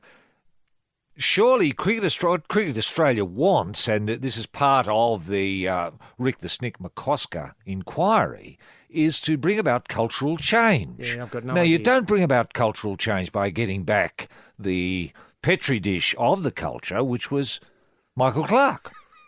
Yeah. Now, he established the culture. I know, that's the You know, difficulty, isn't it? you're going to People get your forget that. arm broken, that sort of stuff, to Anderson, all that sort of stuff. Remember? I do. This poisonous atmosphere. But we won. But I know we won. And isn't that the trick here? Yeah. How much... Can Clark guarantee a win over India? Oh, yes, there's the Probe Family Day at the Tolan Bend Raceway. On pole in the asbestos suit is the racing legend rampaging Roy Slaven. And smoking while filling the nitro funny car is the man about to go bang, H.G. Nelson. Now, before we leave Michael Clark's incredible announcement that he's back, I've got to take my hat off to Philly Rothfield here, because he did say that Clark was a divisive figure during his career and admits he made plenty of mistakes, although nothing near as serious as ball tampering scandal, although I reckon that's debatable. Sorry. Didn't former Prime Minister Abbott suggest that people are better when they come back a second time? He did that, in fact, a week ago. He did. How prescient was that? That's incredible. Did you think he was nodding towards Cricket Australia? I think he must have been. I didn't know who he was referring to at the time. No. But now it It's all makes clear. sense. Yeah. Now, can I also point out the ball tampering? He's done nothing as bad as the ball tampering scandal. It's why he feels he owes it to the Australian public. Is that it? What? He comes back as the healer. Sometimes you can forget how lucky you've been. I sometimes think back to growing up in Liverpool, that's in the outer suburbs of Sydney, and earning $168 a week at Kingsgrove Sports Store and driving a lime green Holden Gemini. I mean, Yes. that's luxury. A lime green Holden Gemini. Who wouldn't want to go around in that set of wheels? Exactly. In that sled? Exactly. And he considered that doing it tough, did he? He did. And $168 a week. God, he would have been eaten out every night. Now, can I point out, and I don't mean to get the Minister of Immigration and Home Affairs and, Homeland Dutton. Defence, that bloke, surely we've got to open up 457 visa. I mean, we've got another story later on. You mean parachute someone like Virat Kohli in to sort out the Australian Virat team? Kohli, I hadn't got that far because I thought, well, he's got a job already, and but he does know captaincy. Yeah, but if we can make an attractive package. Package. The lime green car, the $168 a week. Yes, the Gold Coast. Yeah, no, dangle that. Look, can I just say, if you're talking divisive figures, why not go for Kevin Peterson? KP. KP. Is KP putting his hand up? Well, KP's often here, and I think he's up until recently played in the Big Bash, and Yes. I mean, he's fit, and he's He still is. got an eye for it. And I think he was not only a player, but a commentator as well, which Yes. has got two strings to his bow. Yes. And then I'm just wondering if Monty Morkel. Morny Morkel recently retired. Now, the reason why As I a say that- captain? as a captain, well, I've got no idea of his qualifications No. there. I'm shooting in the dark. Can I just say, his family, I think, is already thinking about relocating to Australia because Morny has no now playing duties with South Africa. Are they farmers, farming people, actually, the Morkels? Do we know? I In hope South so. Africa? I hope so. Right. Because Well, that would certainly tick the box for Minister Dutton. It would. If If Morny Morny- was to say, I'm on his prepared to live form, in Griffiths. Yes, and and prepared to, grow asparagus. Yes, this is the Probe Winter Olympics training session with Beijing 2022 in mind. At the top of the big hill, it's the man whose time to shine has come, rampaging Roy Slaven. And back at the village with an extra clean bottle of gear camped near a hole in the wall is H.G. Nelson. Now, Roy, the Gold Coast. Look, we've got an event here. I think we might go 1-2 in this. We've got Montag in front and Talent, the Aussie champ, the plucky Aussie champ, is only 0.06 second behind the Montag. Is this the 100-kilometre walk? The 100-kilometre walk, yes. This is the 2-day event that's climaxing now. And can I point out, people looking at pictures, the crowds here. The support's been outstanding. The support has been outstanding, and never mind the transport difficulties, which I think have been overstated. Of course they've been overstated. If you go to an opening games of any... You've got to expect delays. Exactly. The opening of any games, any opening game ceremony, if you go to any of those, you need to factor in at least 3 hours. So if it finishes at 10, you won't be leaving till 1 in the morning. That's right. So you won't be home till 5 in the morning. Now, you shocked me when you said that one of the reasons for the delay was the fact dignitaries struggled to get away. Yes, motorcades, HG, was the problem. There were 3 motorcades leaving Carrara Stadium at the conclusion of the opening ceremonies. And these included one for the Prime Minister, fair enough, one for Charles and Camilla, fair enough, and one for the Governor-General.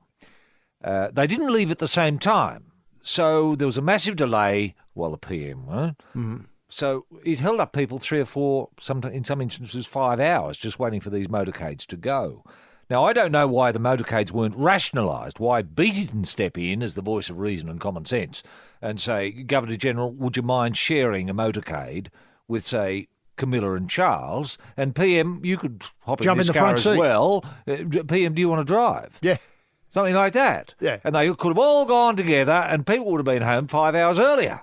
That to me is common sense. I know. Can I point out how well our PM got on with the Royals? Now, the reason why I say this is he's an avowed Republican, which he is.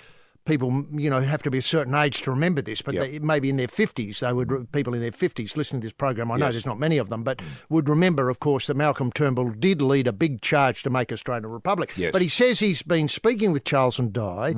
He spoke to them, and they seem to enjoy him talking to them. Good. And mercifully, there was Did they know who they were talking to? Did they know? Because I'm not absolutely convinced that Charles and Camilla, knew where they were. Were they jet lagged, Roy? Well, ostensibly they could have been. I mean, they had this enormous flight from Canberra to the Gold Coast. Now, they could take it out of the best of travellers, for people. It's an enormous trip when you think about it. Yeah. But I wasn't convinced they knew where they were, what they were doing, or why they were there. Yeah. Now, that seemed to me writ large, especially with Camilla, who appeared to be... on the nod. Yes. Can I ask, should the PM have stepped in and done something? Brought them up to speed. Wake up! Wake up! It's the Commonwealth Games! You goose! Now, Charles, wake her up, will you? Now, can I ask a technical question? Were you disappointed that there was no selfie? I mean, I haven't covered all the media. The PM loves his selfies. Yeah, but I don't think Charles likes a selfie. Well, you see, I thought that selfie to get was the PM, say, with Charles and Camilla on either side. With Peter Beattie. And Borrabee, the game's mascot. The game's mascot. Sadly missing. Totally missing. I know. Everyone was waiting. Where's Borrabee? Borrabee! That's right. Not one appearance. And do you think Charles put his foot down and said, I'm not appearing in a selfie with you, PM, unless Borrabee's in it? Do you think something like that happened? Maybe. Can I ask... as I said in my opening comments, would the opening event been served by a more modern? Yeah, I know who you're thinking of. You're thinking of little Princess Eugenie and Beatrice. I'd love to see that double act. It'd be just they fantastic. would have been fabulous. And I tell you, actually, they are much more Gold Coast familiar. Mm-hmm. They understand the mores of the Gold Coast. That crazy lifestyle. That late night lifestyle. No one goes to sleep till 4. Nope. Schoolies. Get out and about, yep. Logies. Yep. They know what the Logies were. Yep, they would. Was it disappointing that Charles didn't get a nod into the Logies coming up? It's tremendous to open the games here. Yeah. I'm thrilled to be here. Remember, of course, this isn't the only event happening on the Gold Coast this year. The Logies are coming. Yes, you're right. Of course, he could have mentioned that while he was delighted, and I think he said he was delighted to be at the Games, he could have added, and you're quite right, and I would be delighted to appear at the Logies.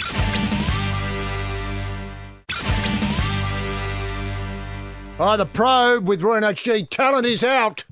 She's been showing the paddle The red paddle, yeah. The red paddle. She's Disqualified. devastated. Yeah. Talent is out, leaving I hate Montag seeing in the that, front. yeah. After walking all this way and in the event for about an hour and 23 minutes, she's out. She's out. And her games preparation is shot to bits. I know. I mean, all that work. I know, it doesn't bear thinking about, HG. It doesn't. I know. And it's technically the lifting of the heel. I just hope they've got it right with the with that thing that hit Jane Saville all those years ago at the Sydney Stadium. She made it all the way around in the 20-kilometre walk, except for the final circuit of the stadium. She did. Pinged at the last bit. But, of course, stress and pressure. Yeah. It looked as though Montag had her into the And sights. these picky bloody officials. Yeah, I know. Picky officials. You know, why not bloody put the athlete first? Hey? Big note in themselves. I was the one that, disqualified Talent. They dine on that for the rest of their lives. Yeah, I felt good about it too. Yeah. Held up the baton. And out she went. She collapsed before me. Now, can I ask, is it too much without video referencing, for want of a way of better putting it, score review sort of thing, Oh, yeah. that surely that should have gone upstairs? Yeah, trouble is, HG, you could take any frame of them, you could take upstairs, and they'd be busted because they're running all the time, these walkers. It's a blight on walking, running, isn't it? Look, can I just segue that into a discussion about families at the Games? I mean, the Talon family have come a long way. There we see in slow motion how it happened, and she's collapsed now, and there's no rueful grin from Montag, who's just put the pedal to the metal and started running herself and daring officials to throw her out. Now, families of the Games, the Talon family had come here and Seven had done the right thing, mic'd them up and had comments from them throughout the thing. How do you think she's going? Do you have, obviously the walking caper. How did she get started in the walking caper? Were you surprised? Were you a bit disappointed she didn't take the 100 metres and you could have gone down and it had all been over in 11 seconds and all this sort of stuff? And, how far do you drive, et cetera, on a weekend for events, et cetera? I mean, that great coverage that Seven do. The families are the most important thing at the Games. Yeah, well, it's a new dimension, isn't it? A new dimension, It's that's a new right. dimension. New dimension. Yeah, and I love it. I love it. I love seeing families wired up to get their raw emotional response to how their progeny are doing. I think that's fantastic, a real insight into how champion families work.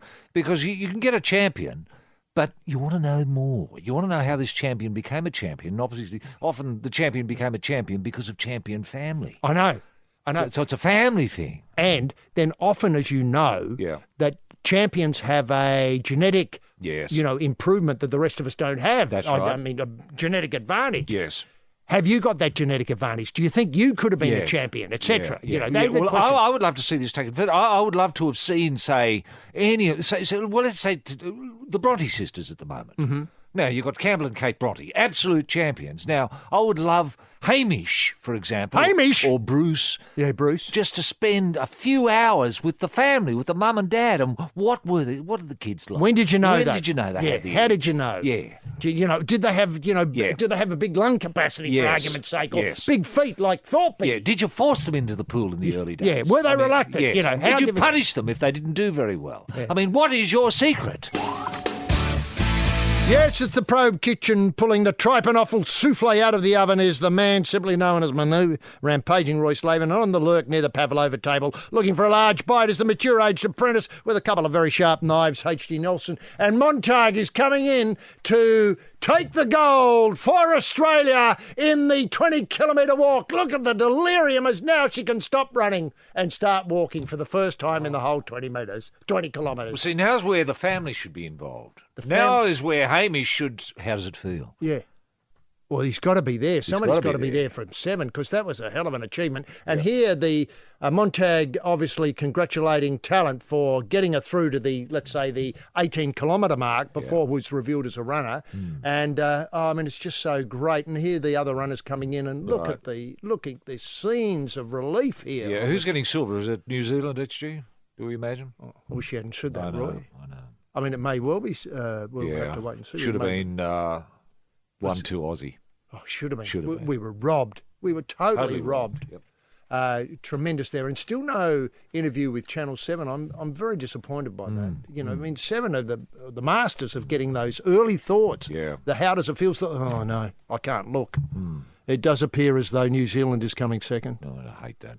You know, I hate that. here's a person, Montag, who's given her all for the Australian Commonwealth Games movement. Yeah. And yet she will be, let's say, our 25th gold medalist at these games. I may have that number slightly wrong. I haven't seen the latest figures.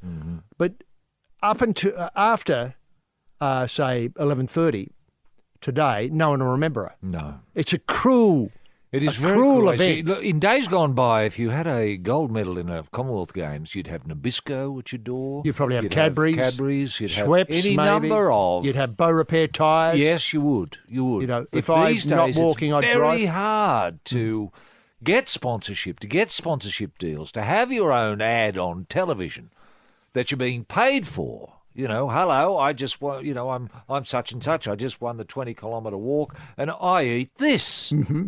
Well, remember in the old days, the Awesome Foursome? Yeah. It wasn't SPC 2 fruits, was it? It was Golden Valley fruit. Golden Valley fruit. And they were big heads rotating Yes. around the can. and Very all that. funny. Very funny. It was great. But you couldn't get that now. No. Can I ask humour at the opening ceremony? Did you think Aussie humour was a little bit missing there? I mean, we got the bum going viral. I don't want to reprise the embarrassment. Well, I of it. enjoyed the bum, you know, throwing a brown eye to the Prince. No, I thought that was I funny. thought that was very Aussie. Yeah, very Aussie. Very Aussie. The only thing I found not quite Aussie about it was at the moment when everyone had towels, no one bothered to give The person a towel to wrap around themselves. Yeah. But the brown eye to the Prince went viral, which was Yeah. great. That seemed to be the only thing. But I was just wondering if I don't know if the more Prince saw visual it, though. humour- I think the Yeah. Prince was asleep at that stage. Now, speaking of disappointments, were you disappointed they couldn't squeeze in the Queensland Premier Anastasia Palaszczuk into the opening ceremony? I think the a spokesperson for the Premier, Mr. Schwartzen, Rob Schwartzen, described the Commonwealth Games Federation as out of touch and arrogant, which I don't like. Really? What, with Beattie involved? Well, he said it kick in the guts for the state. After all, they'd put $3 billion into it. Right. But I think you alerted me to the fact there was a very tight card. It was. I don't And- know where the Premier would have spoken. No. You know, obviously Beattie had to speak. Yeah. The Prince had to speak. Well, maybe that was the one that could be negotiated. Ah, yes, brothers and sisters, you're in the Probe Church of Hope in the pulpit, the very Reverend R.R. Slaven, with a special reading from Revelation about the evils lurking in the 20-kilometre walk at the Commonwealth Games, and nicking off with the collection plate H.G. Nelson. Now, good news, Vegemite. The makers of Vegemite want to get in touch with our Jemima gold medal- Montag. Jemima Montag, yes. I would have thought something like, I don't know, Weet-Bix or... Weet-Bix, yeah, Weet-Bix, What yeah, about popular one. I Cotty's think- jam? Well, Can you still get Cotty's strawberry jam? Well, I and haven't she could seen say, that. hello, you I remember power me, the walking. I'm a gold medalist from the power. I walked 20 kilometres and won the Commonwealth Games in Gold Coast, and I like strawberry jam from Cotty's. Is that how it Is that works? how it'll work? It's a very authentic feel, Roy. Yeah. No big tickets. And No. would you just stand there with a piece of toast in front of her? With a and- voiceover saying, what do walking champions have on their toast? Hey, don't just- make it too elaborate. I like the you just- original script better. Oh, okay. Oh, well. I like the idea that, she's there spreading it. Yep. Hello, everyone. You could have a voice off camera saying, Jemima, what are you doing? Yeah. And then she said, oh, I'm just putting my strawberry jam on my toast. What side is it? Cotty's. Do you know what? What? How about a 4 and 20 pie? Yeah. I can eat I can eat 3 of these a day while I walk. while I walk. Imagine you having that freedom. Start Yeah. walking. Yeah. Well, it's a great opportunity because she could sell that anything really. She's Well, terrific. and international figure now, because I think Yes. that's the thing Peter Beattie's taught me about these games, is everybody in the world today He's watching. Billions are watching. 20 Yeah. kilometre walk. Yes. That's the one they wanted. I know. Forget the marathon and the 100 metres. They're rubbish. Yeah. The 20 kilometre walk was the one that took. And wouldn't it have been great if the sponsor had the wherewithal to walk, should she have done a deal with 4 and 20, to walk across and hand her a pie as she came through the barrier. Then we saw the family. They should be eating 4 and 20 Yes. as well, while talking to Paddy Welch or whoever it was. Yep. Or with the cottage jam, if that Yeah, I is what it's going to understand, be. Yeah. Imagine that, the toast, the Yeah, family. the whole family How does there. it feel? Yeah. When did you know she had a talent? All the questions. Yes. They're the same questions they ask everybody. Who cares? Yeah. It's the product. How that matters. special was it? Yeah. It's made more special because of Cottage jam. jam. Now, still with the Commonwealth Games, Borrowby, I know he mentioned that he's missing. He or she's missing. The sponsors got in touch with Borrowby HG. Is there any talk of Borrowby being the face of something? Apart from the Commonwealth Games in Brisbane. You mean like the a Gold product? Coast, yeah. Borrowby loves the Toyota Corolla or something. Well, I don't know. I'm just imagining. Wow, that's a tight fit. Borrowby and the Toyota Corolla and the jump. Oh, what a feeling. Yeah. Now, look, what I love about Borrowby, which is new, I think, is he comes kitted out with things a bit from the game. So this is a bowling ball in what amounts to be his right hand, and he appears to have a boxing glove for a nose. Oh, I didn't know that. Is that what it is? I suppose it is. And these elements here, I suppose, are waves around his head that are his ears. I don't know. They should have maybe taken that a bit further. Yeah, right. But he's talking to kids. Oh, When we kids can love see- Borrowby, yeah. Yeah. Those Borrowby... Dolls. Oh, they're moving. Don't they? And can I ask you to maybe, because I know you've got an interest in Olympic merchandise, Commonwealth Games merchandise. Yeah. I can't recall who was there in 2006. I can't recall who our, lead-off mascot in 1982 was when the games. Oh, were there in was Big Brisbane. Winking Oh, yeah, Matilda. I know, but could you get a Matilda T-shirt on the wink? I don't know. Can't help you there. I don't know. But, Maybe the world's but there's changed. plenty of Borrowby stuff. Did I see you with a Borrowby coffee mug? You did. It was one of those weird ones where I had Peter Beattie on one side and Borrowby on the other side. Well, I tell you what, those little Peter Beattie dolls, they're fantastic. Oh, aren't they going? You just wind them up and they talk. Yes, it's the Probe Philharmonic with the Maastricht variations of I Thank You, the unofficial national anthem of rugby league. On the violin, first violin, the melodic maestro, rampaging Roy Slaven and crushing the saucepan lids in 5/4 time, tone deaf and tuneless H.G. Nelson. Now, Roy, just leaving the Commonwealth Games briefly and hoping that news about Vegemite and Montag comes through before the end of the show. Yes. We have been contacted by Michael Clark, Yes. suggesting that his comments that were revealed at the top of the show, which we took as fact, were in fact all made up. Do you think there's any truth in that suggestion that these facts were made up? Well, look, professional journalists working Are for involved. for the Daily Telegraph, they're not going to make stuff up, especially when there were quotes there quoting Michael Clark saying that he was prepared to come back as captain. And now he's denying that he made these comments. Well, he says here in a DM to me, he says, HG, this article is out of control. Let me make it clear that I have not sent any formal offer to James Sutherland to come back and play cricket. I sent him a message as a friend offering to help Australian cricket in any way I could. Open brackets, this could mean mentoring the under-14s. Now, in any way I could. I think well, what if somebody's- James Sutherland said, well, we'd like you to come back as captain?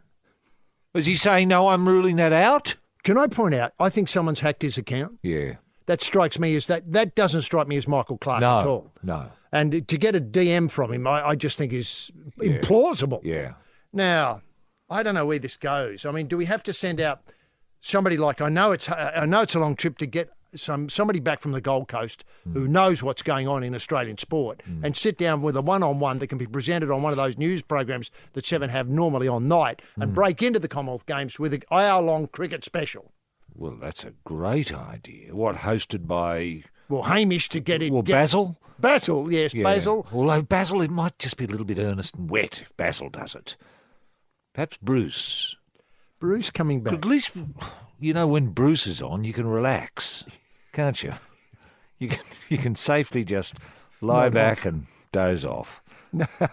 Look, can I just say that jumping from channel to channel here, but there is a move to get Paul Fatty Vorton back on the footy show. Now, people need a bit of context here. Is at the end of last year, when both footy shows were in a bit of trouble, this is the AFL and the Rugby League footy show, the AFL footy show decided to bring Eddie Maguire back after 15 years of not being on the show. Sure. They brought him back and they'd let Sam off the leash. Yeah. And the show's just incredible now. I was watching the other night. Sam was on assignment at Augusta in. I wondered where he Sam was. gone, and they were. Billy Brownless came in. Billy Yeah, Brownless stepped yeah, up, and yeah. that mini-me stuff that he started off with, getting rid of people, Croft and so on. Yeah. Obviously the others who got dumped from the show was just incredible. Yeah, fantastic. And then Billy came out and did a lot of the heavy lifting, bagging people and so on. It was just something fresh about it without Sam being there. Not that I've got anything against Sam. No. I mean, he's just the footy show, really. Yeah. Now, that's all working great. The rating's incredible. The whole thing is just really Did taken it rate off. as well as Spartan HG, the Aussie Spartan, because that was a terrific show. The final was last week, you'll recall. You got the result there? Well, people were asking me. Apparently, I did. I loved it. X Games Sydney won. They beat 2.5 men from South Australia in the final. 2.5 men. Yeah. Why didn't they have the other half? They would have won. I don't know. But look, it was a terrific night. And equal third, I think, were Cocoa Butter and Unit 5.5. Suddenly, sadly, I should say, XP Vanguard and Dream Team failed to qualify. But it was a terrific card. And so is it doing as well, doing the numbers that, say, Spartan did? Look, I reckon you're comparing like with unlike, because that was the Spartan Grand Final. Yeah. So there's a fair bit riding on it. Yeah, there was. Enormous amount. Obviously, punters were involved and stuff like that. Now, Yeah. you can't expect a normal run-of-the-mill footy show to compete with that because No, you can't. I'm not, Sam Away obviously robs it of a lot on assignment Yeah. at Augusta and talking to people and stuff, which is great, Yeah. and playing golf, etc. It's very, very funny. Yeah. But there's nothing on it. There's no way to get involved. There's no way for the ordinary person at home to be engaged by No, it. that's true. Now, if they suggest that Fatty's back, one of the presenters on the show is taking maternity leave, Erin Molan. She's taking maternity leave. So there is an opportunity opening up on the card to get Fatty back. Right. Now, But is Fatty going to be happy to come back? well, this is a problem. The Yeah. problem is that the producers fear the fat man will knock it back because he's still dirty about being sacked while away overseas on holidays last November after 23 years doing the gig. Well, if he doesn't want to do it, HG, why not Daryl Summers? I think Daryl would be terrific. He loves his rugby league. Everyone loves him. And the players would open up for him. Do you think they could have players' red faces? Yes, definitely. And can I ask, do you see a role for Big Gal, the Superman from Sharks, from the Shire? He's What, everywhere. Daryl and Gal? I'm licking my lips. I know. Over the last few months, we've learned a few things about Mick Malloy and Jane Kennedy. Hello. We've learned that Jane gets turned on in the kitchen. One of my favourite activities, which is a man unstacking the dishwasher. Steady on, women are driving off the road. And we've learned that Mick loves a chamber pot. I've been asked if I'm christening it, will I do it during the show? I did not leave the studio for 2 hours yesterday. What'll we learn next? Triple M's Kennedy Malloy. Catch up now on the Triple M app. Yes, it's the Probe, all right. It's the Probe Cafe, knocking out the coffee, the grind genius, Roy Slaven, and buggering up the orders and the penalty rates, H.D. Nelson. Now, just before we leave the Gold Coast, just reminded me of the Emily Seabomb disappointment last night, Roy. Oh, yes. Now, can I point out that this is an open-air pool? Most of the backstrokers line up their position in the lane by looking at the roof. Yep. We haven't got that here. We've dudded ourselves here. I know you suggested that we should put in a sort of grid over the top so it's the backstrokers and take it down. Or a mirror. A mirror. Yeah, a big mirror. Now, how do you feel for Emily today? Yeah. And not only Emily, but Emily's family. Yes, And the whole- possibility that, friends of hers have come a long way to see her from various parts of Australia. Yes. They've committed themselves to staying in the caravan park and putting up with the delays in transport and, Yes. 4 or 5 hours it takes to clear the venues and then wait for the motorcades from, the stars to leave. Yes. I mean, how do you feel about her today? Because I think she came in as red hot favourite in her pet event on the backstroke. She did. Look, she just felt she didn't know where she was. And you can get confused.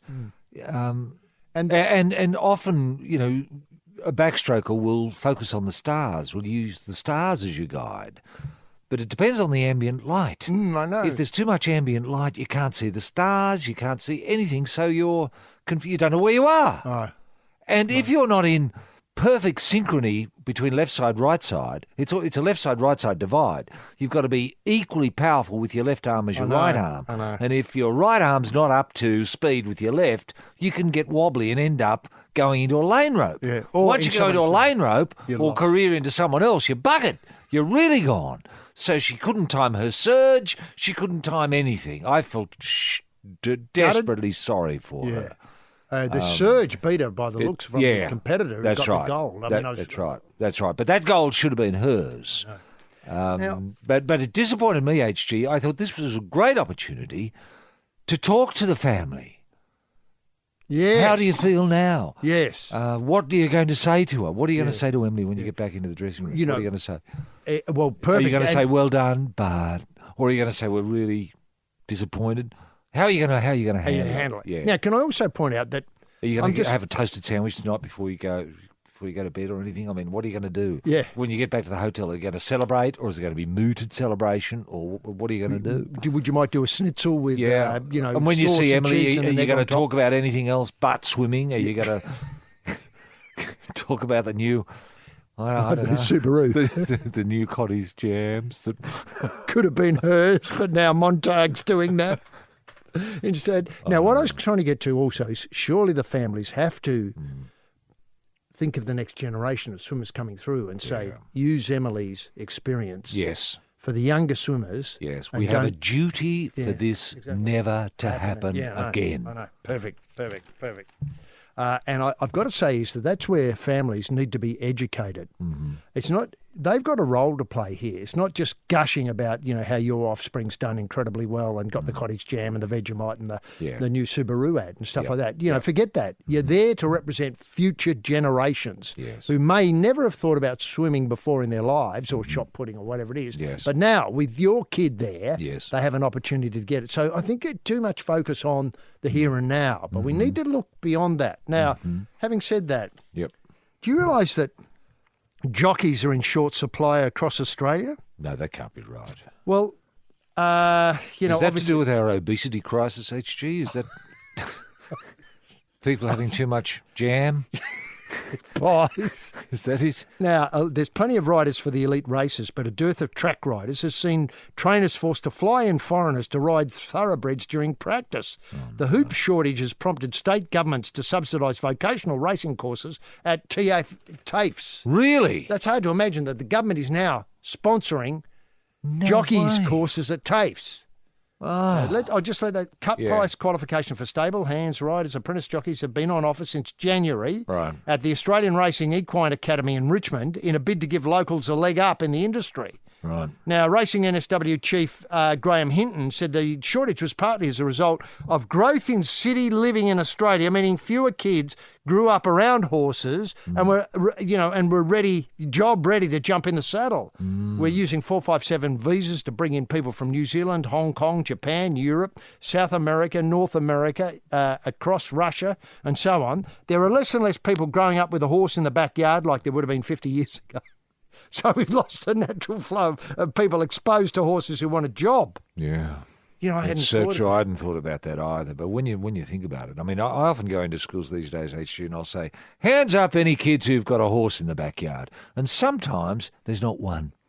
Is that right? I know, there's not one. A while ago, I think we prosecuted two things about this. A horse on the balcony project. Yes. Sure, you've got to take it down through the lift and get it exercised and bring it back up and put it on the balcony, but that's all right. That's good and for God's sake, get things growing on the balcony that the horse wants to eat. Better loosen or whatever. And you've got to get the body corporate on side. You've got to get them horse compliant because some of the body corporates don't want horses. They don't want horses in the building. Some people are shocked when the lift opens up and there's a horse in there. They don't like it. So I think we've got to educate people to accept the horse, and we've got to see more horses just around in the streets. Can I put it to you that what's amazing is that horses live in high-rise accommodation in Hong Kong. Horses are used to high-rise. They are. some of our great, horses that win a race here and then get flown up to Hong Kong live in high-rise all their lives. They do. And our champion trainer, Gay Waterhouse, has a new recruit, Ellie McCarroll, who was a physiotherapist. She tossed that in to be a stable hand at Tulloch Lodge at Randwick. Special thing to be able to work with horses and prepare them for race days. Coming from small town, she was job ready, though. She's at work at 3 a.m. most mornings where she mucks out the stables, etc., etc., etc. Weight, obviously, can affect jockeys, but, the track riders don't have to look after it so much. You have to be reasonably fit, love outdoors and like animals. Yes. Carly Triffett from the TAFE at Richmond said that. She likened track work to driving a car and needing both a skill set and a heart to do it. So that's perfect. Yeah, perfect. it is. Now, can I point out a couple of things here? Yep. Firstly, obviously the horses on the balconies needs to get push from our sporting minister. The other thing is, why don't we train seniors to do this work? I mean, we've got job-ready people, a bit like Michael Clark coming back to mentor and captain Australian cricket. Yeah. And often people, when they get older and very old, lose a lot of weight. Often they're just a bag of bones, really, aren't they? And they're looking for something to do something to fill in their days. And often they're the sort of person who's awake at 4 a.m. That's true. Yeah, that's very true. It ticks a hell of a lot of boxes. People in the past, and get this, this would, if we got enough of those, this would free up job-ready, fit youngsters who could work in the mines. Yes. Who could fill those gaps in employment elsewhere if they weren't riding horses and track working horses. It's a win-win-win. It is economy. win-win. It's all about jobs and growth, Roy. Oh, I know that, actually. And I raised this with... it was the Monash group I was addressing. Oh, the Monash group on the polypedal? On the polypedal, yeah. We were talking about coal and one or two other things, and the use of coal and how there should be more coal in schools. I couldn't quite follow that argument, but I was quite happy to accept it. Well, I think there is a role for coal in schools, really. But I was saying to them that with this jockey crisis, would it not be possible to legislate with people's winnings, say through Lotto Land or one of these highly popular... Bet365, Ladbrokes. All of these great betting services, that if you're getting a payout of, say, over $1,000, that payout could be a horse. So you don't get cash, you get a horse. A part of a horse or a whole horse? No, a whole horse. So that horse you take and you put it in your backyard or on your balcony or what have you, and that horse becomes part of your local community in a way. That's a beautiful idea. A horse is part of your local community? Yes. And how did this go over with the Monash group? They rode off. Yes, it's the good ship Probe at the wheel with a knife between the teeth and the patch on the O, the boatswain, rampaging Roy Slaven, and walking the plank, the peg-legged H.G. Nelson. Roy, people want to get in touch with us, Roy and HG at thesportingprobe.com.au. That's Roy and HG at thesportingprobe.com.au, and these following have, Roy. Yes, Paul's been in touch with us, HG. Now, Paul says, for many weeks now, I've listened to the amazing work and outstanding performances from Peter Beattie with the Commonwealth Games and the NRL. Fair enough, who hasn't? All right, he may not know who the teams are in the NRL, Cronulla, for example. However, the figurehead he is, and this alone attracting people to the game. I must say, though, I feel he's missed an opportunity to promote the game beyond anyone ever before him. Watching him speak at the opening ceremony last night, the passion, the love, the open heart brings tears thinking about it. However, he could have slipped in just a little connection to the NRL. Over 1 billion viewers, he said. Wow, he says. Is that not an opportunity right there? Why not wear an NRL head banner, an NRL tie, an NRL logo on the sleeve, a Steeden under the arm, maybe even a 30-second tie-in with a speech he made, a combination of all jerseys, as a jacket? As the chairman of the game, surely he must have had some leeway, given he spoke and not the Premier of Queensland. Surely he could also have had some baton relay runners in NRL jerseys in the final legs to the stadium. Makes you wonder what has been missed in this worldwide promotion of the great game. What an excellent and timely correspondence from Paul there. And you know what? I saw, I think it was the Treasurer at a match the other night he's a Sharks supporter, Cronulla Sutherland Sharks, the team that Peter Beattie doesn't know a thing about. Yeah. There he was in his gear, sitting in the stands with normal people around him, appearingly normal people around him, including the PM. And the PM was there. The PM. He didn't look out of place either, the PM. I thought the PM was at the Roosters game. Oh, it was Roosters Sharks, was it? Roosters Sharks. Was he in a Roosters Guernsey? I think he only had a tie on, but at least he made an effort with the tie. Right. Look, I think you're absolutely right. As I said in last week's program, what a lost opportunity it was for rugby league not to promote itself, because the foreign minister, obviously all eyes were on the foreign minister in that week when she was talking to the Russian ambassador. Ticking the Russian ambassador off. She was telling him right off, and obviously there was plenty of toing and froing. I think this week she was in with Charles in Vanuatu. Was she really? Prince Charles in Vanuatu. Yeah. And so here was an opportunity, 3 or 4 occasions when she could have worn a different rugby league jumper. And obviously the question from the local press or international press, and there would have been thousands of international press following Charles around, and the question to the foreign minister would have been, Foreign Minister, I noticed you're wearing a jumper. Could you explain the jumper?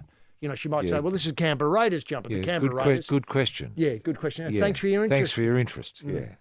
And so on it go. Immediately, all of a sudden, doors are opening. Rugby league's being talked about. Yeah. And you know that 1 billion figure? Do you think that was a bit shy? I think it was more than $1 billion. I think he was being conservative there. But I think also what Peter Beattie could have done, HG, which would have been great, is said, and to open the games, of course, we've got His Royal Highness Prince Charles here. Charles, come on over here, mate. Charles, what team do you follow? Are you a Raiders man or a Roosters man or a FNQ cowboy? What are you? Put him right on the spot. I tell you what would have been lovely is, I've got no idea who Peter Beattie supports, but let's say he supports the Broncos, who aren't having the best of year. No, they're not.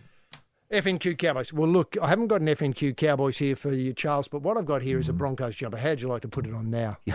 You know. Perfect. Do you know what I mean? Look. And here's one for the missus. That's right. If it's not her size, we can fit her up later. Yeah, that's right. And see if she can stay awake while we do it.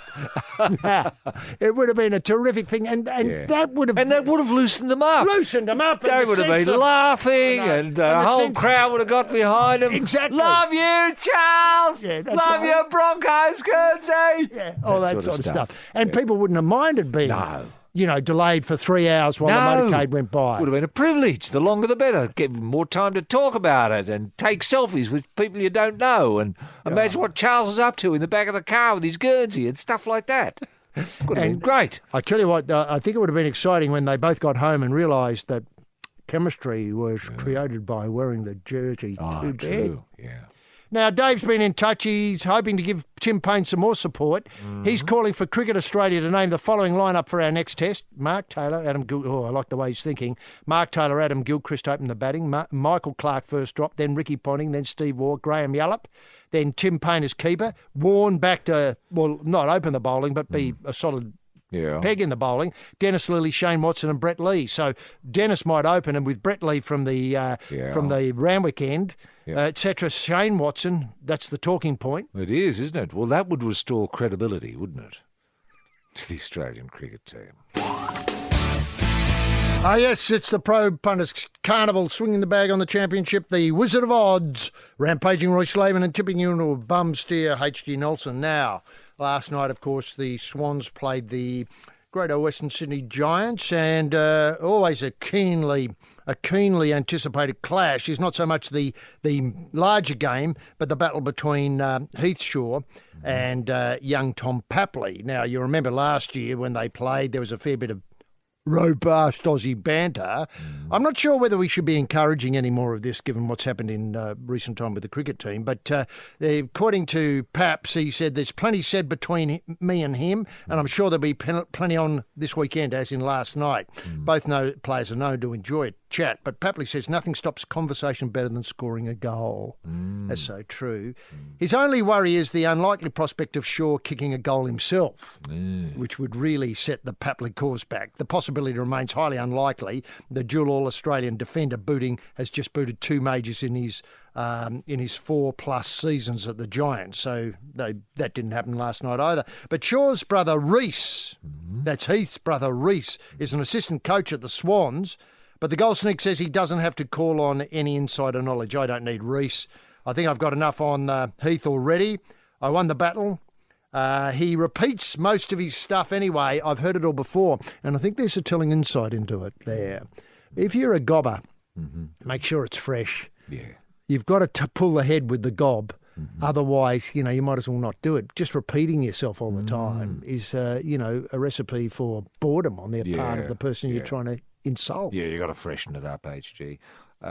Even if you've got to, employ writers to help you out, and certainly players are remunerated to the extent now these days where they could afford to have a staff of people dedicated to coming up with something that's going to pull the head of, say, someone like Papley. I mean, there's plenty to work with there. Certainly plenty to work with. And, Hey, Pap, you're a smear. That's just a start. Get it? Pap smear.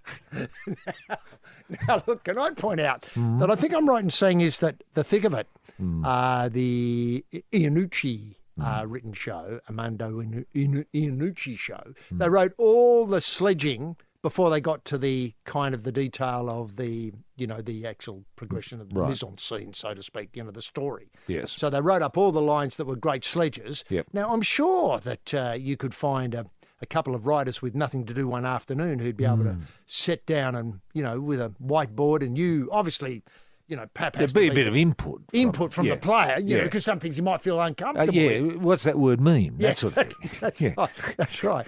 Xenophobic, for instance, to pick a word. Yeah. No, that's absolutely right. The player has to feel comfortable and committed to the sledge. Exactly, and have time to rehearse it.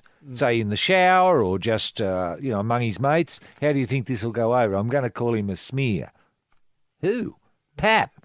Why? See what I mean? Why don't you think it works?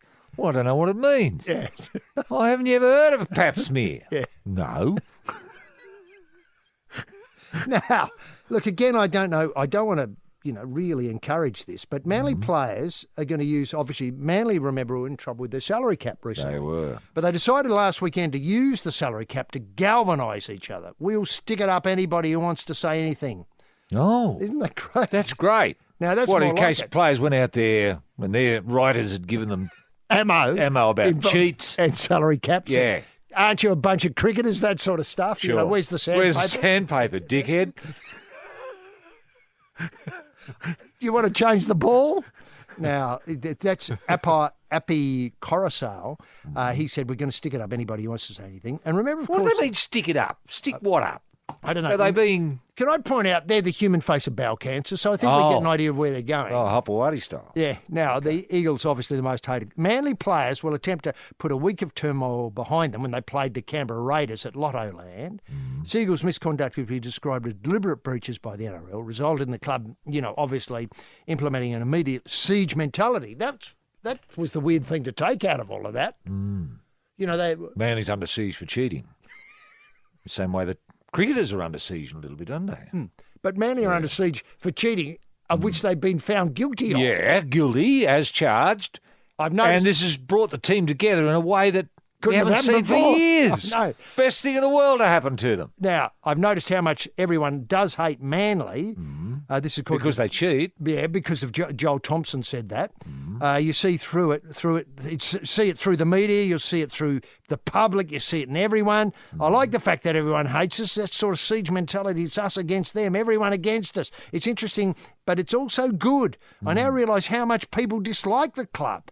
I'm sure open brackets fans at rival club clove bracket would love to be loving this cap punishment. They'd be kicking back and absolutely loving it. Good on them. You hear about history. They've been through a lot at the club, etc. Now, is this good promotion? I mean, are you able to carry this into this week and next week and the following week? Or do you have to freshen it up a bit? Well, I suppose you've got to freshen it up a bit. I mean, coach can only play that tune so often. Blokes, everyone hates you. Yeah, we know, coach. Yeah, but they hate you more than they did last week. Yeah? Who said? I'm saying. Yes, it's Roy and HG here for the final burst of the probe this morning, and we were lucky enough to get along to Sotheby's and Russell Crowe's auction of memorabilia. God, there were some great things, and some things went incredibly cheap. Yeah, I got some shoelaces, HG, that had been worn on the set of Gladiator, not actually in film. costume, No. but just shoelaces he'd worn in a pair of shoes that he'd worn to the location. So that was good. And did you think some of these items, 125,000 for the gladiator costume? Yeah. Most people can remember that. It had horses and it did. fir trees and all that sort of stuff on, and a couple of mythical figures. But was it one that was made actually, or was it genuinely really old that belonged really to Marcus Aurelius in the early days and been unearthed at a site, an archaeological site? Right. I can't answer that. It went for 125 grand. I thought that was a really good get on the night. Yeah. The Master Commander costume was 15,000. The Master and Commander violin, which I think was a Strad, it was originally played by Les Paul, actually, incidentally, 135,000. Romper Stomper boots, 10,000. The Charles Blackman painting, which I thought was a bit, one of his lesser works, 360,000. Yeah. And I was very disappointed. I mean, there was so much, so much there that I wanted to get involved in, but it was just a bit out of my league. Yeah. The Russell Crowe motorcycle in South's colours was a terrific get, but I'm just wondering where it goes to now from here. Do you think one of the technical museums would be interested in something? I suppose so, yeah. I managed to get a couple of his videos of South's matches. Did you? Yep. That he had actually played? Yeah, that he'd recorded. So that was great. Well, that's it for the Probe for this week. Look, the Commonwealth Games continues all week. Rugby League, obviously, AFL, and the Championship with the races, tremendous. We'll be back Australia. next week. Yeah, go, you good thing. Bye now.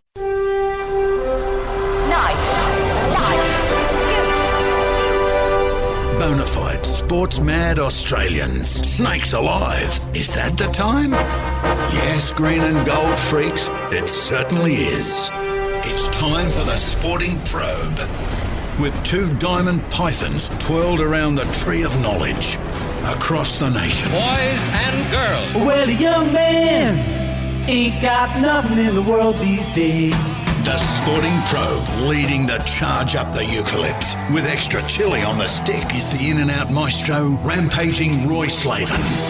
And coming from behind is the heavy lifter with both feet on the ground, H.G. Nelson. Unleash the grunt and poke H.G.? Yes, TF Much, gentleman, Jim Daniels, the golden guy in the TSP Soundproof booth. He's this afternoon he's towing the Caravan of Hope to Suncorp again for the second Sunday on the trot. And this one for the big one, the NRL sudden death, Broncos v Dragons, Matthew Lodge, tipped to explode New York style. If you haven't seen Matthew in action in New York, wait till you see him this afternoon in action at Suncorp and you'll get an idea of what it was all about, what the big raps on this bloke are all about. Now, Probe-sters, Patriots, Pilgrims, Punters, H.G. Nelson getting the Sporting Probe away for another set of 7. TF Much, Bruce McAvaney. What an incredible night it was. I think it might have been Thursday night when I heard the dulcet tones of Bruce calling the football back to where he belongs. Brilliant, as usual. The original and the best, some say. Sure, Lou Richards was an original, but not as good as Bruce. Fact. Jack Dyer and Peter Landy. Fact. All those facts, but they're not as good as Bruce. What a week. What an incredible week. A week when too much sport is barely enough. Residents, 457 visa holders, tremendous to have you with us as we prod forward through the solidly backed up stoolage of the week's sporting action. A week of massive collects. Sadly, last week in the Moree Cup, what a great race. One for the ages. I was on track for the Moree Cup. The Golden Guy made a couple of predictions, well wide of the mark, sadly, but a rare run of outs last Sunday for Probe's number 1 tipster. That's right, he still holds that coveted spot on the all-time great. Probe's number 1 tipster. Weatherboarders, let's lock horns with a man who this week played the coal man 97 times in a row for rain. I mean, you've got to ask yourself, did I do as much as that for rain? He caught a Murray cod this week for rain. Again, ask yourself, did I catch anything for rain this week? He put out a video of his cat eating pal for rain this week. That's how far he's gone. And tomorrow he is declared a Mad Monday for rain. I mean, sure, parts of Sydney did get a bit of a drenching. Other parts of Australia may have got a bit of a drenching over the end of last week, but it's not good enough. Is it raining in the right spots? It's an absolute disgrace where rain is falling. It's falling in places that virtually don't need it. I've talked to rain. Don't know what it's up to. It's just a disgrace. Anyway, Mad Monday for rain tomorrow. I can't wait. All the usual Mad Monday activities will be on offer. And if you're thinking about going to work, don't. think about having a Mad Monday for rain. And he is on your side when it comes to rain and listening to your needs. He knows you need rain. I can't stress that enough. He wants to know what your family are talking about round the kitchen table. Big issues like then the Broncos win the NRL. This year's Bachelor, is he any good? Winks. Has he beaten anything? Has she beaten anything? Just changed gender there for a while. Anyway, he wants to know your burning issues. And the genius of this man is that even when he's shouting at you and talking over you, he's still listening with both ears. That man is rampaging Roy Slaven. Roy, can we get the TSP bunny in motion simply by asking, what highlights caught your restless roving eye this week, Barrow? Yes, thank you very much, A.C. Nelson. What a wonderful week to be an Australian whose voice is being heard. Now, in the wake of the Bulldogs Mad Monday scandal... Sweet Caroline. Yes. Now, calls are being made for the PM to appoint a rugby league envoy, which I think is a terrific idea. Could he do that job himself as well as be PM? I suppose he could. Just a question without notice, right? Yes, but someone like Dutton, someone like that, someone who's got a bit of heft, I think could be a terrific envoy for rugby league. Now, 17 clubs breathe a collective sigh of relief as Big Sam, that's Big Sam Burgess, becomes a bunny for life. Good luck, Sam. And wasn't Sam terrific the other night? I mean, God, Sam really put it in. Now, proud Australian journeyman John Millman earns the respect of the tennis world. And John Millman, we may never hear of him again, but by golly, what a week he had. To see him there in the semi-finals, it might have been. Quarterfinals, as it turns out. Quarterfinals, yeah. God mighty, could have been semi-finals. But proud Australian. I mean, there were no tickets on himself. He didn't abuse the referees when he was... Or throw his racket. He didn't smash his racket. No, he didn't need to. Didn't need to do any of that sort of thing. He just it all. accepted the fact that he wasn't good enough on the day. Yeah, it was just one of those chance things. The man they call the Joker. Now, the Australian cricket team, they've revealed a cricket team charter, they're calling it, which spells out each player's duty to the Australian public. Oh, wow. This is a terrific idea, and why haven't we had a charter in the past? I asked myself, and I'm very keen to... We might unpack this charter a little later in the program. Is it a no dickheads policy? Well, I suppose that's tacit. Right. But I hope there are some key performance indicators. KPIs? KPIs, yes, for each player in terms of runs and wickets and catches, that sort of thing, I'd imagine. Now, speaking of cricket, very sad story. Alistair Cook, the retiring English great, has revealed he has not spoken to his best friend Kevin Peterson in 4 years. His best friend? Well, he used to be his best friend. Yeah, they had a falling out. I don't know what it was over, but it must have been something serious, because they haven't spoken in 4 years. It's a sad story. Very sad story. The man called Tiger Woods is back in the Ryder Cup team after a 6-year layoff, and I think the Ryder Cup might be being played in Melbourne. So we might see Tiger in Melbourne. The man they call. The man they call, and we haven't seen Tiger in Melbourne since, that's right, since the Museuchatel imbroglio. Well remembered, Roy. All those years ago. That is some time ago. Yes. That's one for the people to rush to Google. Yeah. And That's well remembered. That was the beginning of the end for the old Tiger. And could Melbourne be the start of the new Tiger? Let's hope so for Tiger fans. Now, rugby league referees are threatening strike action over wage increases. Good time to do it, and I hope they've got a strong union. I don't know if they're associated with the CFMEU. Unions like sort of what I'd call militant unions. I don't know if the Rugby League Referees Association is a militant union, but it sounds like they are taking militant action if they're threatening to strike during the final series. God almighty. And Serena loses to Naomi Osaka, who's the first Japanese person to win a Grand Slam. You forget that, don't you? Yes, I mean, Kimiko Date went close Lit some the years fuse. ago. Yeah, about 20 years ago. But that Date baton was on the ground there in Tokyo for the best part of 20 years before being picked up by Naomi Osaka. In controversial circumstances, I'd have to say, because Serena is not she doesn't lose well, you'd have to say. On this occasion. On this occasion, circumstances will probably conspired against her in as much as she did smash a racket and got picked up for racket abuse and for coaching and that sort of stuff, and the wheels really fell off the Williams tilt. But Margaret Court's astonishing record of 24 slams, it still holds. It still holds. Make of that what you will. Yes, the Probe Hyundai on the road to Mildura behind the wheel in the Rogers is Captain Fat rampaging Roy Slaven, and making a nice pair up front, camped in a bucket of ice, is H.D. Nelson. Now, just coming to the US Open. Now, Serena bashes a racket. You know what the rule I'd introduce is you got to play with the same racket. Oh. I'm not, but of course you may break it so it's so bad that you can't play on. You may be able to replace it with one of equal. You know how in cricket you have to replace the ball with one of equal wear? Sure. Get a racket with equal wear. It'd certainly save a lot of rackets, and it'd certainly give people who get a bit hot under the trouser a pause. That's a very good. Are you going to suggest that to Tennis Australia? I'm going to suggest that to Tennis Australia, and I'm hoping that I'll get a good hearing. I've Have you run it by, say, Todd Woodbridge? Or? Todd Woodbridge is right up behind it. Yes, he would be. Well, Todd wasn't a racket smasher. No, and it's a recent phenomenon, isn't it? It is. It is. I'm not sure where it comes from. No, I don't think I like it either. No. There's no need for it. Look, put your racket down and smash something else. Indeed, or have a go at the other opponent over the net, or go for a walk around the block and come back, or just gob off. McEnroe style. Yeah. Was he a racket abuser? Well, I think so. I think he used to smash his water bottle with the racket. Oh, that's right. I remember that. Yeah.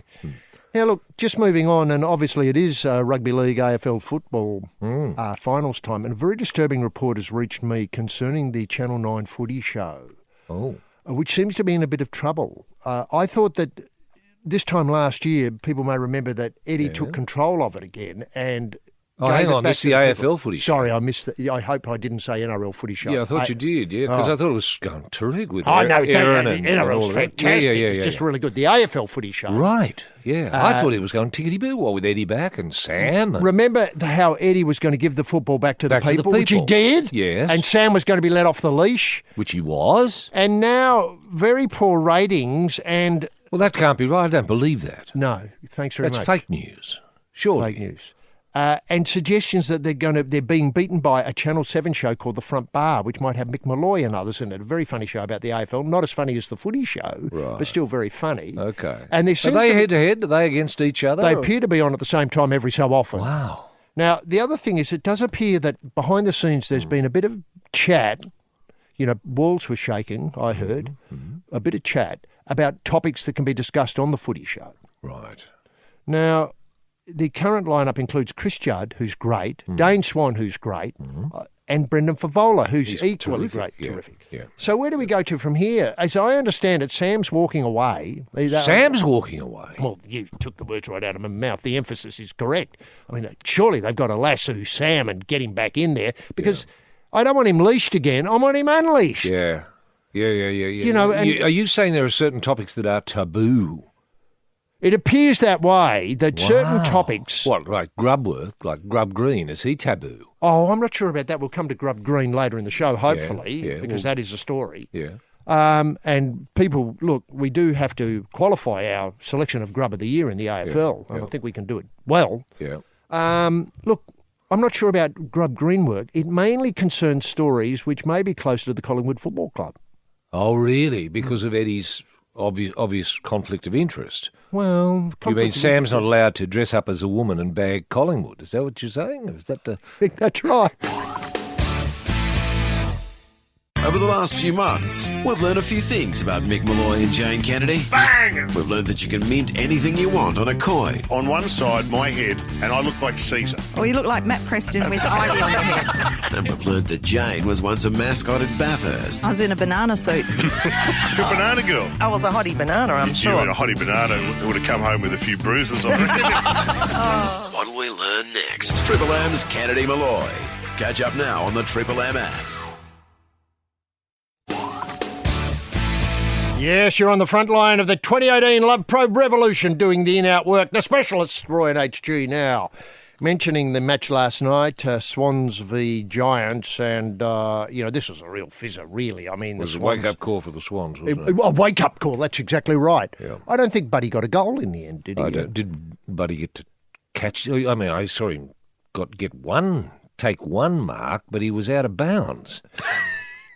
It was a very sad night for the It was Bud. a sad night for Buddy, wasn't it? But what a night for Toby Green. Now, Yes. let's go through the Wild West Gunslinger, according to the Murdoch Press. The Wild West Gunslinger. Was that Toby Green? Toby Green, He's a yes. Wild West gunslinger. As billed here in the Murdoch Press. Right. He stole the spotlight last night with 3 goals and as many stray boots in what's described his brutal ambush of Sydney at the SCG. It says it all, doesn't it? What a great opening par. Well, I thought it was creative use of the foot.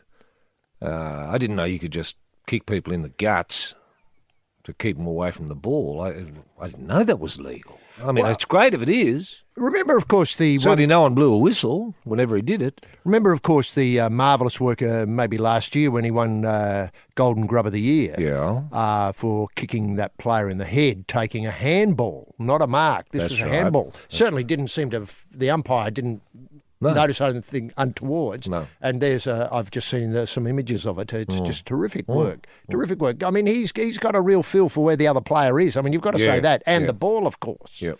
Now, Green nailed all of the pivotal moments in the big match last night, dominated 27 possessions. Now, and on 3 occasions, Green flew in the air with a knee and boot angled dangerously, connecting with the opponents. His last effort in the final quarter, digging into the stomach of the Swan and drawing a chorus of boos from the crowd. Very unfair from the knowledgeable Sydney crowd, who should have applauded. Great work. Now, we did announce that... I think the crowd there was just a little bit unsettled because their team was being... absolutely bashed up, Yes. Now, look, can I just ask, obviously we did decide, and we had to because we had pressing media commitments on the Grub of the Year before with Toby, on the sideline with injury. Let's face it, he was not playing. We couldn't put in somebody who was not playing as a Grub of the Year. That would just be implausible. So we had to go with the West Coast Kenny, who had a terrific year and knocked somebody out completely. He did. It's hard to go past that if you're looking for Grub of the Year. And remember, of course, is we only vote in the home and away for the Grub. There's no point opening it up. I mean, if you want to have a finals Grub, but that's a separate category competition. Yeah. And if we can get sponsorship, we will have a finals Grub from now on. And I've got to say, is Toby's selecting himself, and I don't know how deep the Giants can go, but with the Grub on board, doing that sort of work, who's to say they couldn't make that one day in September? Gee. Big call, I know. It is, yeah. Because they've got to get past next week in the preliminary final, of course, so it's not going to be easy, but they might meet the Tigers if they win, of course. They might meet the Tigers. In the Gee, that'd final. be great, wouldn't it? See the Giants v Tigers. Can I say, the Tigers play a fairly unsociable form of football.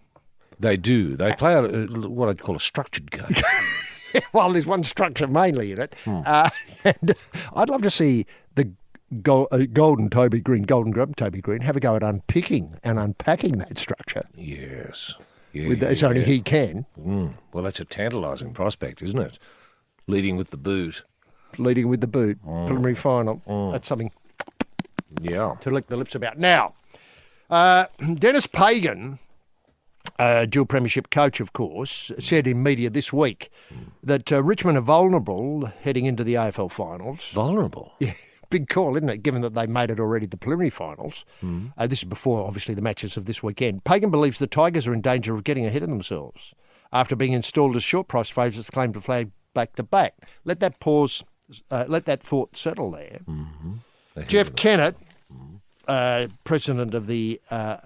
happy team from Hawthorn, the Wee and the Pooh, said Alistair Clarkson was an extraordinary coach and continued to reinvent himself. I'm not sure how, but he doesn't go on with that. Anyway, I'm not going to predict the future, and I don't want to get ahead of ourselves as I want to focus on Thursday night. Now, this weird getting ahead of ourselves. I suppose I've got a couple of questions. Is, did the Shamrocks ever get... I know they had a wonderful run and, Grass was a wonderful coach, continually reinventing himself. Did Grass ever say, now, boys, don't get ahead of yourself? And if so, how did you deal with getting ahead of yourself-ism? Yeah, right. Well, it is a trap you can fall into. The only time I can recall, HG, is we were in the grand final. The grand final was not going to be on the Sunday afternoon against Orange Sims. Oh, them. And Stomper had... Stomper, well, he bought himself a new ute to celebrate the weekend, And he'd bought in a couple of 2 18-gallon, in those days, kegs, because he was going to have a big party after the grand final, right? And he'd booked a band called the Black Diamonds, who were one of the biggest bands going in the Lithgow area, west of the Blue Mountains in those days. So he had the party all planned after the grand final. See, the grand final was going to finish at 5, and he'd sent out the invitations for 5 past to get to his place at 6. After obviously we'd showered and changed everything. He said the band was going to be there. Plenty of beers, plenty of food. Bring your mates. We'll have a great time, and I'll show you my ute. Now, Grass got the invite and said, well, what's this about, Stom? And he said, well, after the grand final, Grass, we're going to have a great time. Yeah, well, what if we don't win? He said, well, we're going to win. And we did win. And I put it down to being ahead of ourselves. I think there's a time when you've got to be ahead of yourself. Otherwise, you can't imagine what a victory is like. You've got to visualise it, You've got to be stimulated, you've got to be aware, and you've got to imagine. Now, if you can't imagine that you've won the game, don't turn up. Well, and are you imagining Stomp's place and having a beer and the barbecue more than playing the game? Well, in part, yeah, but you want to get to Stomp's, and there's only one way to get to Stomp's, and that's win.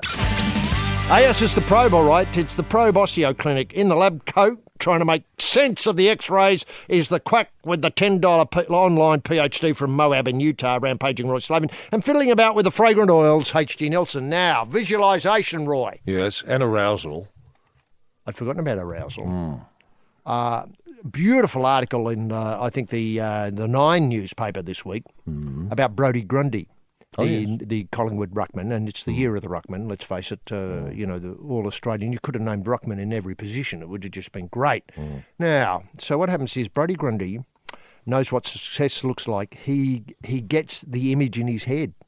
Does he really? This is like you, Stomp. I am having my first sip as I make my first tackle in rugby league. Yep. Brodie, before he gets going, he can picture success and he can put words to it.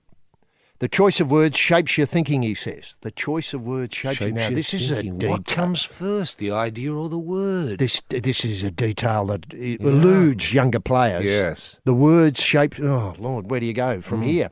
He ruminates over the language of success.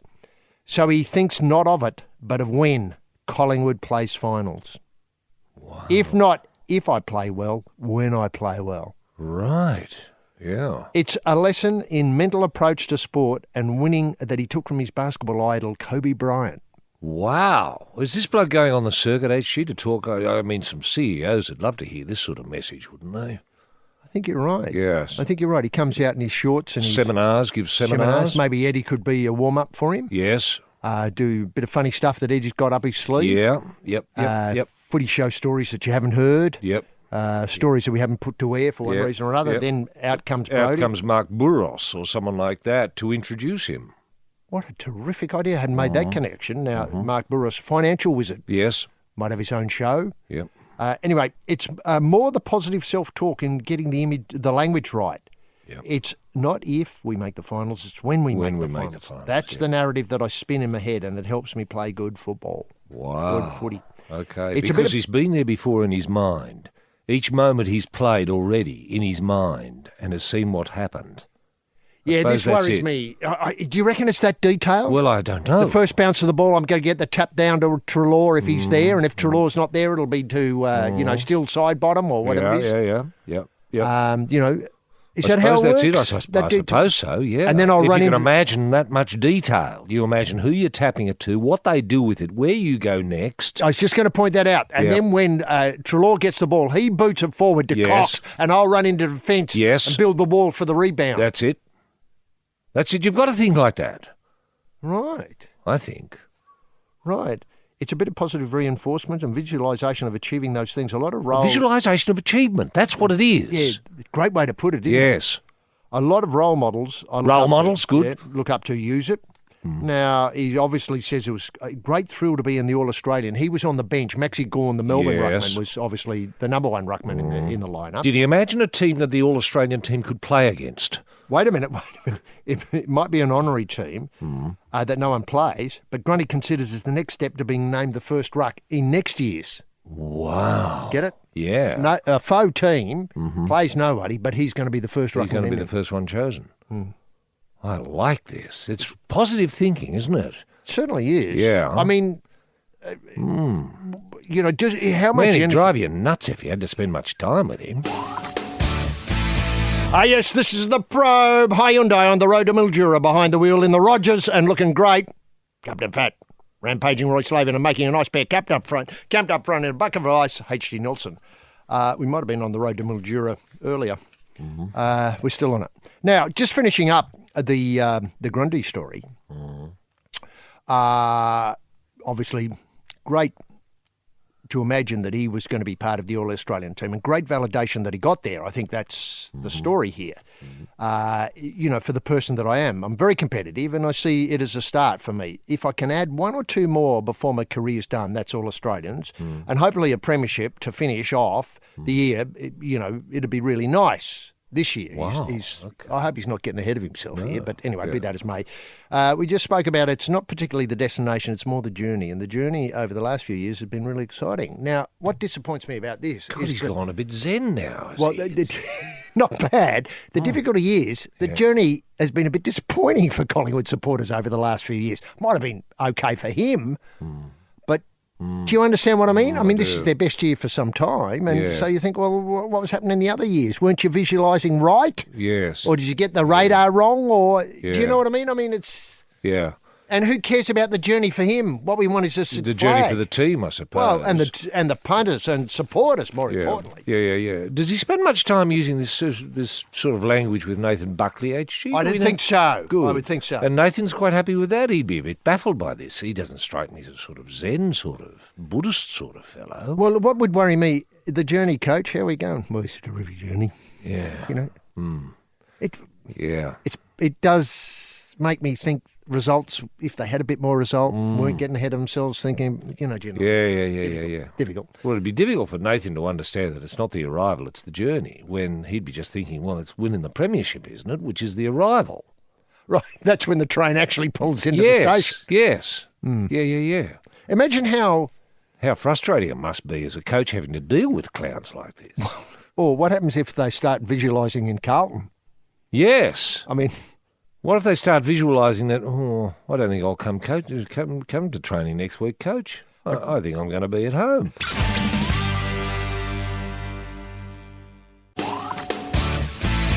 It's the Probe Punters Club swinging the bag on the carnival. The Wizard of Odds, rampaging Roy Slaven and tipping you into a bum steer, H.G. Nelson. Now, as the racing carnival looms up over the horizon of the sporting calendar, we come to the Kosciuszko. Now, Matt Dunn, a trainer in the Murwillumbah area, has decided to donate half of his percentage from the Kosciuszko to drought relief, the Kosciuszko race. Now, Wow. I can't give you an idea of how much money this would be, but Dunn has the favourite Care to Think and Snits targeted at the $1.3 million event at Randwick on October the 14th, so just over a month's time. Okay.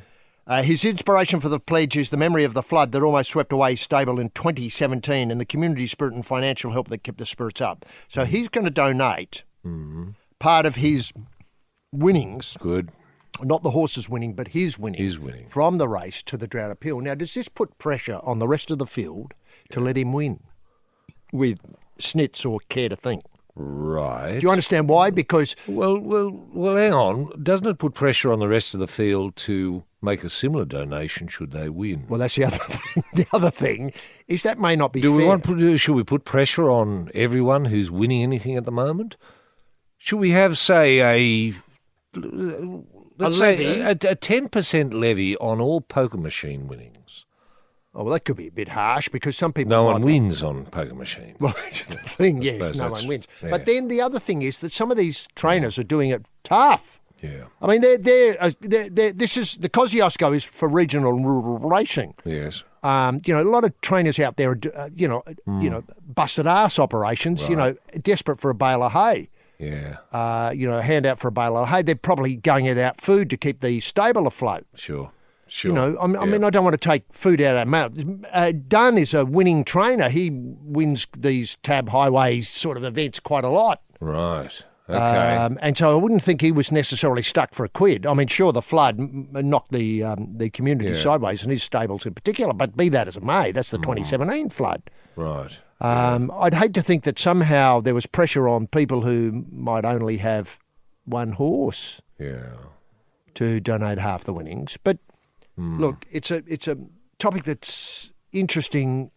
If we could get some sort of certainty from the racing community as a whole, I agree. Could the racing or the TAB donate something? Well, I thought the TAB were donating something, HG. I thought they donated $20,000 or something, the TAB.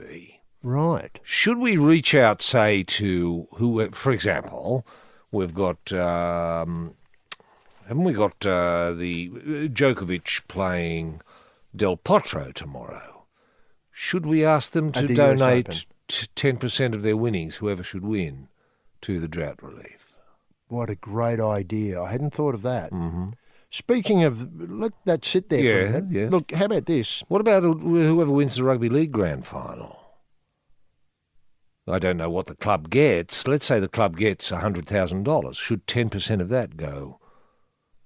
Right. I learnt this year that the club has to pay for a version of the trophy. Yes, they do. Yeah, it's not cheap either. No, it's not cheap. Right. Should they donate the trophy?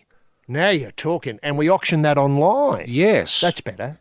To drought relief. Why doesn't the Rugby League donate the trophy and then we can auction that online? Yes. So let's say Eastern Suburbs Roosters win, so they'd have their name engraved there, 2018, and then that's auctioned off around the world. Right. Now, look, get this. Is it too late to transfer the Rugby League Grand Final, say, to... Flushing Meadow? Regional Australia, rural and regional Australia, have the Grand Final there. You mean like Watford Oval? Like Watford Oval, yes. So people could, traditionally the way rugby league used to be viewed by people sitting in their cars. And charge about $1,000 a ticket? Yes. What a great idea that is. Well, these are all great ideas, but you don't hear much leadership from Beattie about it, do you? No, but the new envoy for rugby league could. Right. Now, are you happy that Peter Dutton's the best? I mean... No. I just started thought a national conversation. It should be a heavy hitter. Yeah. Obviously this week, say, with the Canterbury Bankstown Bulldogs and their Mad Monday celebrations, that sadly got a little bit out of hand because the public went silly and it was beaten up by newspapers. By your newspapers, yes, who had no right to be there. It wasn't their Mad Monday celebration. No, they can have This their was own. Between the Canterbury Bankstown Bulldogs And a glass of beer. and a bit of vomiting and a bit of nude work, a bit of dancing, a bit of gyrating, a bit of letting their hair down in public, but without the prying eyes of newspaper camera people there exploiting them. Now, the envoy would speak on would act on their behalf, take it to the Prime Minister's office, and ScoMo then would step in and say, well, no, I think a $250,000 fine is excessive. Far too excessive, and instead fine the paper that exposed it, fine the Murdoch Press $250,000 that goes straight to drought relief. Yes, it's the Probe Big Night Out, dolled up in the glitter behind the wheel of the Tesla, the designated driver rampaging Roy Slaven, and camped in the backseat, the melodrama in mascara, H.G. Nelson. Now, just sticking with fundraising, how about this? Winx, you know the horse? Oh, I know, Winx. Yeah, the one who won't go overseas, won't travel. Yeah. Winx is doing her part to support drought-affected farmers. Thanks Good. Yeah, Winks is not going on a tour or anything like that, or racing at Griffith. What's Winksy doing? Winksy,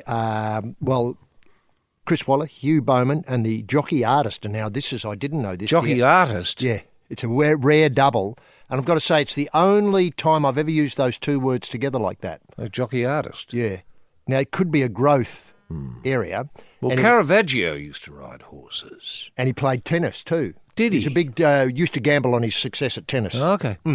Often rumoured that this would have been sort of some of the stinks he got into were. It would be like royal tennis. Of course, it was royal tennis. Yeah. And some of the stinks, Serena's meltdown may have been the early her being influenced by Caravaggio's meltdown. Right. And he got a bit more willing. I didn't know he was testy that way. Ah, yeah, very testy bloke. Okay. Anyway, the jockey artist Deanne Pena. Pena's imposing life-size portrait of Winks is in the lobby of the Racing New South Wales. Now, I recommend everybody who's coming to Sydney, maybe for football or rugby league commitments over the next couple of weeks, make a beeline to have a look at this tremendous. It's so lifelike. Yes. You can hear the hooves. Yeah. You can hear Huey saying, "Come on, you old bugger, get going," that sort of stuff. Yep. You can really hear it. You can feel it. You can sense it all. You can, you've got the dollar on the first one. You've left it there all this time. You've got a couple of $1 million. Anyway, it's being produced in a small range of prints, personally signed by Chris Waller and Huey Bowman. Apparently, the demand has been extraordinary. I bet. And so these are prints of the painting. Picture that's in the the lobby of Racing New South Wales. Yeah. What a pity Winksy hasn't put his stamp on it. Yeah. Well, I think there should be a day at the stables when you can take your portrait down and get in a queue to get the paw print. Yes. That'd be terrific, wouldn't it? Wouldn't it? Because obviously they might sell 2 or 3 million of these, and the ones that had the paw print would be in a cut above in terms of your resale. Yep. And let's face it, a lot of people are losing. I remember you told me once a long time ago to collect those 2 bobs that had Don Bradman on them. Yes, there's the florin. Now, I know you've got a couple of 100,000 of these. Yeah, I do. And I've got none. No, well, there you are, see. Now, this could be the same with this portrait of Winks. Now... But it'd be a limited edition printing, surely, so it retains some value. Well, value adding. Imagine you've got your signed by Chris and Huey. Yeah. Imagine if you got it signed by, well, let's say Greg Norman. Perfect. Tiger Woods. Perfect when they come. Wow. Don't give people ideas. Yeah. For God's sake, we'll be here all day. Right. Or, you might be able to get somebody like, I don't know, John Farnham. Grub Green. Toby Green. That's the one in the year. Yes. That he won the Golden Plus Grub. the Bulldogs who are going to jail for their Mad Monday vomiting on each other's genitals. How about Neil Diamond? Go Bulldogs. Is he still with us, Neil Diamond? I think so. Hanging on. I think he's still touring every so often. Still with us? Okay, good. Yeah. Now, Winks, obviously, he's coming back. Yeah. George Main stakes at Randwick, I think, next weekend. And winnings are going to be donated to the... Drought. Yeah. No news on that. I don't want to put pressure on the owners' connections and stakeholders here. Sure. I mean, obviously, other horses who might feel, oh, bloody hell, we got to let Winks win again because of the drought. Anyway, now, Chris Waller says that horses get winksed by the great mare, meaning they struggle to perform well again in racing after racing against the champ. Wow. Odd idea, this. Chris Waller had his take on that and warning, if you try to beat her and not ride your normal race, you'll come off very sad. But if you ride your own race and get beaten by, I don't think it'll affect your horse at all.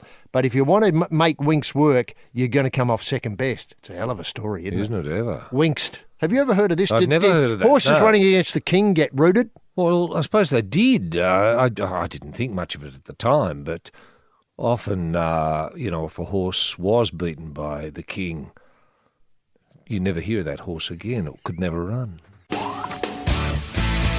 It's the Probe House of Cards, all right, holding all the aces. The King of Diamonds, rampaging Roy Slaven. And on the other side of the green, the man with the fist of nothing, H.G. Nelson.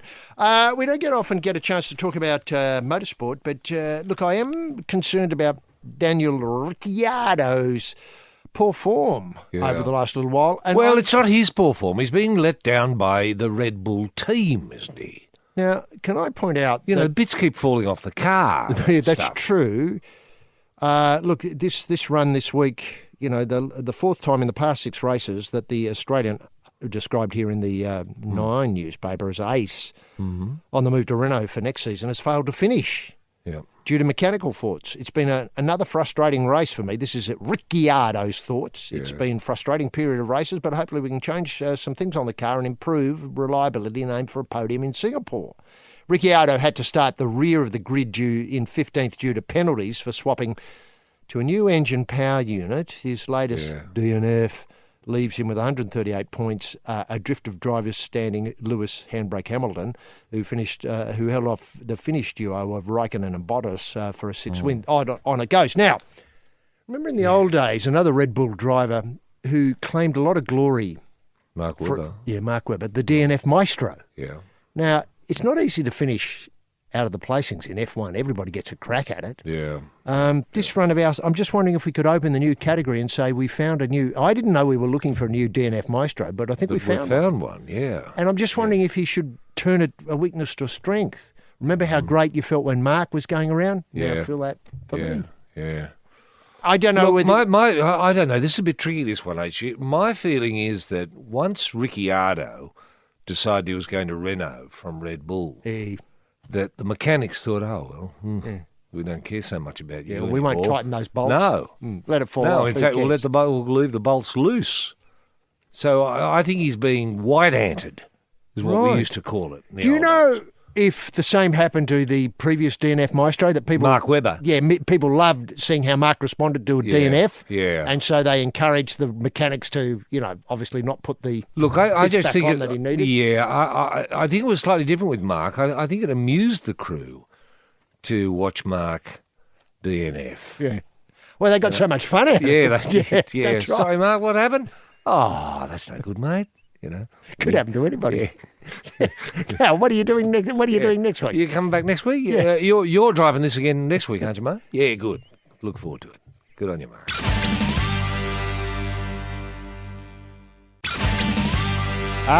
This is the Probe Ute on the road to Horsham, behind the wheel with his hand on the horn, rampaging Roy Slaven, and riding shotgun is the man with the shotty, H.G. Nelson. Now, look, as tipped on the Probe last week, it does look as though this bout that we've dreamed of for so long is going to happen later this year, and we're talking about the Paul Gallen stink against John Hopewade. That's a dream. John the Thumb Hopewade. Yeah. Who's promoting this, HG? Has this got a good promoter behind it? Well, in the old days, Flad Wharton was a great promoter. Yeah, I'm not very sure Bill Morty. Flad. I think Bill's still with us, but I could be wrong about that. But I don't know if Vlad is still in the caper. But obviously, I think the boys will put it on themselves. All right. I think they don't need much at car It's park. part of the Horn fight, isn't it? The Yes, Horn Mundine. as I understand, the Horn Mundine bout is on the, I was going to say on the undercard, the other way around. It's on the above card. Something that occurred to me, actually, is Sonny Bill still boxing? Because wasn't Sonny Bill looking out for Gal at one stage, or Gal looking for Sonny Bill? Well, now there's news on that. Is his quote today is, Yes. I'm not avoiding Gal, he'll just have to wait. This is Sonny Bill's talk. Wow. Why has he got to wait?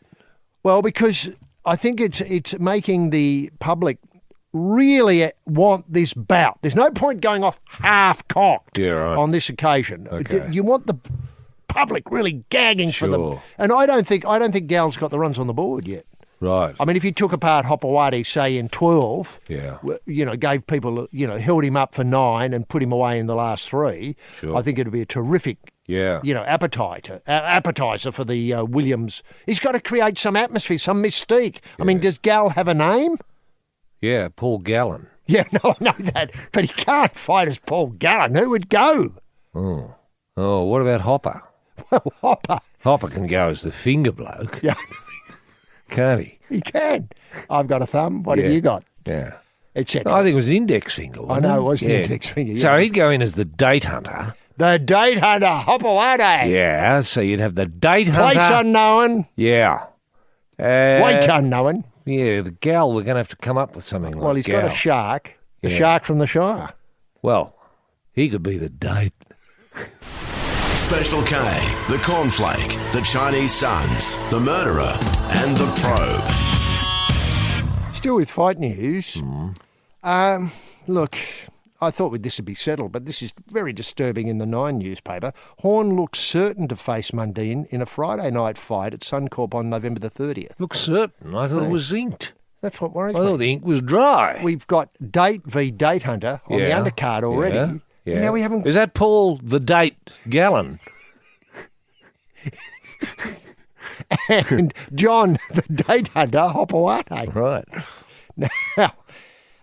well, that's fantastic, isn't it? Now, Horn looks certain to face Mundine in a Friday night fight night, granting him what appears to be a rite of passage for Australian fighters, no matter what their level of success. Now, what worries me here is that WBA welterweight Mundine, now 43, he's young, isn't he? Yeah. He's got so much ahead of him. Visualisation would be a big part of this, though, wouldn't it? Sure would. He will fight at 71 kilogram as Horn tries to rebound from his comprehensive defeat at the hands of Terence Crawford. Both camps have been wrestling over T&C, with the bigger Mundine to be fired if he balloons out after the official weigh-in. Now, this is an old wheeze, fighters weigh in light and then go... and hit the pasta and come back like a tank. Yeah. Yeah. Both fighters have agreed to be weighed in for a second time an hour before the fight. The Horn camp, very cagey, with that figure to be 75 kilograms. That is much heavier than Horn would usually fight, but while Mundine has campaigned across multiple divisions in his career, he last took to the ring at 72.57 kilograms. Very exact weight. For every 100 grams over the 75 kilogram mark, Mundine would be fined $20,000. Wow. That's a hell of it. Yeah. For every 100 grams. Wow. Would that go to drought relief, HG? Most of it, 94% is going to drought relief. And then 50,000 for every 100 grams beyond that. Wow. It's a deal to ensure Mundine doesn't have 10 kilograms on Horn once the bell goes. Now. Wow. Because he can bulk up like within minutes, can't he, Mundine? I mean, he's cunning as a rat. I know, when he comes to stacking on weight. Yeah. What do you think about this? Well, what I like is that... Couldn't Horn bulk up as well? I mean, he likes a pasta, doesn't he? He could have a nice big steak and a pasta and well, what I think is another steak and... another pasta. Now, milkshake and followed by a steak. Try that pasta. Now, it's a hell of a diet. Now, can I just point out what it's done is extend what I call the pre-bout, interest in this fight. And people will be betting on this. They will. They'll be betting on what Mundine comes in, what he's like an hour before the fight. Yeah. I mean, it's fantastic. It is fantastic. And why haven't we seen this happen before in boxing, where the fighters are weighed, say, every couple of hours? What, for 100 days before the bout? Yeah. And you can get a bet on every... Yeah. What a great idea. Even the bed they sleep on, it's weighed. Why is that, Roy? Well, what do you mean? Just so you can get a bet on, you say, I bet he loses something tonight. He's going to lose 3 kilograms. Yeah. While he's asleep. He's going to lose 100 grams while he's asleep. Bet he does. All right, let's find out. Ah, yes, the Probe Philharmonic with the Maastricht variations of the Coal Man. On first violin, the melodic maestro rampaging Roy Slaven and crashing the saucepan lids in 5/4 time, tone deaf and tuneless H.G. Nelson. Speaking of that, Roy, grand final entertainment. It's been announced, and the Gang of Youths, that great rugby league supporting act, is going to be the grand final entertainment. I understand they'll be doing a version of Sweet Caroline. Isn't that great? Yeah, it's something new. It's not normally in their repertoire, but they've learned it as homage to rugby league. Yeah. And what rugby league can do for a community in drought-affected times. Wow. And they're right. Okay. I'm not and sure. they've waived their fee for this. They're donating their fee to farmers, are they? I haven't asked them, right? But I am happy to put it to them. Yeah, right. Would you think that was a good idea? I mean, these are, a gang of youths wouldn't be that well off, and they'd have, costs to get there. They'd have to come from somewhere and catch the rugby train. league would pay that. Oh, would they? I suppose. I thought they assume so. Yeah. Gee, I thought they did sort of community charity work and come along and played. Because let's face it, most of these acts often don't go very well. Remember Billy Idol coming out? That's right. Remember 42nd Street? 42nd Street, yeah. I mean... Is there any talk of Billy Idol coming back out to do something for farm relief? Yes, it's the Probe, all right, with Roy and HG, and people have been getting in touch with us at Roy and HG at thesportingprobe.com.au, wondering if we've got any news on the AFL Grand Final entertainment. Obviously, the gang of U's playing the NRL Grand Final on that one day, I think later this September. Now, Roy, the AFL Grand Final's had so many great artists over the years. It's hard to know. I assume the Farm Aid group are doing the AFL Grand Final. You mean Johnny Farnham? Yeah. And let me go to the source here. We've got Johnny Farnham, Darryl Braithwaite. He loves his football. Yep. Guy Sebastian, John Stevens are doing a duet. Yes. As I understand, they're doing, I think they're doing Sweet Caroline. Not convinced that they'll be doing that. Veronica's will be doing I Thank You. Andrew Farris from NXS, Adam Harvey, Tim Wheatley, they're all going to be there at the AFL Grand Final. And they're warming up for a month later. They're going to be at that Scully Park in Tamworth, which is Woodstock for farmers. That's right. It's going to last 3 days, public holiday on the Monday in that part of the world. So that's good news, isn't it? That's excellent news. Yeah. Do you worry that by then we might be droughted out? We might be in flood. Rugby League in New York, Aussie rules in Shanghai, the Sporting Probe in Australia.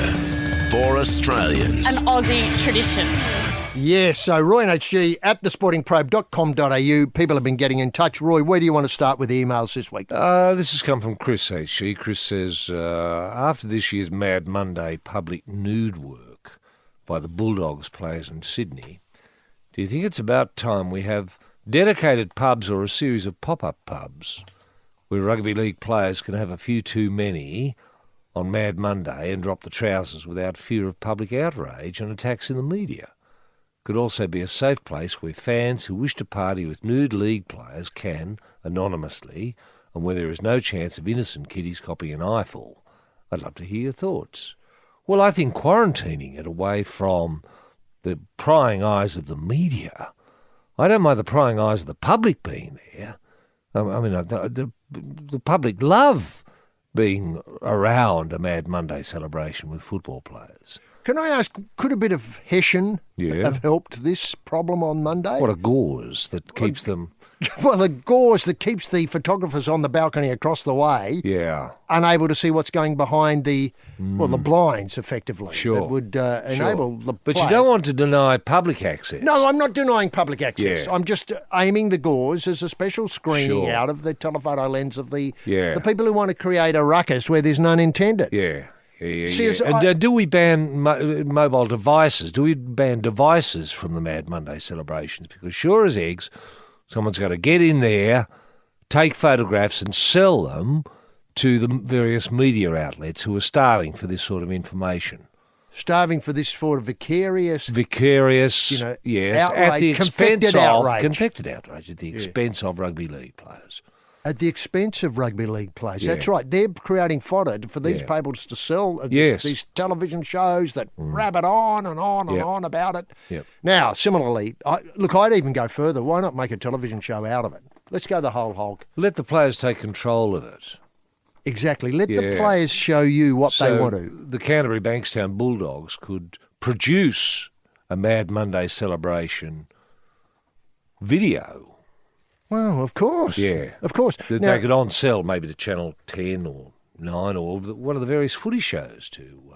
Well, let's go further. Obviously, we've got 18 clubs in the AFL. How many have we got in the rugby leagues? 18, is it? 18, okay. There's 36 Mad Mondays to come. Some will be a bit subdued. Mm-hmm.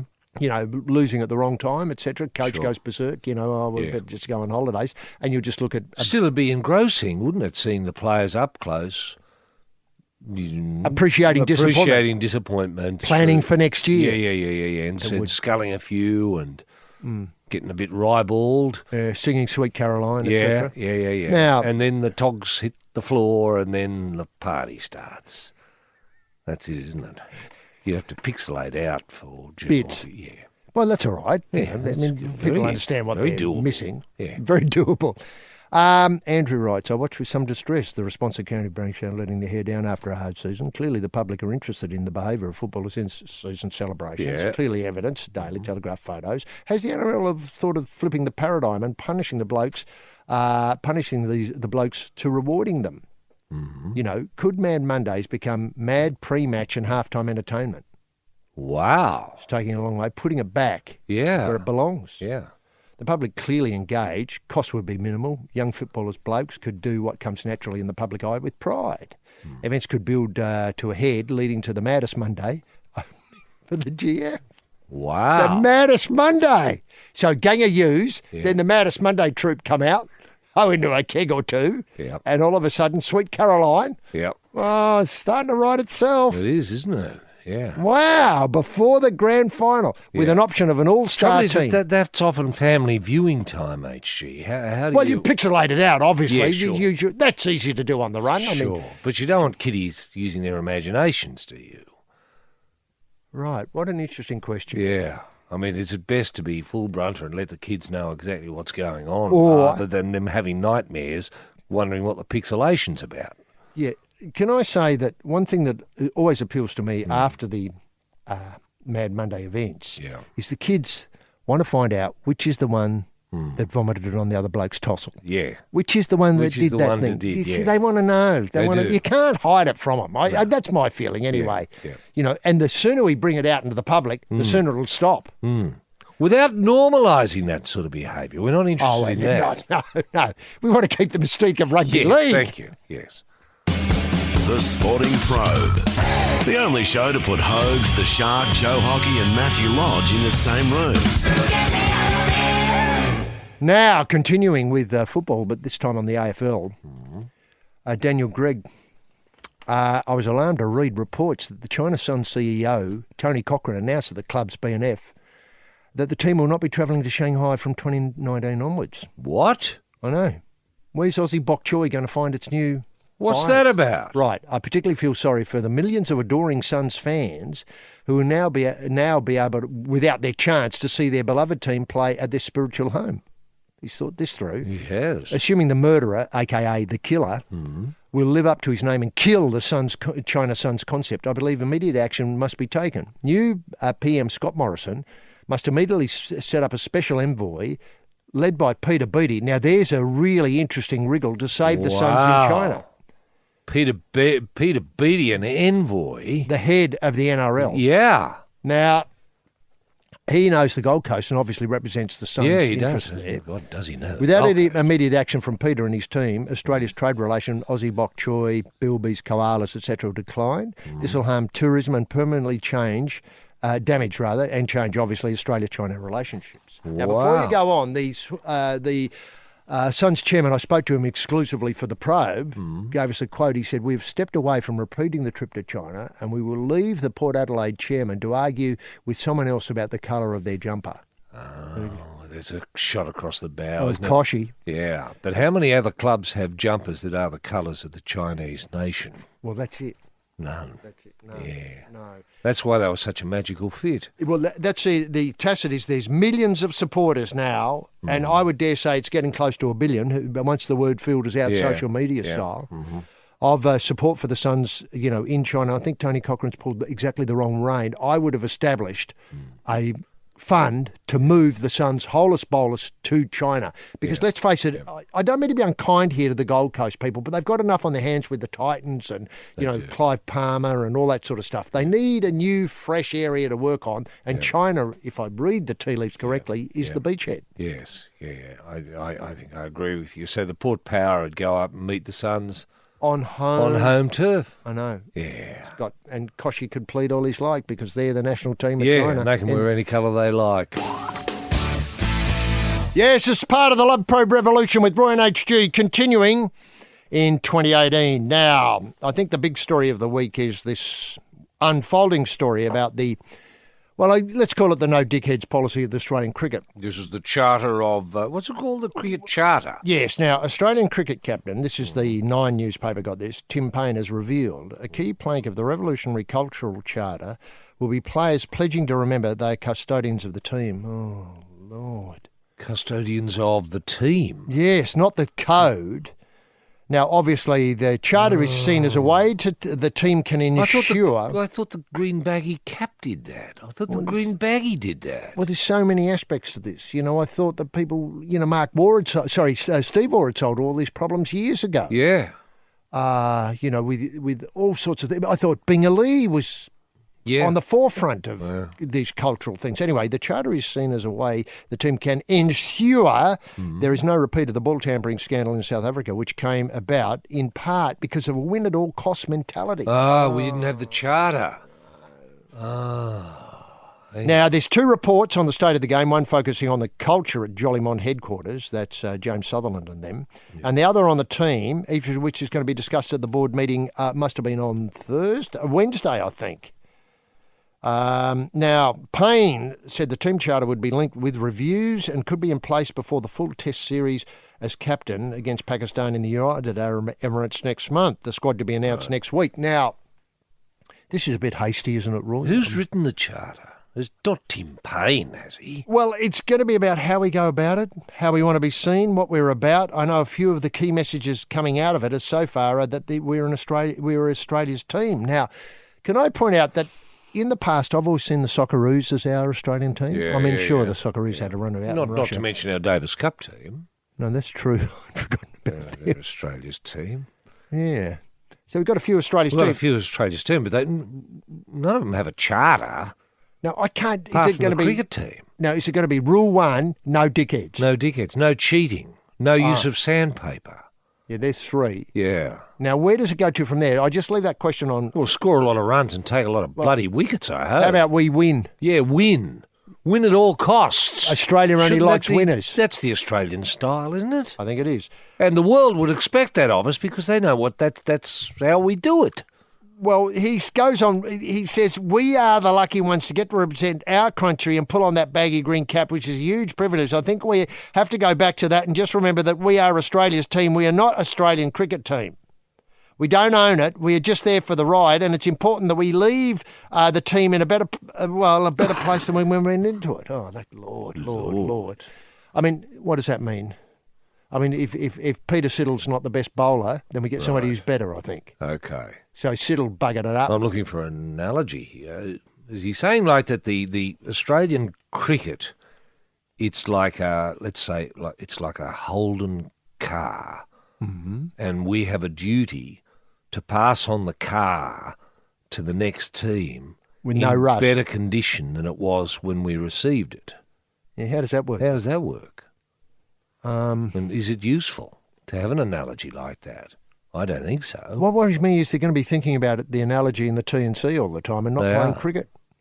So he goes on, it's a very important theme and we want to start to get out there. Oh, Lord. It's desperate, isn't it? Because people understand cricket is a fairly simple game. Stumps, bat, ball, positions around the where the batter's batting. Yeah. Off they go, square leg, great. Yep. Missed, catch, tactics. Thanks. Good pressure. Yeah, close bit infielders. Of gobbing off. Yeah. Is there any gobbing off in this charter? Well, he says they want to get it out there that we're Australia's team. That's the one thing that's really important to us, and that makes us proud. I mean, why did they thought this through? No. I wish they hadn't built a cultural charter because I love, as you know, I love culture. Yeah.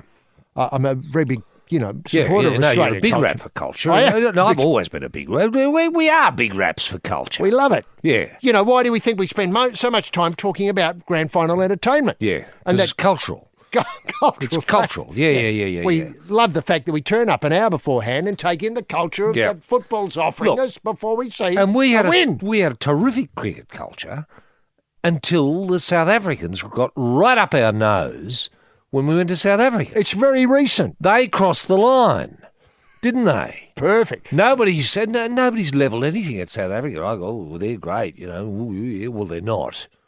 They're the ones that damaged Australian cricket. Can I point out that we weren't the ones. Well, it wasn't us sitting in the crowd with Sonny Bill Williams study photos on our faces. It was cricket officials, South African cricket officials who were doing that. They forced us, boxed us into a corner where we couldn't do anything but cheat. Australian of the Year nominee Sub-Zero on live sheep exports.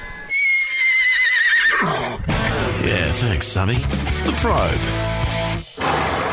And finally, Roy, I hope to get a look at this charter, by the way, and bring. No, I don't more. want to see that bloody charter. I've had enough of the charter. I don't want to know the charter. There's nothing wrong with our cricket. Our cricket was in good shape.